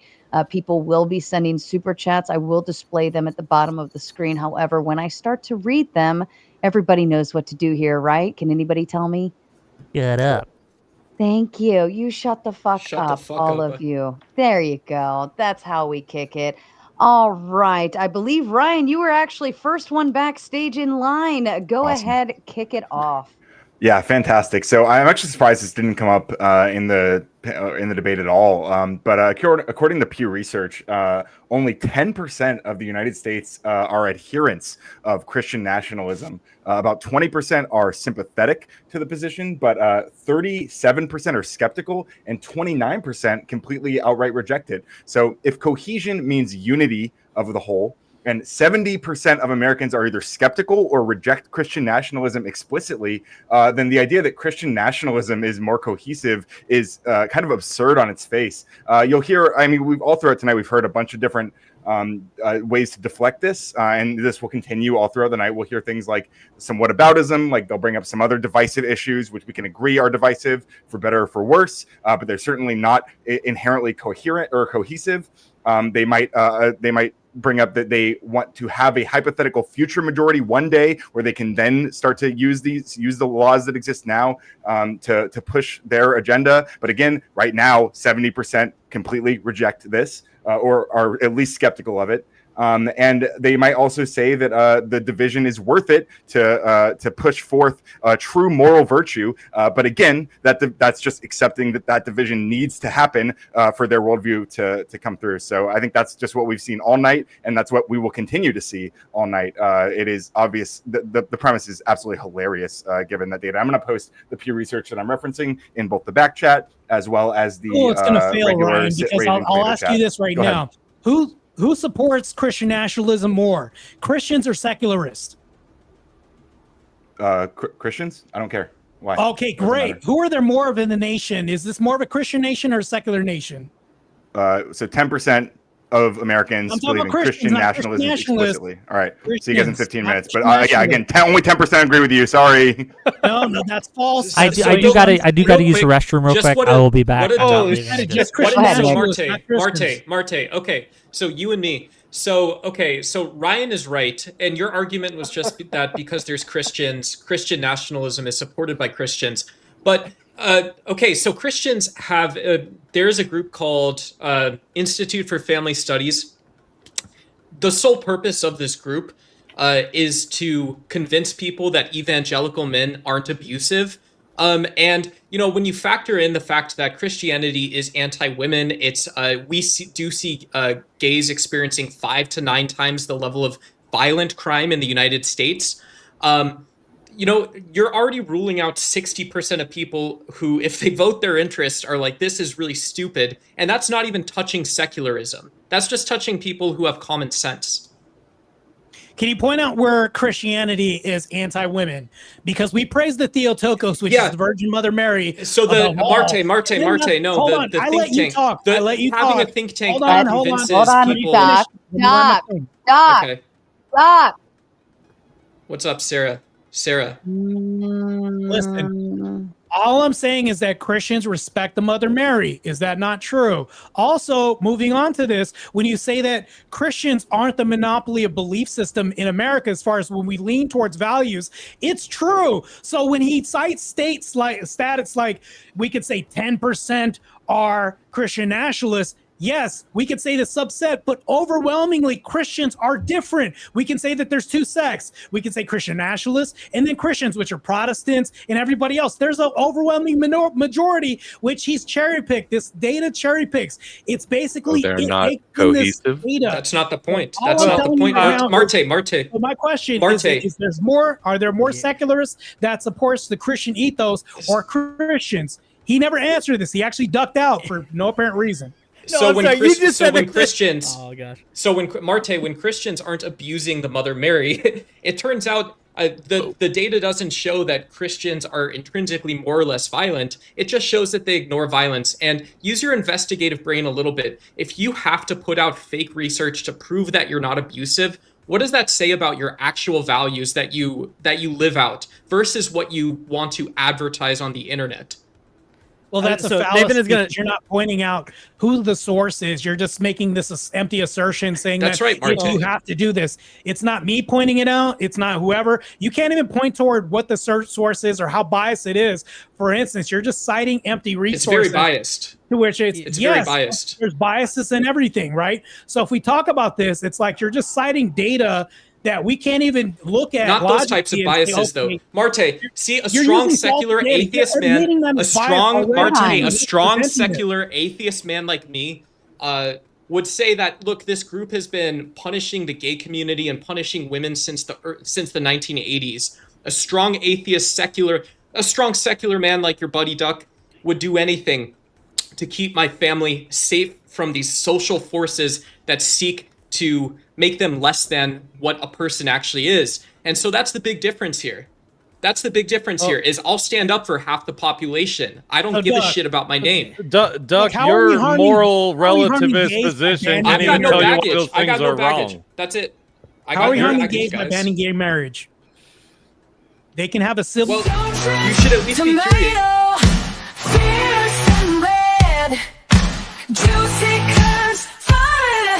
This message is sponsored in part by... I don't blame you 100%, Sarah. All this gay talk and everybody interrupting each other, please stop. And just a little word of announcement. I'm setting up the raid right now to head over to the Gauntlet.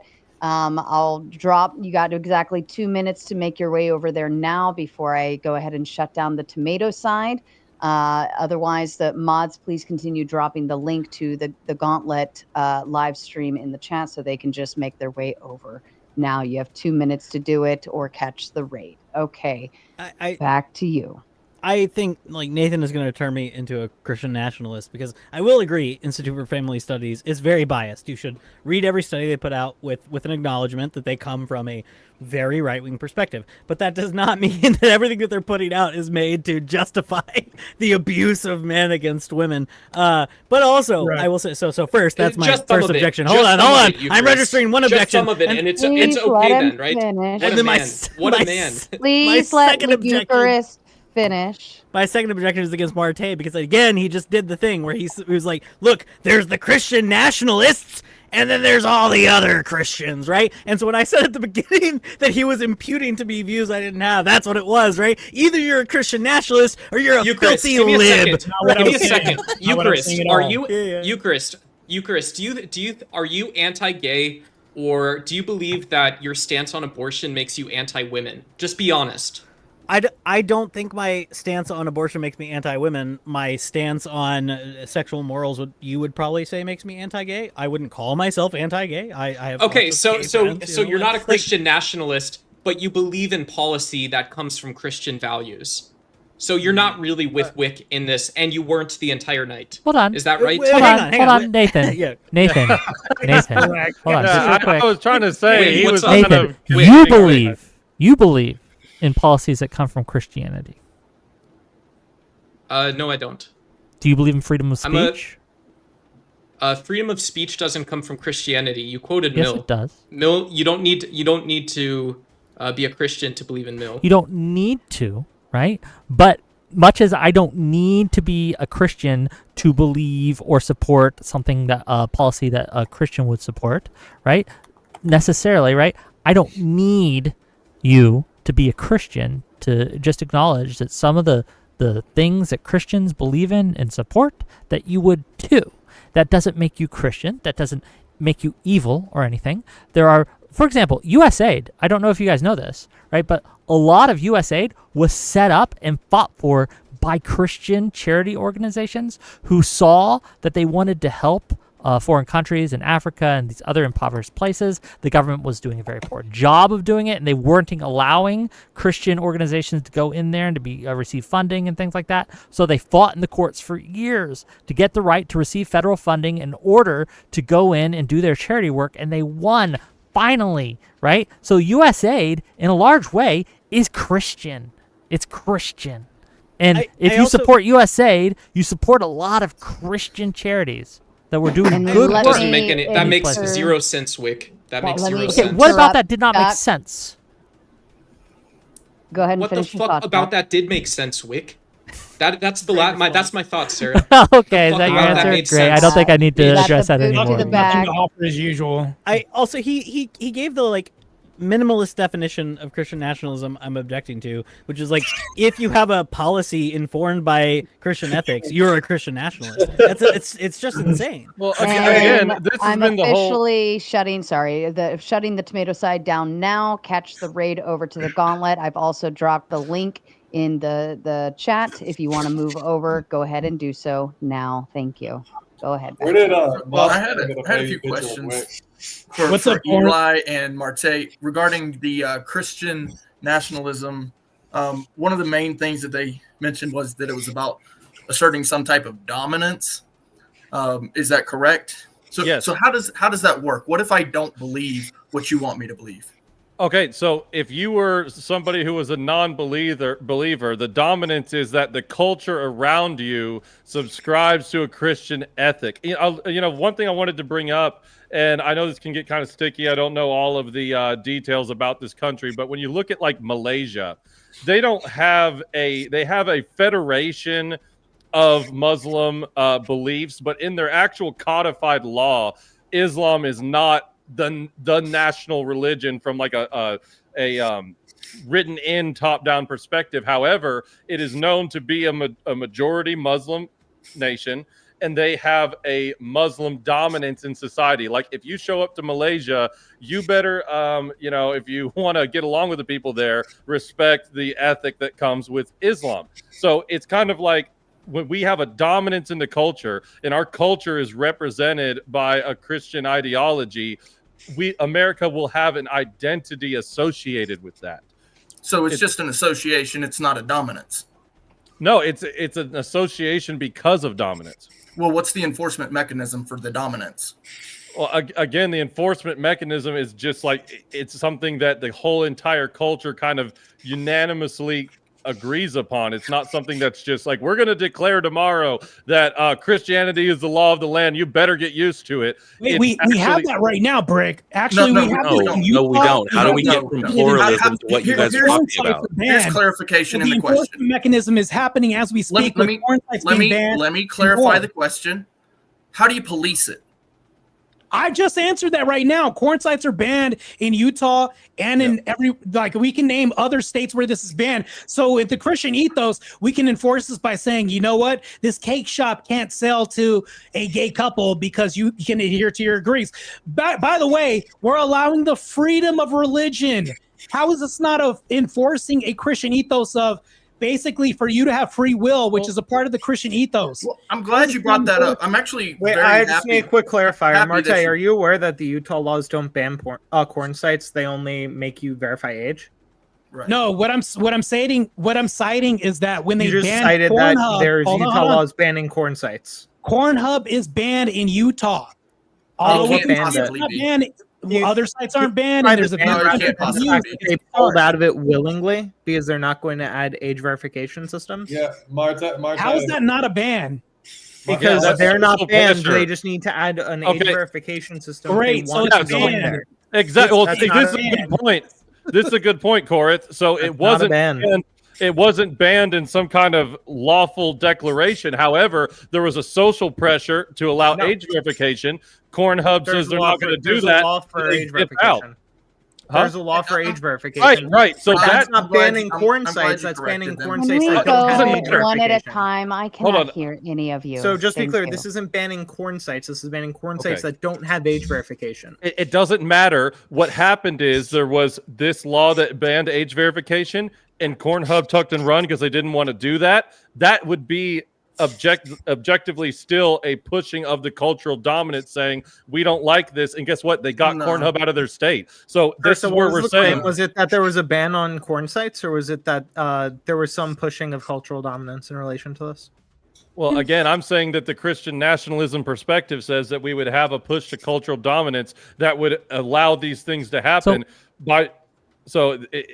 If you want to say your partner there made a stupid claim and was wrong, I'm happy to just acknowledge it. I'm just clarifying it's not a ban of corn sites. Utah's laws do not ban corn sites. Utah's laws only require corn sites in Utah have age verification additional to it.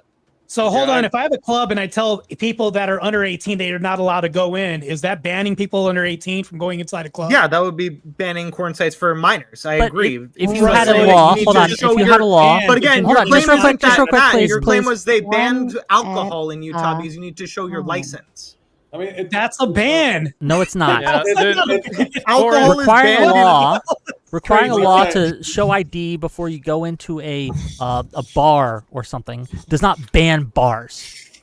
Well, hold on. Is that not still a ban towards 18? Is that not a start of a ban? That's still a ban regardless, right? On alcohol, no. Well, there is a ban. So can 18-year-olds buy alcohol? That's a ban on who is able to access it. It's not a ban on alcohol. You're saying it's a ban, but then saying it's not a ban. You're saying it's a ban for 18-year-olds, but saying that it's not a ban. That's still a ban. Well, now, this is what Korath does. It's still a ban. So is it true that alcohol is banned in the United States, Marte? Marte, you can grant this. Listen, before you go, you can completely grant this and still be all right because you still reference the Roe v. Wade thing. He is technically correct. It was not a ban on corn entirely. It was a ban. They wanted to legislate age verification. So I'll concede that it's not a ban in corn entirely, but what I'm referring to is the ban when they're talking about a restriction. That's if the a ban I'm state talking has about. if a state Should we have a bans ban on mi- freedom hold of on, hold on, speech just because this we've is had really rule- important. Guys. If just real quick, if a state requires a minimum age before you get married, have they banned marriage? There is a ban that's within the confines of marriage by saying If there's age of there's an consent age laws, is that a restriction ban of sex? right? That's a ban. That's a ban that's imbued within marriage now that we've invoked. Okay. Here's the question I have for you, though, Marte. Is that because of regulations or because of things that people, both Christians and secularists, have in common a belief about the idea that these things aren't good for people? How do you prove that that is a codifying value that shows that there's a desire or want for Christian nationalism? Overwhelmingly, if you ask Christians, and of course you can either believe or deny this, but I'm just saying with the Christian ethos, it would be an adherence to Christian ethos if we would say that minors can't watch porn, right? But anybody else, they don't have like a strict or unmovable, unchanging standard which to adhere to. They don't have a guideline in which to oppose this. Christians do. So it's leaning more towards us than apart. So I would actually say this to answer your question, Just a saying bullshit line, that if we have 18-year-olds that aren't allowed to do this, it's leaning more towards Christian nationalism and Christian ethos than anything else. Two questions. Do you believe we live in a secular society now overall? Right today, do we live in a secular society? I believe that society is less secular because of our norms, because of our laws and everything else that upholds this doesn't come from secular live in norms. a secular society, or we do? So would you define living in a secular society? Are the laws informed by secular beliefs, or individuals within the society being primarily secular? I'm asking you if we, under whatever definition you want to use, whether it be the laws are informed from a secular framework, or whether it be that most people in the culture are secular or behave secularly. I'm asking you, in either of those definitions, do you believe that we live currently today in a secular society? No, for the one if the laws are enforced by secular, because we still have religious. Yeah, that's laws, what I was saying. Well, we do live by in a religious. primarily secular. Can I chime in and say how I would answer that? I think that whenever I make the distinction for Christian nationalism as dominance in the cultural and political life, I think that when you ask, do we live in a secular society, the first half of that definition, the cultural life of our country, is very much secular, and I would say inherently anti-Christian in the mainstream arts and in the culture.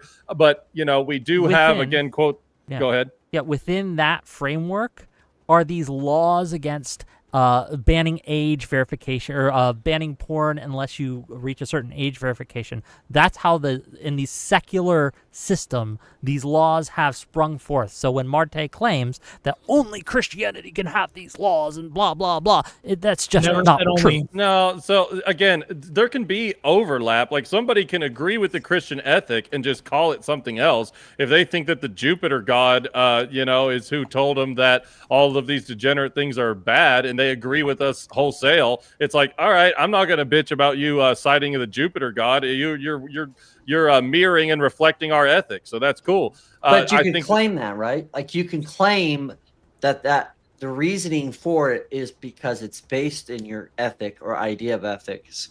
That does not mean, though, that is inherently something that's becoming attributed to the nationalism becoming on a rise. And the other question I would have for you guys is, how does that nationalism, because ultimately nationalism in itself is just an identity, right? So you don't necessarily have to promote a certain political system, which is what I think Whick and Eucharist were missing. But the other thing is, my other thought is, if not, how do you do this? If not by some type of theonomy, how do you create this culture? Forgive me. I'm just a dumb hillbilly. What is the definition of theonomy? I don't know what theonomy is either, so don't feel dumb for that. Well, while you guys take a moment to go look up that word, I'm gonna number one, backstage, we've got Savage Red. You got to cam up for me back there real quick. I typed it in the private chat. Ivan's waiting patiently. Adam Dole as well, and of course your fan favorite Tied Up's back there. Although I don't think he'll make it very long on panel. Paul Long Nate says, keep the goal rolling, like and share the stream, subscribe, and become a member. Okay. Whick needs to be Brenda, consistent with You his needed to like come tell me prescriptions. before you came off naked. Oh, did someone say my name? I need to be what? Whick. I needs to be Whick consistent needs to with be his consistent with Sure, prescriptions. I just want to know where my inconsistency is tonight. You can't even answer a single premise that we've offered and posited the whole night. That's the crazy I believe part. I have, but if you feel I've been inconsistent, that's Okay, fair. can you answer how Christianity is not supreme compared to anything else you've had to offer, which was nothing? And then not to mention this, but can you tell me how Christian running shit is bad? Like I can't even you've never even answered this either. Because I'm not contending with the fact. I don't think necessarily. All right. Next one, Hall says self-identification using cultural Christians to negate faithful observers of the faith is a contradiction. Absolutely. Okay. So I was thinking about this during the entire debate. Just because somebody says they're Christian doesn't mean they are. Jesus actually says, "Lord, Lord, didn't I profane in your name?" And then he says, "Depart from me, you lovers of iniquity, because I never knew you." Just because somebody says they are something doesn't mean they are. Sounds And like I a lot see of it all cohesion throughout. in Christianity, doesn't it? A whole lot of cohesion over there in Christianity. So that it's is actually more cohesive to make that statement because you want uniformity. If we're going against this, it's actually less The uniformity. whole night, you guys have basically been realize that, saying right? that left-wing Christians aren't Christians. The whole night. Every time you speak as though when you say Christian, you specifically mean the right-wing Christians who agree with you. When there's an entire dearth of left-wing Christians who obviously don't. The entire government of the United States is full of professed Christians, absolutely chock full. And half of them are right-wing, half of them are left-wing. But you guys are like, when we dominate the culture. You're obviously not talking about all Christians, just your version.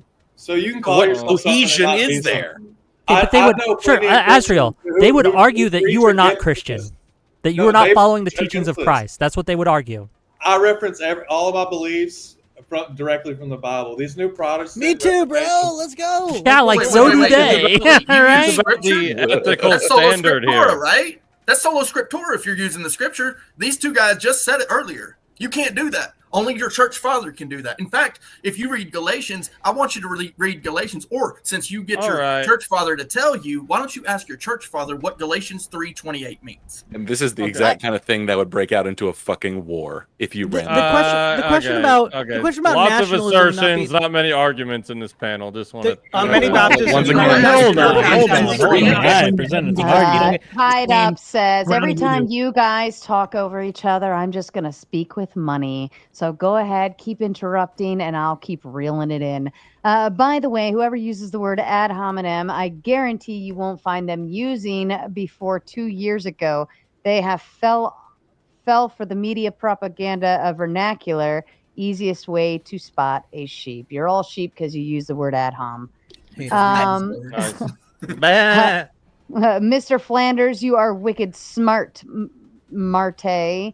Always good to see you up there. Mr. Ewok, you honestly think Andrew is avoiding you? Get real, LOL, for the crew. So all I know with Andrew is that he challenged me to a boxing match, 3 rounds, and he offered $20,000 to do it. We have textual evidence of this that I can show you if you'd like. And then when I gave him a date, right, a specific date, June 28th, like, okay, let's do this. And I think it was like a month or two from when he said it. Nothing. He said nothing. Coward. There was nothing. He ghosted me, bros. So is he avoiding me? Maybe not on most subjects. I mean, I'm sure that he might debate me or something, but on that specific thing, and to be clear, I get it. $20,000 is a lot of money. He probably said it in a fit of pique, and he repents for it. But bro, well, I will say this: I'm his coach, and you would be out gunning out man right now because he's got one of the best in the industry, getting him ready, and you got what? Pickle, all I'm saying Jar- is I offered, I showed up, and he didn't. Fair enough. And I'm going to say I'm going to box my entire chat if they don't hit the like button. I know you hit the like button over on Tomato Side, and oh my God, I'm asking you to hit it twice, but you literally have one job, and it's to hit the like button. And Uncle Guns in the chat will put you in slow mode and stop everything if you don't start hitting the like button, and you know better. How long Nate says speech to text is often difficult, especially when driving through sketchy backcountry roads. Fair enough. We love you, How Long. Of course, Ryan got kicked not once, not twice, but thrice. Hall That Long was brutal, says, dude. I support that it was democracy all like day they were long. just waiting for him to start It was like talking. and then they came- $100 in like 15 seconds just to get him off of there. Oh, poor Ryan. And he is still hanging back there waiting along with Savage Red, Ivan, Adam Dull, and Tied Up. If you want to see them on the panel, you got to boot somebody off to shake it up. Hall says, I doubt you could beat me on the Bible. I am second of 9 kids. Jesus Lord. In an LDS family, my investigations lead me to orthodoxy. You gave up on God and went secularist. I continue my understanding. I would be happy to take you up on that. And anytime you wish, if you message Sarah or if you want a different moderator, it really doesn't matter to me, right? Or if you want no moderator, whatever, right? Anytime, any place, just give me a week's notice so I make sure I don't schedule anything else in that time. And we can do this all along, Nate, and we can test your theory. And Hall Long, a proud supporter of the show, says, don't forget to like and share the Gauntlet stream. Subscribe too. The man has spoken. Do it. And Duck got kicked not by 1, but 2, but 3 as well. Man, the crowd has spoken. They know who they like and don't like on this screen. Hall says again, Christian nationalism does not require assumption of the religion. It informs social norms and encourages behavioral guidelines. You can still think and believe whatever you want. So, Whick, I'd like to challenge you to a debate on why liberalism destroys families and the national structure that we would adhere to. Like, I'll take you on it if you're. Can you repeat that for me? I'm sorry, I didn't hear it correctly. I would like to challenge you in a debate on why liberalism is destructive towards the family culture as a unit and national beliefs. Why liberalism is destructive to the family structure and nationalistic beliefs. Well, I agree liberalism is destructive to nationalistic beliefs, but I think that's a good thing. But I would disagree on the fact that it's I don't think that's a good to the thing. family. I think it is destructive. Not destructive to the family. It is destructive to family, and I can demonstrate this overwhelmingly. Well, we can have that debate, and we can set it up. That's fine. So, Just real quick, Mosman mentioned both Whick and me on the question of nationalism, and I just want to say I recognize that nationalism can play out in different political structures and political policies, but my question that was never actually answered was I wanted them to define a nation and why I should be a nationalist and what a fucking Christian nationalist would be, right? So what I want to know is the this word ethnos, like what does it mean? And why, as a Christian, should I be a nationalist rather than, as I see in a lot of church fathers, more internationalist, right? So denying the ethnic heritage of my people and place and skin color, and more like, we're the people of God, right? So that's all I'm curious about, and I never got a good answer for it. But it's fine. They can deal with that another time with other people who are softer and that they can debate better. But I just was curious and never got a good answer. So. Well, and I think that's the problem with Christian nationalism is that we get this kind of inconsistency of what we're trying to adhere to, because again, a lot of times people think Christian nationalism, they think some type of theonomy. And my question is, it's great to say, well, under this system or idea, what we would do is do this. The problem is ultimately, to be able to do those things and to be able to have that influence in a culture, you're going to have to at some point use force. And the idea that, well, then other people outside of Christianity can adapt to these ideas, that might, to me, is a concern, because then that isn't really then Christian, right? Well, Mosman, I mean, you're a Christian yourself. I mean, do you think that when we say the Christian ethic, is that something that's ambiguous and in a gray area and hard to pin down? Yeah, I actually do think that Christian ethic is actually code word, and it's not really. It doesn't really. It just expresses an idea of a moral system, and it doesn't really give a true understanding of that kind of. Is that how concept.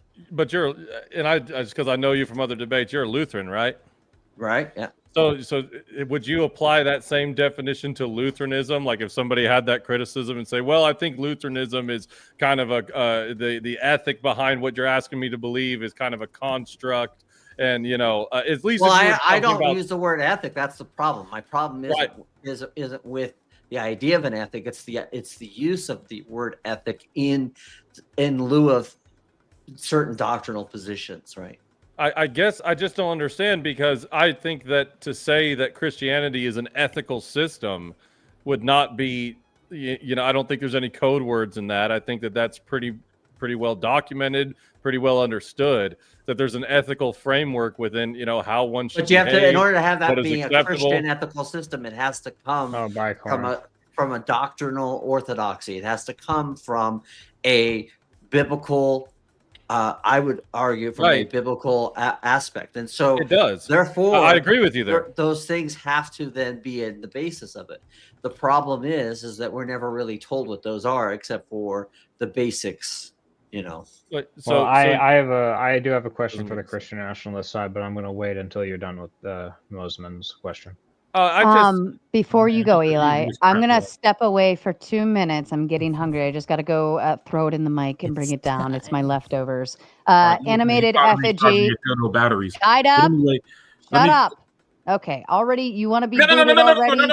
I literally was in the middle of fucking talking to give instructions to the panel, and you were fucking interrupting me already. Animated effigy, are you with us, darling? I'm here.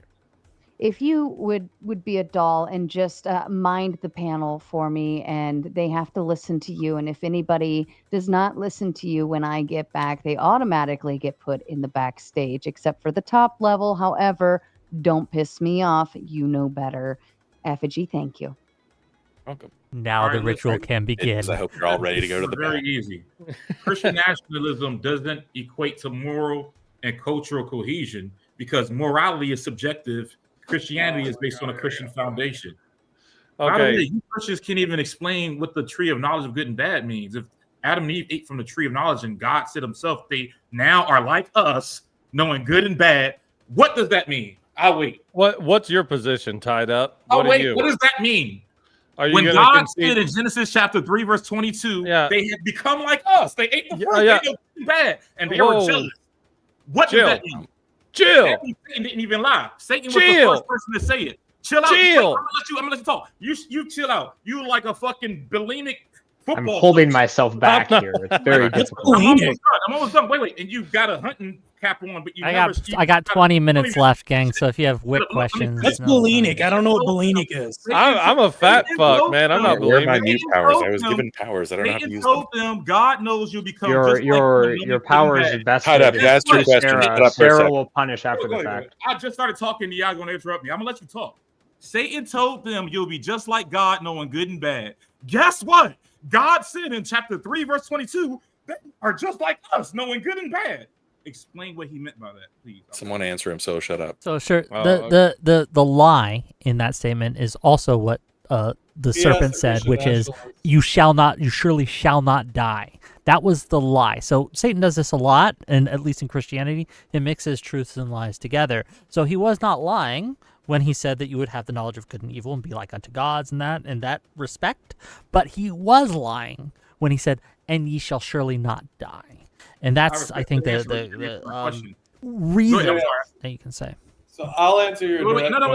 Let me respond to him. Wait, hold on. That was a great answer. I always give great answers. I agree totally with what you just said. You didn't answer my question. What did it mean when he say they know good and bad? In my opinion, and look, this is a scripture according to Whick. Okay, right. So this is my opinion, right? I love when atheists try to answer. Go ahead. I'm not an atheist, dumbass. To answer the question, bust your head before you say that. I'm not an atheist. I don't. How about Wick as an atheist? I'm agnostic, dude. Dumbass. I'm agnostic, which is different. Hey, look, I accept which means you're an atheist. It doesn't. I don't think so. But the answer to the question. To answer the question, can I actually answer someone who believes in the Bible real quick? No. Let us have this. Like he's about to answer my. Okay, you can say if my answer is wrong, and you can tell me why it's wrong if you think it's wrong. But what I think is meant by that is that Adam and Eve were given the ability to discern right from wrong. It's why they noticed that, oh no, we were ashamed of our nakedness. It's one of the first things that they noticed, and they were ashamed of their nakedness before God, where before they were not, right? Before they had that knowledge, they were not ashamed, and they didn't realize what they were doing was wrong or right or anything. So having the knowledge of good and evil is the ability to discern between these things, between good things and bad things, and also, I would argue, to make decisions based off that. Okay, I appreciate that answer. I actually agree with that more so on a conscious level. I totally agree. I respect that. But the problem is this. If we are able to discern it for ourselves, why do we now need God? Because we are not perfect at it. While we have the ability now, right, we often get things wrong. We are imperfect beings, all have sinned and fall short of the glory of God, right? And so we should look to God and his guidance. But I would argue that God, in a lot of cases, wants to teach us to become more able to discern that for ourselves, right? There's a lot of places in the Bible where God would speak to the prophets. Is an atheist proselytizing right now? What? I'm not an atheist. I'm an agnostic. These are different. I would love to give him the actual answer if you don't mind, right? Okay, what is the actual answer? I've been sitting here waiting to ask a few questions. So the word. Okay, Adam, give me 30 more seconds. No biggie. Give me 30 seconds. No. You're done. You're done. You've taken up a lot of time already. I've been quiet. What's the actual answer, Azrael? So the actual word for knowledge is actually alluding towards experience or having a close relationship with. Therefore, we can experience and have a close relationship with evil, not bad. And if we look at the end of the Bible, where we go to Revelation. Let me finish. Let me finish, and I'll give you the answer. If we go into Revelations, experiencing good in its essence, being with God truly, is what we originally were in the Bible and where we'll eventually go to. We'll be able to only experience good. So when he says now he knows of good and evil, that means we have the propensity and the ability to both do evil and good. So God can do even good. Let me. I'm almost done. So complex answers require. No. You're right. I apologize. You're right. I apologize. So we live in a fallen world. We live in an ability to do good and evil. When we are with God again, when we are transcended back into heaven and we live with God once again, we won't have the ability to do bad. It'll be a completely different experience that you or I cannot imagine in this moment. So that's basically what he's saying. We have the ability to do evil because knowledge, if again, people with God are unable to do evil, word, then how did Satan fall? Have an experience or have a close relationship with. It's not knowledge as in the sense that we know it today. If people within the presence of God are unable to do evil, how did Satan fall? You didn't listen to anything I said, and I see that. I respect you for not listening to me, but you got to listen. You got to explain how I'm wrong. We are humans. Adam and Eve, the individuals, did not have the ability to do good. Satan is not Adam and Eve. So, I agree, but that's not no, my but you point, did say nor my that question. God doesn't have the ability to do evil. If the angels were in his position, how did Satan fall into evil? Angels can do evil. And actually, the word Satan means the aggressor. So anyone or the aggressor. The adversary. Aggresses against also, for the record, I've been politely waiting to ask a few always questions. refer to Please do not take me Satan. for Corinth. They say the Satan, not just Satan. Yeah, because in the Old Testament, the Shaitan is actually just an angel that God sends to test you, not an actual devil. I would like to hear what Adam has to say. In Jewish lore. Yeah, so I believe the other side has brought this up, but I've read a bit on Christian nationalism and at least the theory. It sounds as if your guys' definition of Christian nationalism is just Christianity informing a government. It doesn't seem to have anything to do with nationalism per se. It seems as if it's just a generic. So the question is, how does nationalism factor into this view at all? Let's do this. Let's define nationalism. You want to use Oxford? I'm asking you. I want to know what your definition of nationalism is and how it factors in. I use the regular dictionary. I like to use that. So identification with one's own nation and supports for its interests, especially to the exclusion or detriment of the interests of other nations. Now, whenever we're talking about Christian nationalism and we plug in Christianity in front of that, we're saying that superiority lies within the Christian ethic. It's but you missed the nation word, right? The definition you just read uses the word nation within it. You haven't defined a nation. What is a nation? Who's in and who's out is one of the most fundamental questions of politics. What is a nation? Define it for me, please. Okay, hey, whoa. So and I'm asking this in serious good faith because I want to be consistent. Do you get why he's asking you though, Eli? Because if you define a Christian nationalist, I'm having a conversation here, bro. That can have non-Christians in it, then it wouldn't. Yeah, exactly I'm not. Okay, dude. Can he answer a question? Yeah. So how? And I don't mean to answer a question with a question, but I will admit where I don't know everything about everything. How does America define itself as a nation specifically? Oh, complicated. Okay, so if you're asking me that, I could. So, well, that's because again, this difficult Christian nationalism question, can be applied, particularly in the modern day. Particularly in the modern day, that is quite difficult. But the further back you go in time, there is a more consistent definition of what it means to be an American on the national level. We can go back to the can I be honest, like Adam? 1780s, where it was very explicit that the only people who could immigrate were white people. So in that case, America would be something more akin to a white nationalist country. And over time, it broadens it out to a point where what it actually means to be American is purely something that the government recognizes. And even then you have people in the modern day, I'm talking about radical progressives, who are saying that you can be an American, not by like assent to propositions or by legal recognition, but mere presence on the soil. But even then, they would also say that groups like Puerto Ricans can. So the point, but like what isn't a part of a nation is always a very fuzzy concept. Sure. Even under Italian fascism, you would find a lot of fuzziness about what doesn't qualify as an Italian national. Okay, and here's the thing. I just want to bring this up because I can also see him over there chomping at the bit, and I mean that in a good way. I do my homework on my opponents. We do have a poli-sci professor in the room, and contrary to with the kind of insults I get levied at me sometimes from certain opposition, I don't hate higher education. So I want to make sure that my question you just said hasn't been answered. Well, no, hey, hold up. We're getting there. Look, everybody wants to talk about you got to define your terms, and I'm in good faith sitting here trying to let us all lasso a definition here. So Eucharist, I just want to know how it ties in. I just want to know how nationalism ties into this. Patience, grasshopper. Patience, grasshopper. You gotta sit Eucharist. crisscross applesauce and wait for the lesson, son. Eucharist, what do you think about his description of nation, and how would you define what a nation is in American standards?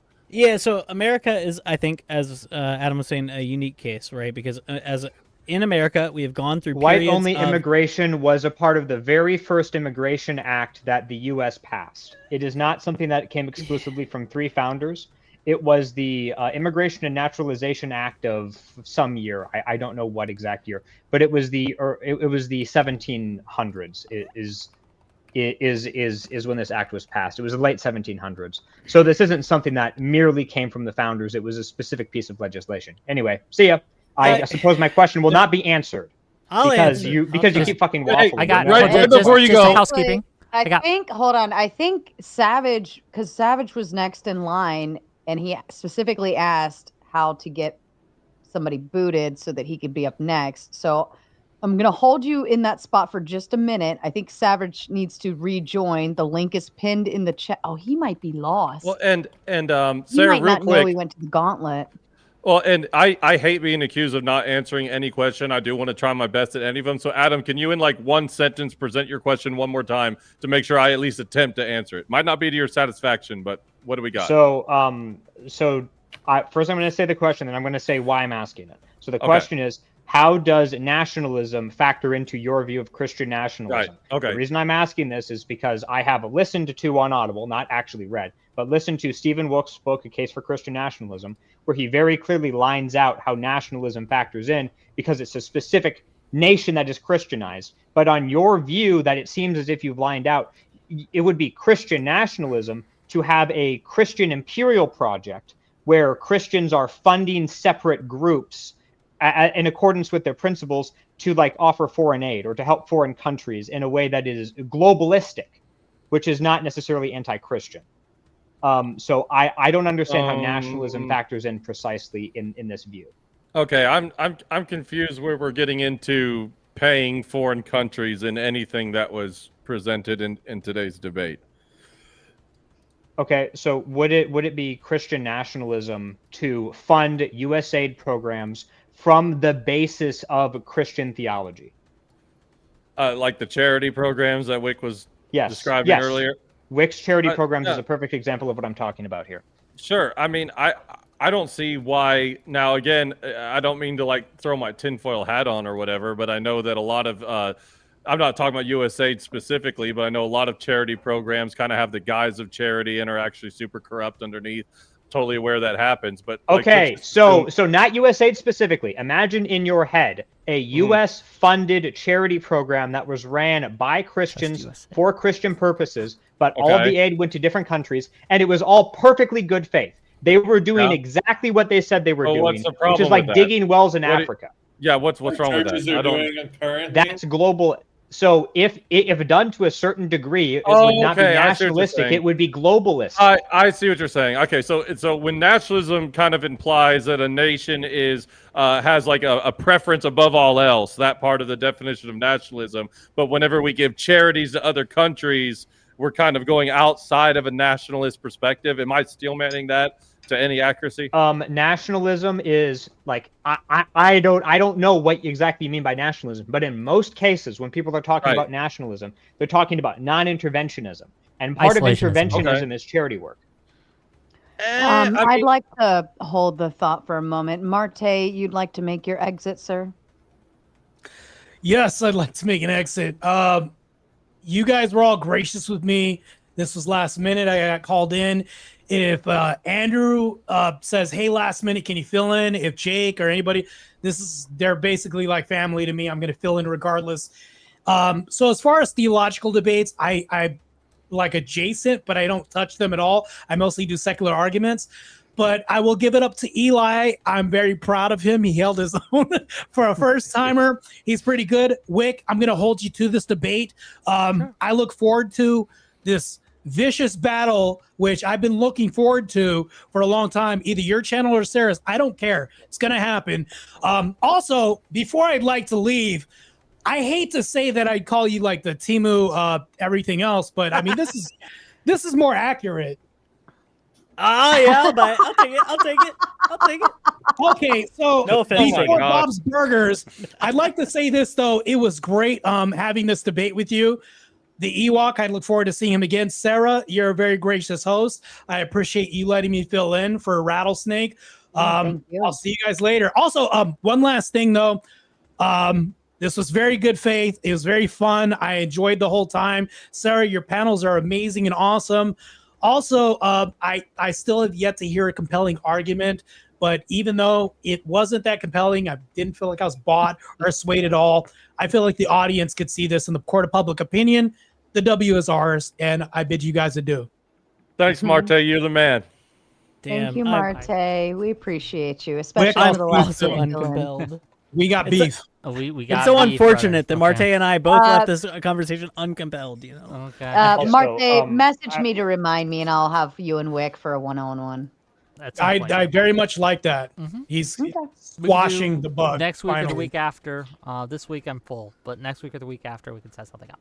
Yeah, you're full, all right. I am. Take it. I'm full. See you guys. Full of love for my fellow debaters. That's what I'm full of. If you want brown love, great. Okay, good stuff. Oh dear Lord.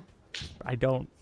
Brown is he And propositioning me? I don't know. Backstage, I've got Ryan Brick tied up and Glenn Lawrence hanging out backstage. If you want to see them up, you know exactly what to do. Okay, just a housekeeping thing. I do have to go soon, so if you have questions directed to me, now would be the time. Yeah. Let's do that. More than a question, it would be a comment. Like the whole debate hinged on, My let's question say, still hasn't been answered. a lot of misapprehensions. Like you were talking past each other Going because insane. Can you hear me, guys? By the way, I can hear you. What's up? Okay. Somebody's rudely Basically- interrupting you. Basically, this debate was about whether Christian nationalism was a force for cultural cohesion. And one thing is a system, another thing is a culture. When the defenders of liberalism were saying, oh, but you don't have cultural cohesion amongst yourselves. Well, the problem is that liberalism is the driving force for cultural disintegration. So you might have political cohesion. In fact, the argument that Whick presented was that liberalism was born to create political cohesion. But in reality, what it does is it disintegrates cultural cohesion because it doesn't uphold a moral norm that could hold people together. And this basically undermines the function of law as moralizing the people. That's one of the functions of law. So if I may respond, I know you, Yes. Chris, wants to Can as I well. finish? Can I Oh, are finish you not to finished? recap? Okay, I'll keep notes I'll then. I'm sorry. recapitulate. It's a lot. I'll recapitulate. I thought he was done. I thought he was done One thing too. is a system, another is a culture. Liberalism is by definition lack of cultural cohesion in favor of political cohesion. 3, laws always regulate morality and teach morality that creates cultural cohesion, while liberalism creates cultural difference. Wait, Can you reply? I'm just like, are we good? We good? I just want to make sure. I didn't want to interrupt, okay? So I reject that framing. I think liberalism as a culture is something that we have in America, and it is culturally cohesive to an extent. You can argue that it's not perfectly cultural cohesive, and I wouldn't fight you on that, but the question of the debate was that, is Christian nationalism more culturally cohesive and morally cohesive than what we have today? And I would argue that I've demonstrated it's not. I think that the idea that liberalism destroys culture, I would have to ask you to back that up. I don't see that. And in fact, it is a rejection of liberalism. It is illiberalism that I see as being kind of what is destroying and eroding cultures, not just in America, but around the globe. On the contrary. I mean, Well, I can give you a few examples of liberalism destroying culture just off the top of my head. Well, again, I mean, I think that our side, and this was touched on in Eucharist's opening statement, and I'll totally admit that it was part of my argument, is that if Christian nationalism succeeds and we all share an objective moral ethic, that's gonna bring cohesion because of a general consensus, because majority of the population, the cultural identity reflects a certain objective standard. But we can do that without tossing out the certain freedoms that the whole debate, were worried about getting tossed out. So I think that it's kind of a mischaracterization there. And speaking of getting tossed out, Chad, you have exactly 8 minutes to finish that goal if you want to continue on for DGen Power Hour. You know the drill. You know what happens. You got to keep it going. And let me hit some super chats that came in earlier that kind of got lost in the sauce there. Hall Long Nate said, Christian nationalism does not require assumption of the religion. It informs social norms and encourages. Oh, I did this one already, didn't I? I think so. Yeah, sorry. This one. The ish get more and more ridiculous every day, dog. Word. The main point was that through Christian nationalism, legislation within the current system will push Christian ethics. I think that's a fair assessment then. Yeah, precisely. It's way more simple than it's being made out to be. And Tied Up says, Christians are the most egotistical dudes ever, I swear. Wasn't Tied Up the one bitching about ad homs earlier in the super chat? Something literally. Like he referred to it as, hold on, I have this in my notes because I thought it was funny. The media propaganda of vernacular. Something like that. Oh yeah. If you, you're not. Keep going. Yeah, hold on. The goal, you need $10 super chats to hit the goal, turds. Lost says remove Coder in the back and replace him with Cure, please. All right, I'm going to boot Ryan from the backstage, and Cure, you have exactly 2 minutes to get in that backstage before I let anybody else take that place. So I hope you're ready, Cure. Somebody just paid for you to have this spot. I hope you're watching. I hope you're ready. All right, Ryan, I'm going to give you the boot backstage, and then just hang tight. Wait 2 minutes. If he doesn't pop in, then you can come back on in. All right, here we go. And now. And then Eucharist failing on the goal portion of it. Oh boy, this Eucharist guy stinks. Little self-deprecation. I like it. I like it. And then Kinetic Cal, we love her, says, oops, for the goal. Yep, you got 2 more, chat. 2 more if you want to continue on to DGen Power Hour, and you got 5 minutes to make it happen. And if you don't make it happen, I'm happy to go to bed. I've had a very long day. I have to get up at 5:30, actually before that, a.m. every day this week and next week. I'm not delighted, okay? But any excuse for me to shut down and go to bed, I'll gladly take it. Will gladly take it, but I'm more than willing to sacrifice my wonderful sleeping hours for you to enjoy DGen Power Hour, but you got to make it worth it. All right. pay Back money. to you. Hold on. So I've been. I'll give it to you, Chris, but I gotta go. And like, go ahead. Go ahead. I gotta go. Unfortunately, it's 1 o'clock. It's past my bedtime. I'm a sleepy boy. But I want to thank Sarah once again for allowing this debate to happen. I'd like to thank Eli and Marte, and especially you, Chris, for joining me in debating. This was fun. I really enjoyed it.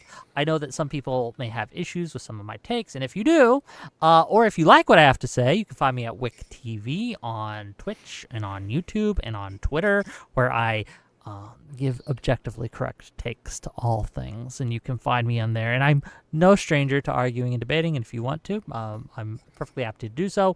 In fact, if Sarah wants to set up like a Whick versus the world on this specific topic, on the what I would consider the supremacy of liberalism and how we should all be liberals, I would love to do that. I consider myself a hard R liberal. I know a lot of people use it as a slur, but I will use that word as a slur for myself. I will take it back. I'm a hard R liberal, boys and girls. Yeah, thanks again. I really enjoyed it. It was really fun, and I will see you guys later. Bye-bye. Thanks, Wick. It was a lot of fun. Yeah. So Thank you, Wick.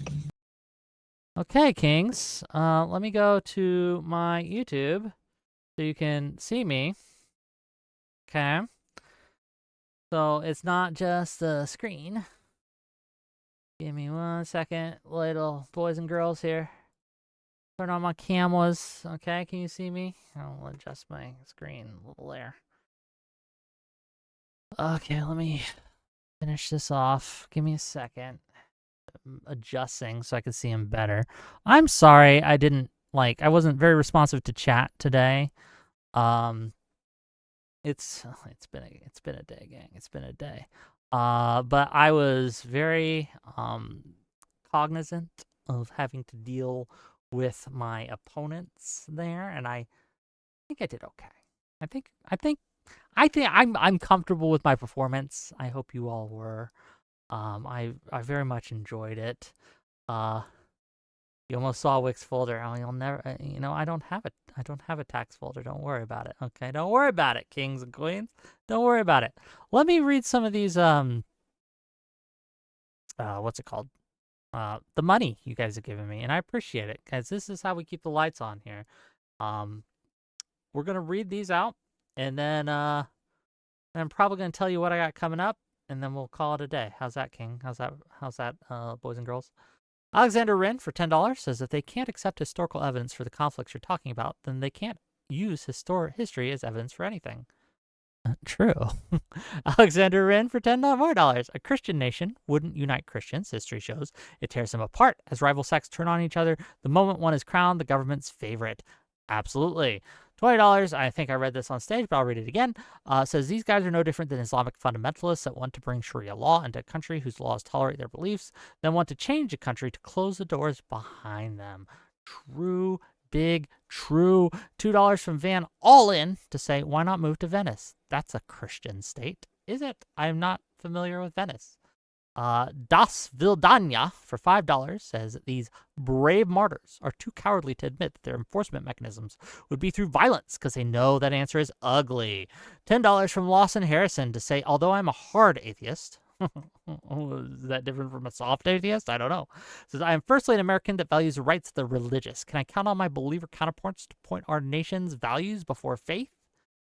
Das Vildania for $5 says, ask them if Jesus has only one nature, fully divine, or two natures, fully divine and fully human. Watch your heads explode, LOL. Well, there's a lot of doctrinal questions like that cause huge contentions, splits, schisms, dichotomies, right? Not dichotomies, I'm sorry, the wrong word, right? Splits, schisms, and divergences in Christianity. Like the idea that Christianity as a whole is culturally cohesive is just not true, right? Again, which version of Christian, what kind of Christian are you is the question at hand, right? Swango for $10 says, was Andrew Wilson busy? Which short bus did these clowns fall off of? He asked hypotheticals on 11 of an irradiated placenta. This obsession with gay actions is pretty sussy. Like, what the answer to the question, honestly, is it's a sin to wave the wand. To wave the wand to force someone to do your bidding is a sin, right? That would be coercion, and I think even under a Christian framework, and most Christian frameworks, I should say, coercion is a sin. But, $20 from Alexander Wren. Thank you for $20. To say Christians coexist only because they can't legislate their scriptures. The moment they try, tolerance collapses into sectarian war. It's liberal tolerance that makes their peace possible. That will die with secularism. True, right? It's the liberal waters, the liberal foundation on which our country and our nation and our society and our culture too is built, that keeps it from devolving into the sectarian violence that we've seen throughout history, right?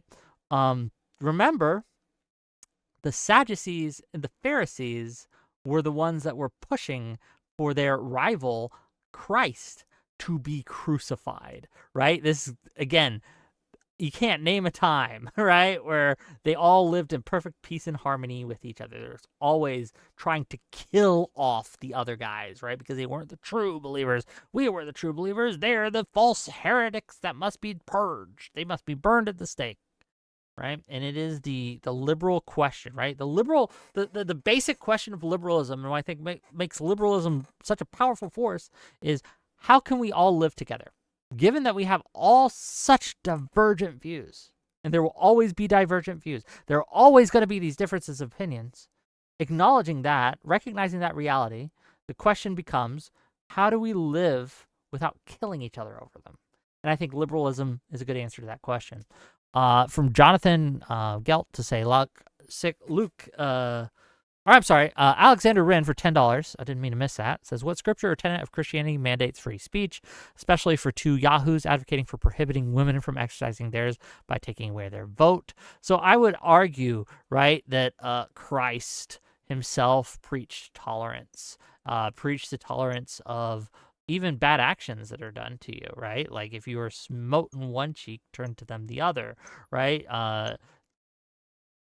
He who has no sin casts the first stone when talking to the adulteress, right? And the people who wanted to stone her for that.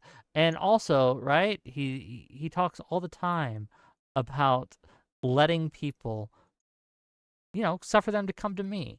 He didn't say, you must do this, right? He didn't say, I'm going to force you to do this or else. It is an offer he made that you could take or you could leave. And I think it's fundamentally unchristian when you are putting forth blasphemy laws and things like that. But that's a further argument that I would need scriptural sources to cite to you. I don't have those on my fingertips, but I'll probably do that at some point.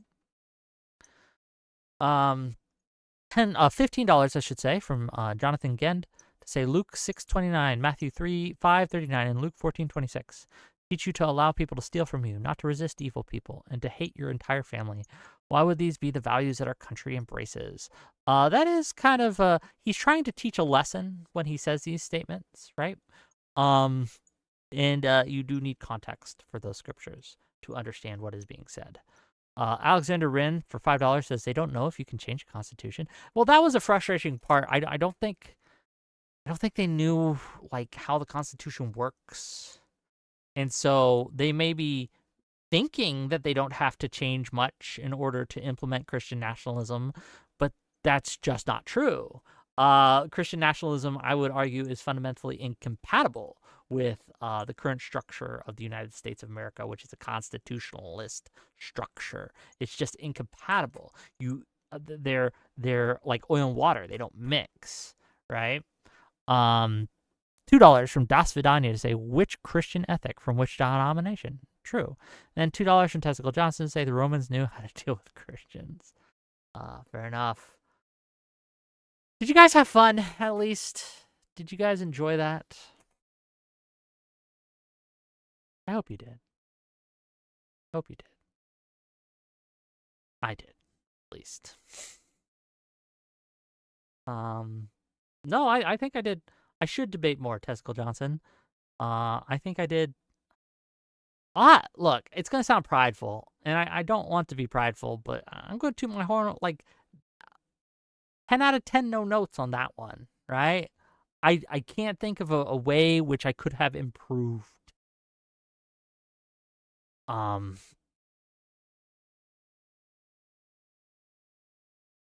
I don't know, though, right? Maybe you guys will disagree with me. I'm not sure. Okay. What do we got coming up? Tomorrow, I'm going to do Collins. Wednesday, I'm going to go on Admiral Gibbs' show to talk about the Ukraine, Russia, Alaskan summit with Putin, and how that went. I'm pretty sure that they're going to add today's meeting with Zelensky in there, and how that went, and what we think is going to happen, and where this is going.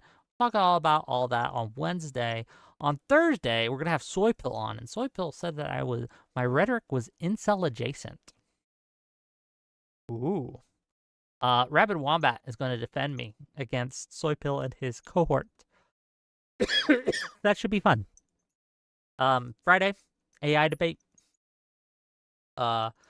Saturday, you guys get a lot of content this week, okay? Saturday, Betham's Bulldog, the guy who debated the shrimp welfare project, he's going to be debating Admiral Gibbs on whether Trump is a good president or not. He asked me to set that up. So I did. Icarus says Soypill is kind of dumb. Look, I'll say this. I like Soypill. He's a good dude.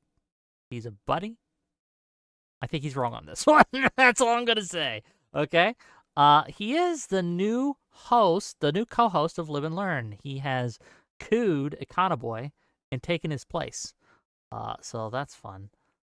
They talked about me a lot on that show today, and I'll have to go rewatch it. But I kept hearing my name. My ears started burning, and I tuned in for a little bit.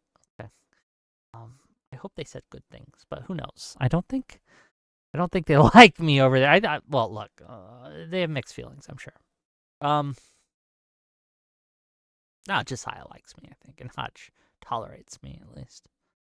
What else you guys got? Anything? Any questions before we go? You wanted me to raid Parallax on Twitch? I can do that. Parallax. What does Parallax? I don't know, but he's lacking. Okay. Say hi to him. Let him know that this is a hate raid. Yeah, I don't think Hutch has a problem with me. I think Hutch gets annoyed at me sometimes, but I get annoyed at me sometimes, so that's fine. Pisco has a problem with me, but that's okay. We still love Pisco, don't we? Don't we, Kings? Okay. And I know Josiah and I, we're buddies, but we get frustrated at each other sometimes. Okay, so we're going to raid out. I love you guys. I'll see you tomorrow. And I'll see you guys at 6 p.m. Eastern. Call in if you got a problem with anything I said or you want to talk to me. Just be a chill day tomorrow. Cool.